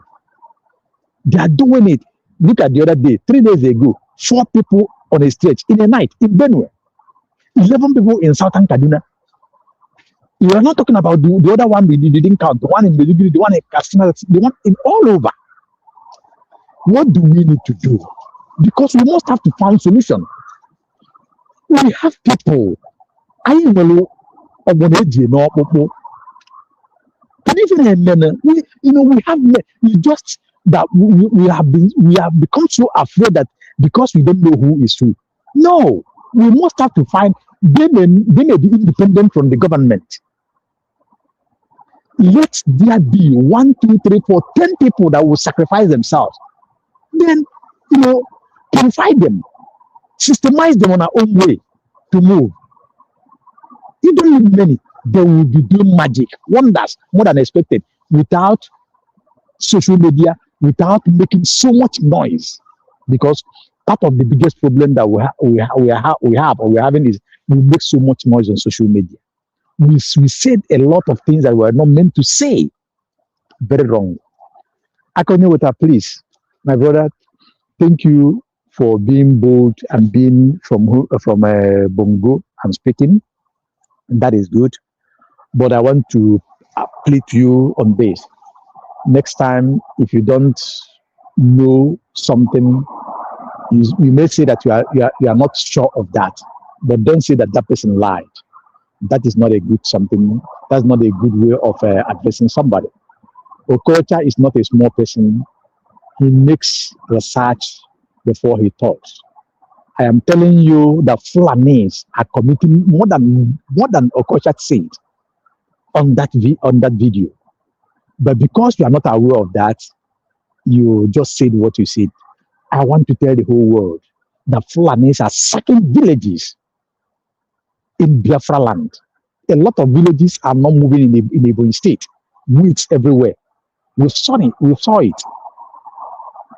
In Lower Benue, we see what is going on. In old Anambra state, they are hiding it. In Imo state, you are not talking about it. Is it Abia state or River state? So you see what Fulanis are doing. We are not here to debunk any news that comes from Fulani about their mayhem. They are committing it, and there are evidence on that. So I want to say this, dear friends. One thing is sure. Mazi Kelena have called for us to move to Finland as the days are getting closer. We have barely 5 days. And as Masanga have made us know that the process of this court may reach up to 10 days within the August before they will conclude it. Now, let us prepare ourselves. Those of us that may be there, buy your ticket in time. If you're working, take holiday. You know how many days you can take, how many you can afford. Go to if you will attend the protest, attend to it. Mostly go to the court. Any day that the court will sit, make sure that you're present. Your presence is covered. Let us prove to them that our PM is not alone. And Mazi Kelena, I know that a lot of people are waiting to talk. Thank you for giving us this opportunity. Once again, I'm not asking you to bring out any number to give me or give any person, but sometime when you are out like that, find a way to tell Biafrans, oh, I am good. Very simple. One word is okay. Thank you very much. May God bless you. Doctor's treat and God seal. Divine healings upon you and your household. In Jesus' name. Amen and amen. Amen. Thank you so very much, Ochom Master. I think side equal banyana happy Marcel. I think Akonya Weather was not referring to Happy Marcel. He was referring to 19 banyana the video. Mano Akonya Weather, according to him, yeah, according to that video, that our brother, evangelist, Snefa for 4 years now. So okay, so but the correction Akonya Weather was not referring to Happy Marcel, no was rather to that our brother. Thank you. Mazi Greg, no, Makamele, grab the mic.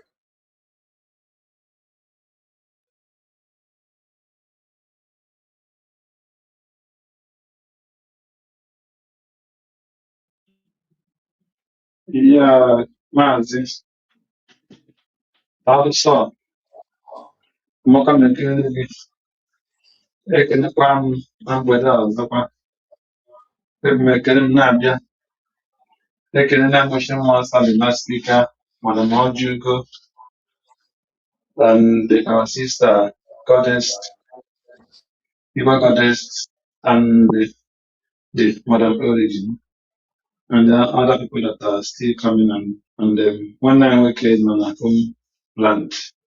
I can with the I will say, remember Maya, Obenja, and Joriana, Me Maruga, na Saya. I will connect with her, and the mass man become from a culture. And I took a man, see, and more courage, filling with the spirit of victory. I will not know what PM was the Panjoko. And I actually can man see that this August will be the last day for him in the prison. That this August will be the last month our PM will stay in that prison. And I want all the angels of God to come and fight the battle. We have no power. We can only call upon those that God has given us, that we shall call them for help. So as we call the angels, we call the Spirit of God to lead them and invoke the Spirit of God upon Ekpa and the lawyer that is taking that is responsible for this case. Let the Spirit of God speak on our behalf and set our border and our leader free. That Biafra will be free as well. Yeah, Mazi, I will make an effort of Amaza or DPM, and God will strengthen her, especially she is having a kind of double assignment now, fighting for the freedom of his people and the campaigning for the Senate seat in USA. These things, God knows it will be a victory for us, and God knows how to fix it and fix her. So we thank God for her, praying for all the elites, army squad, and all the media. May God assist you and give you more grace. Thank God for Helena back again. I think I greeted you yesterday and pray that the grace will be upon you. Yeah, Mazi. First, I will start from the side of Enugu State. That person made the video. I thank him so much. This one now, I will not agree with my brother, according with it. Because now, onye na-ekwu ka o si wee ya nnukwu anya mmadụ ka o si n'aka. Onye na-ekwu ka o si wee dịrị ya ụwa agaghị agbata ya ọsọ enyemaka. Because all the same Enugu State kind of Fulani the propaganda now about the international Igbo Muslims to come out and say that they are against and they are oppressing the Igbo Muslims. When and they wonder by with the Igbo, none of them have stand up one day. So the Fulani should stop killing their people, undermining the religion or whatever. So that is the problem with the so-called satanic religion of Islam. It's still satanic. Any religion that doesn't have fear of blood is satanic. Muhammad is a pure satanic spiritual person. He's not from God. That is another topic of another day. So for that I'm making that video, my regret is for these past 4 years and 5 years, all this thing has been going on. I have not seen child in Canada have pain. There are some people that is being killed in Enugu State. I have not heard Udele. I have not heard Jovika. Nke was a prophet. A pastor without a church. A pastor without a church. That is what Jovika is. A bishop without a church. Tell me which church is Judika? Which parish in America is he pastoring? Judika is a pastor without a church. He's been sacked both home and abroad. He has no church in America. He only by the wife. You are not sure. You think okay? You think if Judika have the parish, he will not show you what the guys having Maazị Greg, this. you mean no more parish? Let him show this. Let him show the church his his congregation as an Anglican priest in America. Let him show it. Where he wear his mantle as a priest in Anglican church, and let's see that in his congregation. You know, so all those people, they're deceiving themselves, and they cannot go home because nobody will take him as a priest again in Nigeria. So he lived by the grace of the wife and children in America, deceiving people that he's still a priest. He is not a priest. If he's a priest, let him show us his congregation. At least this Sunday, let him show where he's presiding as a priest. So, and they're not seeing those people, they don't raise a lamb. This kind of lamb that this our brother raised in Enugu State. Those things are not their problem. It's not the kind that is their problem. So for this guy coming to show at least the world what the Igbos are going through, I applaud him for that. Then coming to the side of our brother Marcel, what he was showing and what he was talking about the Islam and what is coming is no more a news. But the only problem we have are the Eastern leaders, the Eastern politicians. The Eastern leaders and Eastern politicians, they are the only problem we have. How can you tell me that even this Peter Obi that is coming out as a president, can Peter Obi look at the Fulanis and tell them, I will end the herdsmen and I will end the Fulanis coming from other part of the world? When Trump wants to come as a president, he said, I will build a border that Mexicans and other some side of America that have border with America, they cannot cross again. Let Obi come and tell that he will build a border that the Fulanis can no more come into Nigeria. All the Eastern and the Southern politicians, all the Western politicians, they are all cowards. Why are they cowards? Because Fulani, when Buhari was there, Buhari went to America when he went to see Trump. He said that the people who are killing people as herdsmen are the people who came from other side of the country. They are not Nigerians. These are the people that crossed through the time of Gaddafi. And the day they come in, they kill the Westerner and the Southern and Eastern people. And none of the governors have ever rise up and said, all these Fulani that are coming from foreign land, killing our people, we can no more take it. No, they cannot try it. So all the criminals from the Mali, all these things, they cannot stand like as Troa, I don't know what is the name of that guy from Burkina Faso said the Sharia have no room, have no place in Burkina Faso. How many Eastern governors will stand up that tell you that Sharia can never have place in his state? Not even one of them. Fear will not let them say it.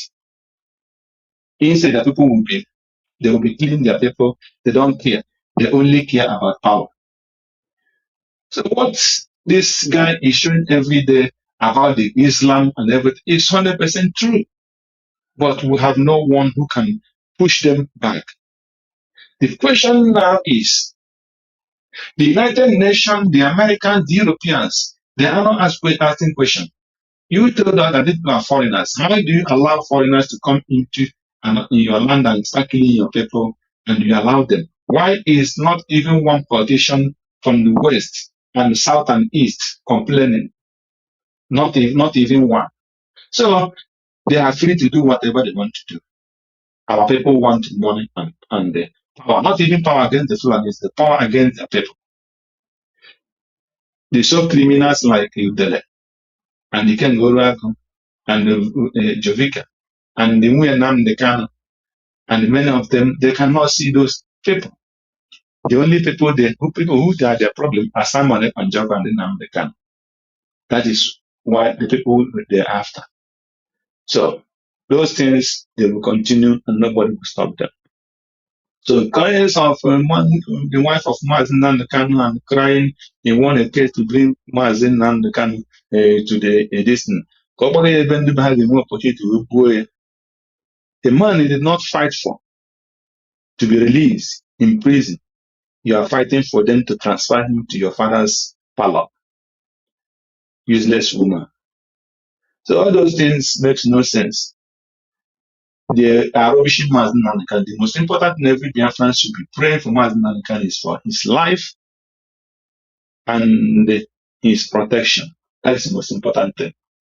Until God will do his best. But looking at his brothers and all these lawyers, if you're counting on them, you're wasting your time. So carry Mazin Nandekanu every day, even if 1 second, call upon his name and hand him over to God. Every second, do it for Mazin Nandekanu. That is the only thing will save him. If you think that Allah Chibaka Kanantakanu will save Mazin Nandekanu, you're wasting your time. They don't know what to do. They're doing according to Nigerian page. That is my own conclusion. Thank you, Mazi Kelena. God Thank you. bless you and God bless the Biafrans. God bless you, listeners of Biafra. I pray every Biafran will be coming to Finland. May God lead every Biafran on our way for going and coming back, and victory shall be our portion. Please, I ask in the name of Jesus Christ. Amen.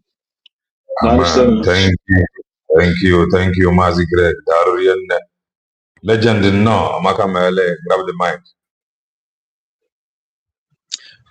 Okay, Mazi Kelena. Hello, sir. Yeah, I was almost going to bed. All Well, thank you so much. And once again, we're happy to have you back, like I said yesterday. Yes. Yeah, because most times this is the platform we'll come around to at least reason together. At least reason together. Yeah, I was very happy. It's not easy. You broadcasting and some of us who will sit and listen and equally wait to come in is all sacrifice from all of us, because I know a lot of people are listening. Yesterday when I was on your studio, Master Prophet confirmed or affirmed that he do listen to your program. Yeah, that he listens to you. At a point he had to come into the studio. We're all here now. From the program you were doing this evening or this night, listening to Okocha, I almost cried, because we are like people who are handicapped at this moment. We're like people who are handicapped at this moment. This division has cost us a lot, and it's not doing us any good at all. And that is why, like I always remind you, your statement here, when men deliberately undermine the truth, consequences will befall them. You see, these men and women responsible for this division, who really caused this confusion and made most of our people to be confused and caused a lot of people to retire or retreat from following the right path. Mazi Kelena, consequences will befall them, both now and time to come. I'm telling you, no matter the group they belong to and no matter their contribution, many of them that have platforms, that use their platforms, and many without platform who did a lot of things. See, consequences will befall them. They can never go unpunished. I'm telling you, it is established. The Bible says forever the word of God is settled. And as we speak on the platform of truth, the things we say must be established. I repeat on this platform, you see these men and women who are responsible, who contributed immensely, effectively, and effectually to this breakup, this silence, this division, this chaos, and this propaganda that divided the house and rendered this movement, they slowed up the movement. They gave it a snail pace. The speed at which it was moving, they slowed everything down. They called Prince Wale, the late Prince Wale, who was managing Bakassi, called the so-called men on ground, the BLA, destroyed everything, brought everything down. Mazi Kelenda, consequences will befall them now and in time to come. They will know no peace. You know why I'm saying this? While you were doing this program with Okocha, I bled in my heart. Yes, I bled. Because I see the condition. We are handicapped. Forget about all these things. We are handicapped. These things we are saying, we have been told. In this your studio, we have made people know that people were following Mazen Nnamdi. People were following Mazen Nnamdi Kanu, but they weren't following his words and footsteps. They weren't listening to him at all. They were just like Mazen Onyendu. At the point when we see the effect of Onyendu, all of them deserted. They all went underground. The same thing happened in time of Mazen. In fact, the followers of Mazen Epa seemed they appear worse because we didn't for so long a time.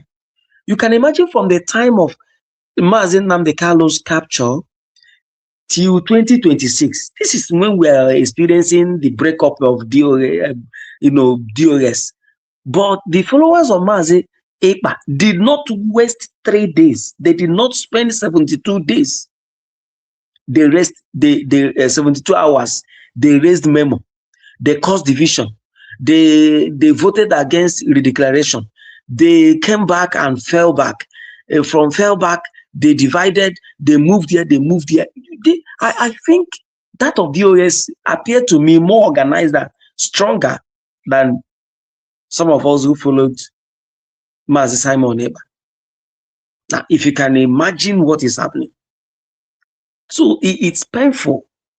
Now, just like connecting to what I said, Mazen Nnamdi Kanu told us that what these people do is to buy the southern politicians, buy them over. Because in the judiciary, they've captured it. This is just the picture. They infiltrate the major areas. You see this judiciary, they have captured judiciary. Imagine when somebody who came fourth in election went to Supreme Court and he was made the number one. They captured the judiciary. Yes. And these politicians who are making mouth, the only thing is submit to us. Agree to, nobody will kill you, your people. You will make your money, you will have your money, you will be the Senate, you will be this, you will be the governor, but give way. That is just the thing. You see, P2B, just like the last speaker said, P2B is, in fact, let P2B open mouth and say, I will fight terrorism. Has he said that? He talked from a different angle. Eating with what do they call them, from one mosque to another. You go and squat down. Let Tinubu come and go to church and eat with children in the church. Who does that? Just because you want to be president. Nobody wants to do the right thing. These guys are captured. That is why nothing is happening. The only people that knows is just like Israel and terrorists or all these surrounding states. When America was talking about peace, Netanyahu said, if you can cut off your head, we can stand on our own. You don't know these people. The only country in the world that understand the movement, that understand the language and speak the language of terrorists is Israel, not even America. Because Trump was almost giving up. We have come to agreement. Netanyahu said, you see these guys, you don't know them. You do not know them. If you are giving up, I am not giving up. If you like, we can break our relationship. Israel can stand alone. That man knew what he was saying until lately. Trump now saw that this guy, he knows the pattern of these people. Now, Mazi Kelena, let me go again to the swing of Nneka, whatever she calls herself. See, while you were talking, I jotted on my book that Aloy and the team of Mazi Nnamdi Kalu's lawyer suing Nneka Chimezie is an unprofessional move. Take it from me. For me, I'm speaking, that is very unprofessional. Very, very unprofessional. You see, which Nigerian courts are you seeing Nneka Chimezie? Imagine Mazi Nnamdi Kalu, who calls this place a zoo, who tells you that you can never get justice, and Mazi Nnamdi Kalu is now, succumbing, trying to succumb or submit to the advice to sue Nneka Chimezie for character assassination or defamation of this. That does not carry water.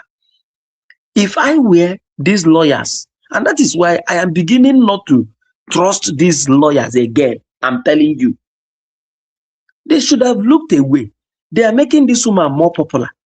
Where will you get that justice? Now, if I a Geoffrey from nowhere has jumped out because they want to rubbish Mazi Nnamdi Kalu. So if Aloy Ejimako is smart enough, is professional enough, he should have sidelined Nneka Chimezie and allow her to whatever she's saying. She's not the only person that have opened her mouth to talk. But trying to drag Mazi Nnamdi Kalu and to, rubbish Mazi Nnamdi Kalu is another thing. Going to court, imagine as big as Mazi Nnamdi Kalu is, stooping so low. Don't you see those who are calling Tinubu names? He's a sitting president. Tinubu is no more popular than Mazi Nnamdi Kalu. And you are saying you are suing Nneka Chimezie, Mazi Nnamdi Kalu is suing her. In which court? Nigerian court? The same court that is holding Mazi Nnamdi Kalu down. The same country that have jailed him, giving him life sentence. And Mazi Nnamdi Kalu is in prison trying to sue somebody for character assassination. That is laughable. That is laughable. So these guys are not even talking about Mazi Nnamdi Kalu coming out. They are talking about they are mocking him. To me, that is why I said the move of Aloy Ejimako saying he's suing that Mazi Nnamdi Kalu asked him to sue Nneka Chimezie in Nigerian court for this and that is unprofessional. Very, very unprofessional. I wish they are listening to us. That man should withdraw that case and allow that woman to keep messing up. In fact, this issue made that woman, imagine this woman coming out to talk more. And they are out to mock and mess up the name, a big name as Mazi Nnamdi Kalu. So what I'm trying to say here is, it is now obvious when Mary and Martha were crying about Lazarus' death, when they saw Jesus, they went to him. He said, if you were here, our brother wouldn't have died. If Mazi was here, God, Nigeria wouldn't have tried sentencing Mazi Nnamdi Kalu because they knew what would have happened. But because The man who knew how to beat the drum Nigeria can dance was taken away. They quickly jailed him. So that even if Epa is coming out, Mazen Namdekali is in jail. You see the game, and the game was played. So how do I come now to trust Kalo Takalo? They knew all these things. They knew that this guy was standing. Their problem was, who are you? You are in our speed. You want to declare Biafra. It must be Mazen Namdekalo. All this jealousy, all this envy. It must be Mazen Namdekalo. Even if he stays 100 years, we'll wait for him to come out and declare Biafra. Why must he be this small boy? This.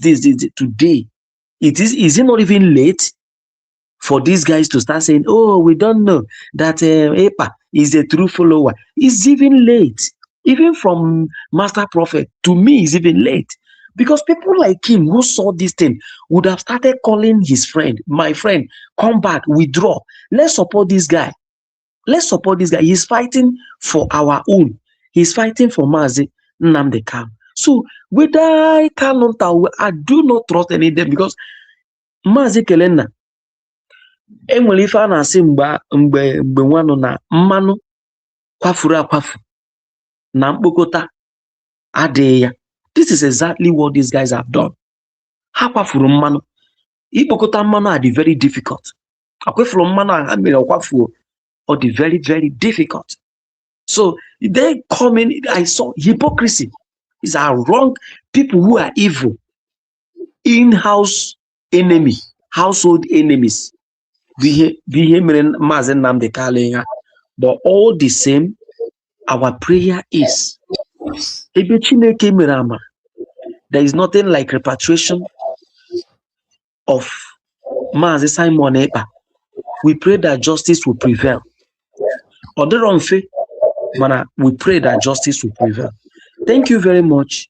God bless you and keep you healthy and keep you strong.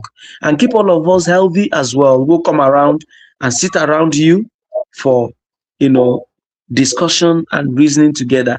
Thank you and good night from here. Thank you, my legend, DK Jesus. Amoka Mele, grab the mic.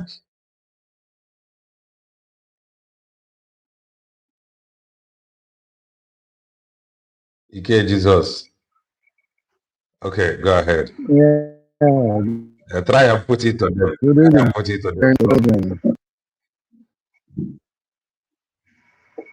Yeah, quick one. Everybody has spoke my mind. As an actor, Maramara, actor of a Sure. Oh yes, Korea. My brother Kelena, a lot is happening in Nigeria. Do you know that they have council public preaching in transport? Public preaching. Oh my God, another way. Yes, they have cancelled it. So he preaches then I got I left with it. Yeah, I was there for the motor. You there, please. So I could remember again on Lagos, name evangelism. Me preaching from Oshodi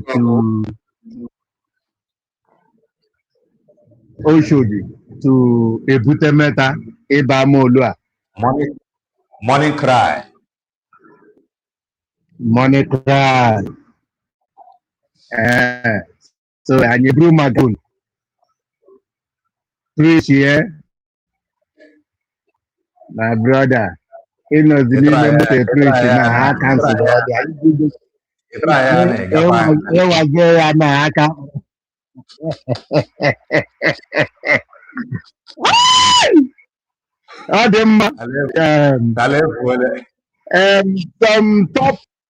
Some top pastors in a pulpit, we band and lose. We are banding and lose. When them putting, the Bible said that a prayer without work is a dead. In another, they put that strategy. I banned it in Jesus' name. If you go to all these pastors, they're all fools. All these pastors, DB pastors in Nigeria, all of them are fools. I'm telling you the truth. These people are putting that strategy.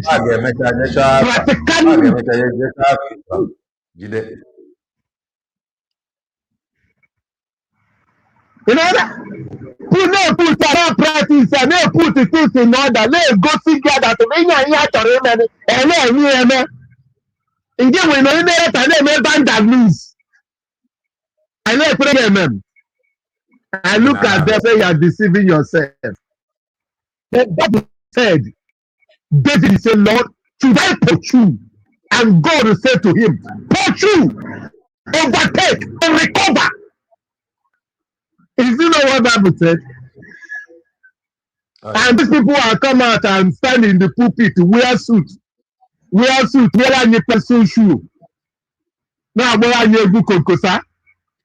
I cancel every Islamic program in Nigeria. And they are looking at you, say, look at this man. And God, I'm sitting and looking at you.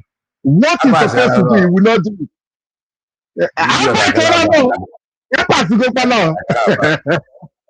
Idiot, I cannot abandon the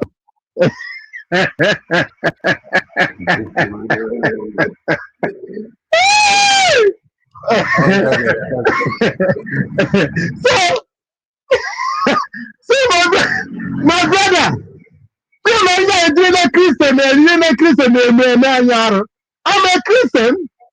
I'm a church. Christian. You know that? They put that budget that Sunday, the kind of offering hatcher.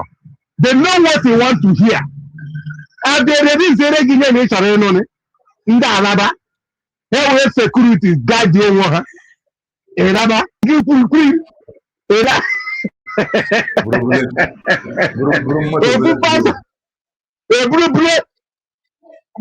Bulletproof. Now, but now, if I go, we protect you. We don't security, we don't civil defense, we don't soldier.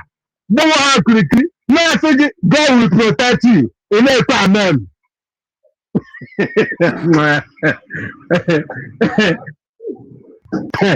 so my brother Kelena, and you want to go back? I don't know go. I don't know go. I don't know that Lenda now for drama na atri na bongo. You see, my brother Kelena, let me come to in this movement. The one of demon na the canon word.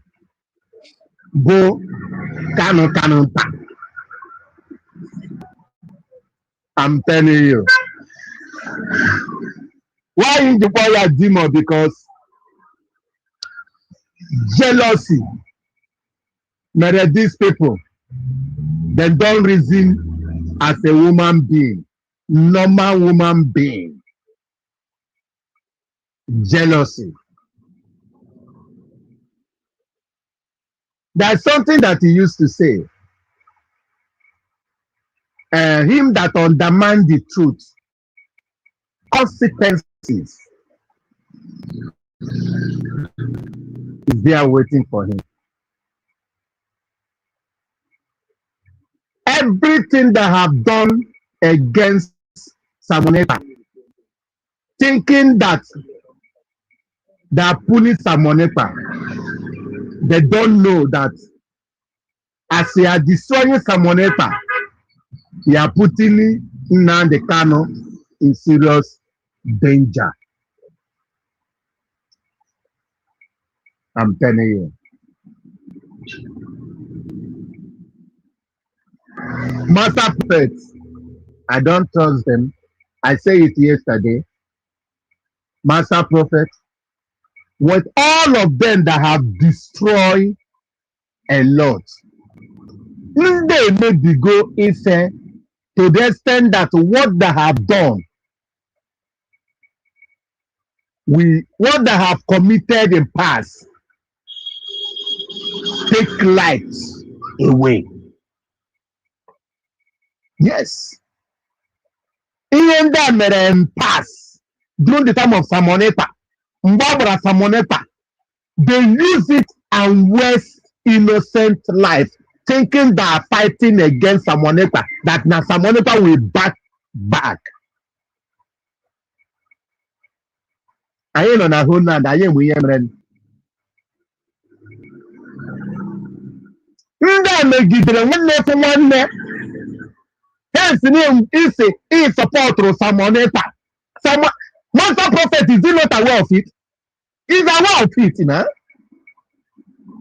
Canada, is he not aware of it? He's aware of it.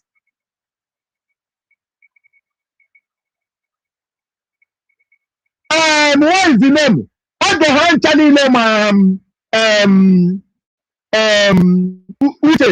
Uche and the Powerful and all of them, when they are together, are they not aware that no you open up the trend and mention the time na ESL? No, no, are them Master Prophet, is he not aware of it? He's aware of it. And all of them was building the drama against Samoneta. Then, after we lost those lives, after they killed, after now innocent, my brother, you see, let me tell you, we already got our freedom. And anybody that is waiting to Dotongozi to come and do tom-tom, the person is deceiving himself. These people have said, you see this freedom we got now. Let me tell you the stage we are now. Odeka, ata, ejinaka, iji, mkpịsị aka labụ, jide. Odeka mkpịsị akpa isi aka na isi aka jide.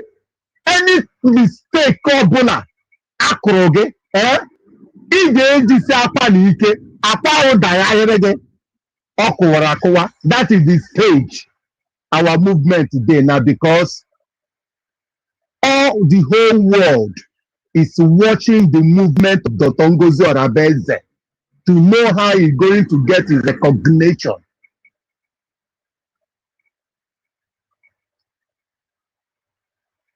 We believe in her.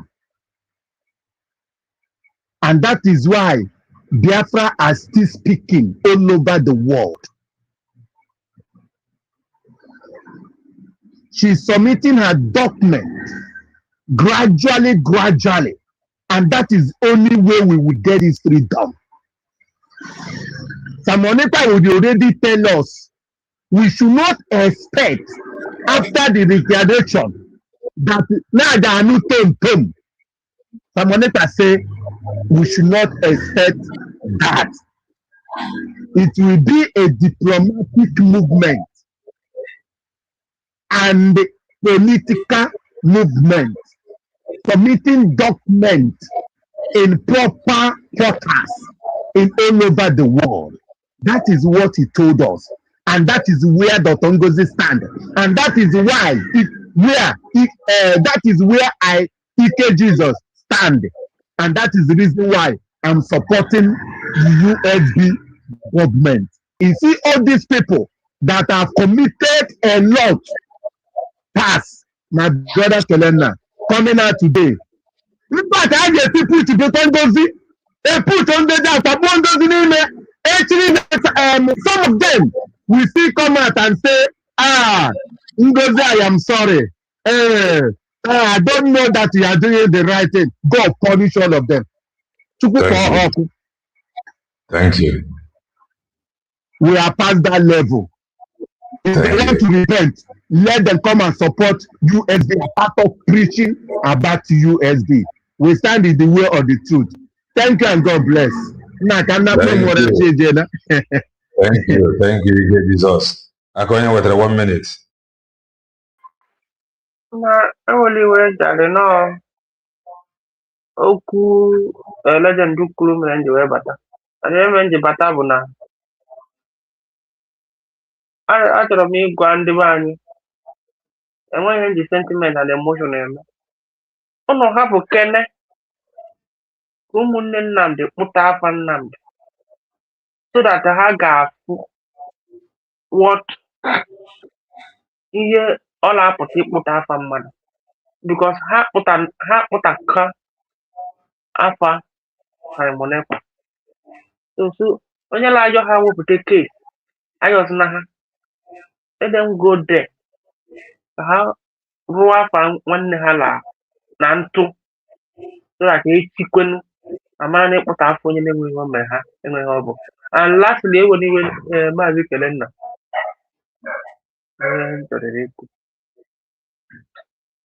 About the video. About this Evangelist. Evangelist achọrọ m ikwupu ya ka ọ dị na rekọd because ama m na fanta na-ege anyị. Ajụjụ m chọrọ ịjụ ha ka fara sị na ha fụrụ Simon na-ekpara anya karịa anyị ncha today. Ọ bụrụ na Simon pụta sị asịrị m si mee declaration and ka Dr. Abeli si mee na 29 o meghe na second na ọ bụghị ihe rụrụ arụ na ya chetara na enwe mgbe ya kwuru na enwere ike ọbịa before the D-Day. Fanta today la undermine that declaration ha natara ndị be anyị ego. Amakwa m na ha dị shameless so that they will start talking about USB again. Achọrọ m ịjụ ha Simon pụta sị weda ma ọ gaghị awọk were Ngozi but kpetere m akwụkwọ anọ nwa I stand in my place declare a ga-ebidokwa kwuo okwu the declaration again. So weda ma ha ga-aza let them answer me but I have my word for them. Ọ kara ụmụ mma ndị Igbo n'ụlọ anọghọ na mmiri ncha baa unu anya. Agwakwala m unu na Chief Survival Platform ọgụsi today mmiri aka onye nwetara gala be nna m dị defend ebe nna m abụ ma m mechara jebe obodo oyibo ihe ahụ iko nso mere ka m ji eme abụghị m nwoke na-achị amụrụ aka apụtala na soshal midia na na-abụ egbusi unu nọrọ nkụ eribe okocha hapị masịala agụ unu na-esile nọ na-ekwu eri na ọ na-atụ ego ọ ga-eme unu n'anya unu continue in this una folly and deception. That's all the last question I have to ask them. Thank you. Madam Origin, Yes, just a very quick, something important. I'm here, Ike Jesus Sukuru, that I wanted to add something very important, and that is, I'm not going to finish up with what Emeka gave his long love letter to us and to himself. One of the things he said was, he said a serious restoration project must prioritize a deliberate, sustained, diplomatic, and offensive pattern, right? So what I want to let him know, like I said earlier, is that from every indication, I hope all of them, Mandina Manyoko, Mando Swimi, Mande Igohane Shishi, all of them, because that's what is holding them from moving forward. I hope he has come to understand and see there is a woman doing that. Our map is back into the world map. We have written several letters. There has been notification of the redeclaration of our nation, Biafra. I hope he is aware that most of them are working for the second leg of the jihadist movement because they are deliberately dividing it into two. I hope he have realized that dividing Nigeria is inevitable, but they are going to hoodwink people like him to agree to divide Nigeria into two. I hope he understood that the redeclaration of Biafra on November 29, 2024 is the lifeline and is going to save us from that.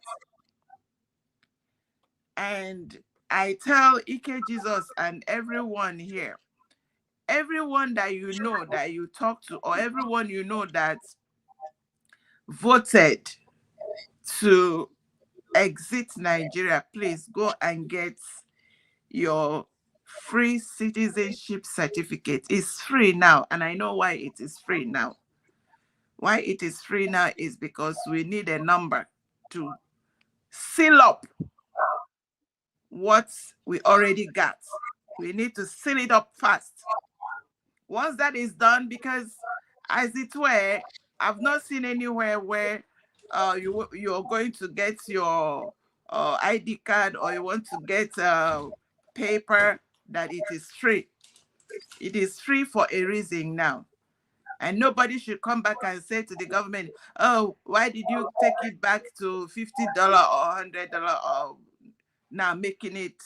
Because as it is, it's not that governments have regulations. They know why they leave things open. They know why they put regulations and standards so that you don't have too much infiltration. So Ike Jesus, instead of going, because from going to jump inside the bus, go house to house, tell our people that there is free citizenship certificate available, and let us help all those our wonderful people in the villages that voted to exit Nigeria to get them this free citizenship certificate that is available now. Thank you. That's what I want to, and that will help seal up this our redeclared recognition. We have to do the recognition ourselves. Maybe God wants to deny it to UN. Once we do that, get that number, we get everything. We have used our one penny, $1, for the 1,000 AJ. That is what we have used to sustain ourselves when our millionaires refuse to help. Now, UN is making it like you have to get this. How did you know? By the time we seal this up, let me see what they are going to use to come to confuse themselves again. They keep setting the bar so that they think we will not get to. We will every hurdle we have jumped it. This one we will still jump it. Carry our assembly. We have recognized ourselves. UN, where you did. And by the way, anybody that is talking about UN is almost oblivion. UN is OIC. OIC 2.1. I rest it there. God bless you. Thank you. Ojom Master, 1 minute.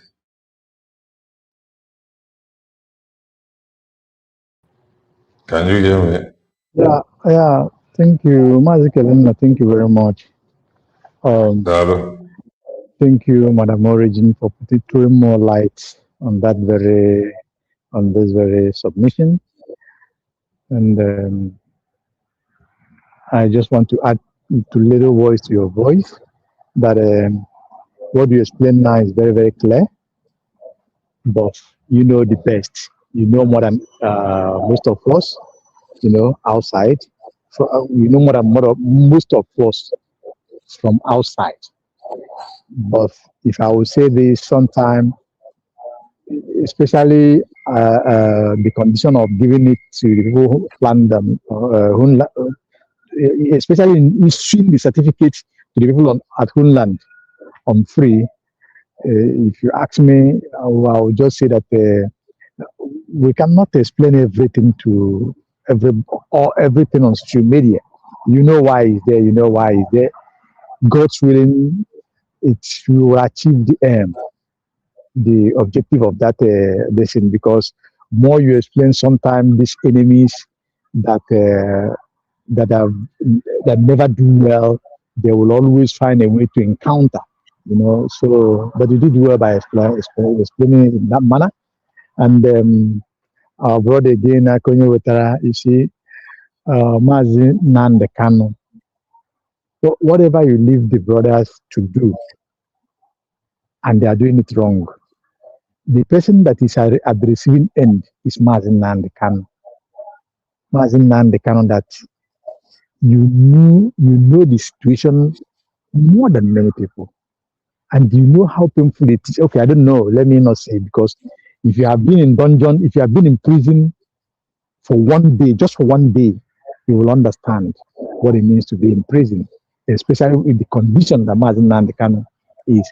So we cannot leave the brothers of Mazi Nandekano to rubbish the name of Mazi Nandekano, to continue causing pains to him on top of the pain that he is going through. So, having said that, Biafrans, you see, we speak every now and then on the platforms. All of us, we like to go home. We love to go home. We love to be on our own. It is only an enemy or a weakling who doesn't believe that he or she can govern himself or his or her family. Now, since Biafra has been declared, it doesn't matter whether it's Mazi Nandekano, whether it's Mazi Samonepa, whether it's Ojuku, our internal leader, whether it is General Efron, whether it is whoever that declare it. The most important thing now is that we must have to do our best. Just like Madam Origin said, people are contributing 1,000, and that is what this government is running with. So once we are talking about for us to defend and come the way, because they are, please don't be offended. One language that these Fulani people understand very well and listen is just the same language. Give them hot as they come. Give it to them. Once they come with one portion, give it to them 10 times. So let us go financially and support the government so that these things can be facilitated. Thank you, Mazi Kelena. Thank you for this wonderful time again. God bless you. Thank you, and bless you too. Almost 5 hours. I was not expecting it. Serious. Because actually, I can run on that program of Master Prophet. But Okama, at times, if I in nature, I run to another. And you allow people to say their mind. I'm a kind of a fast learner. When I fast learn, I'm not being able to run that program because a whole lot is happening now. So which any can cover some areas. But we thank God for God. Like Madam Origin, I have seen the post from Dr. Ngozi Orabeze. Nandina Homeland can actually apply for the ID. Take advantage of it now. Oboro Omanditoro free forever. So if you are in homeland, imemoria or if you are online, you lamination. At least take advantage of it now or free. I'm gonna buy. So you go buy. Some of you will begin to complain then. One program I say, hey, this Biafra, now like this, you go be until I go to see that. I'm here for free now. I don't want to man to call over time. It's here now. Oh, I'm Igbo and the money 13 years ago. So can you please take advantage of it now? Okay, Kadi. May Devia before Akobo.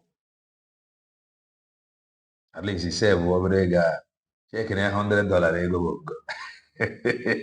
California. But we are both free. So taking advantage of it now. So that is that. Amaka Mary Bobby. Amaka Mary, all of us of truth. Amaka Mary, all supporters of truth. I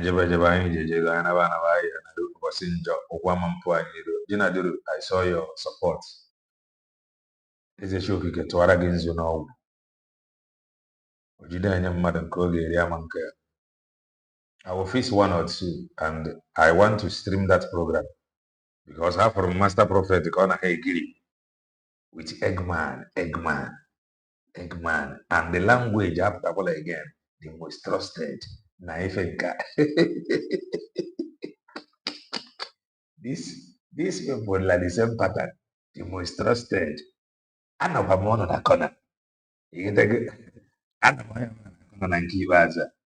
but it is so good. I will stream that program. Before I ever see another chapter. Stay blessed. And bye for now.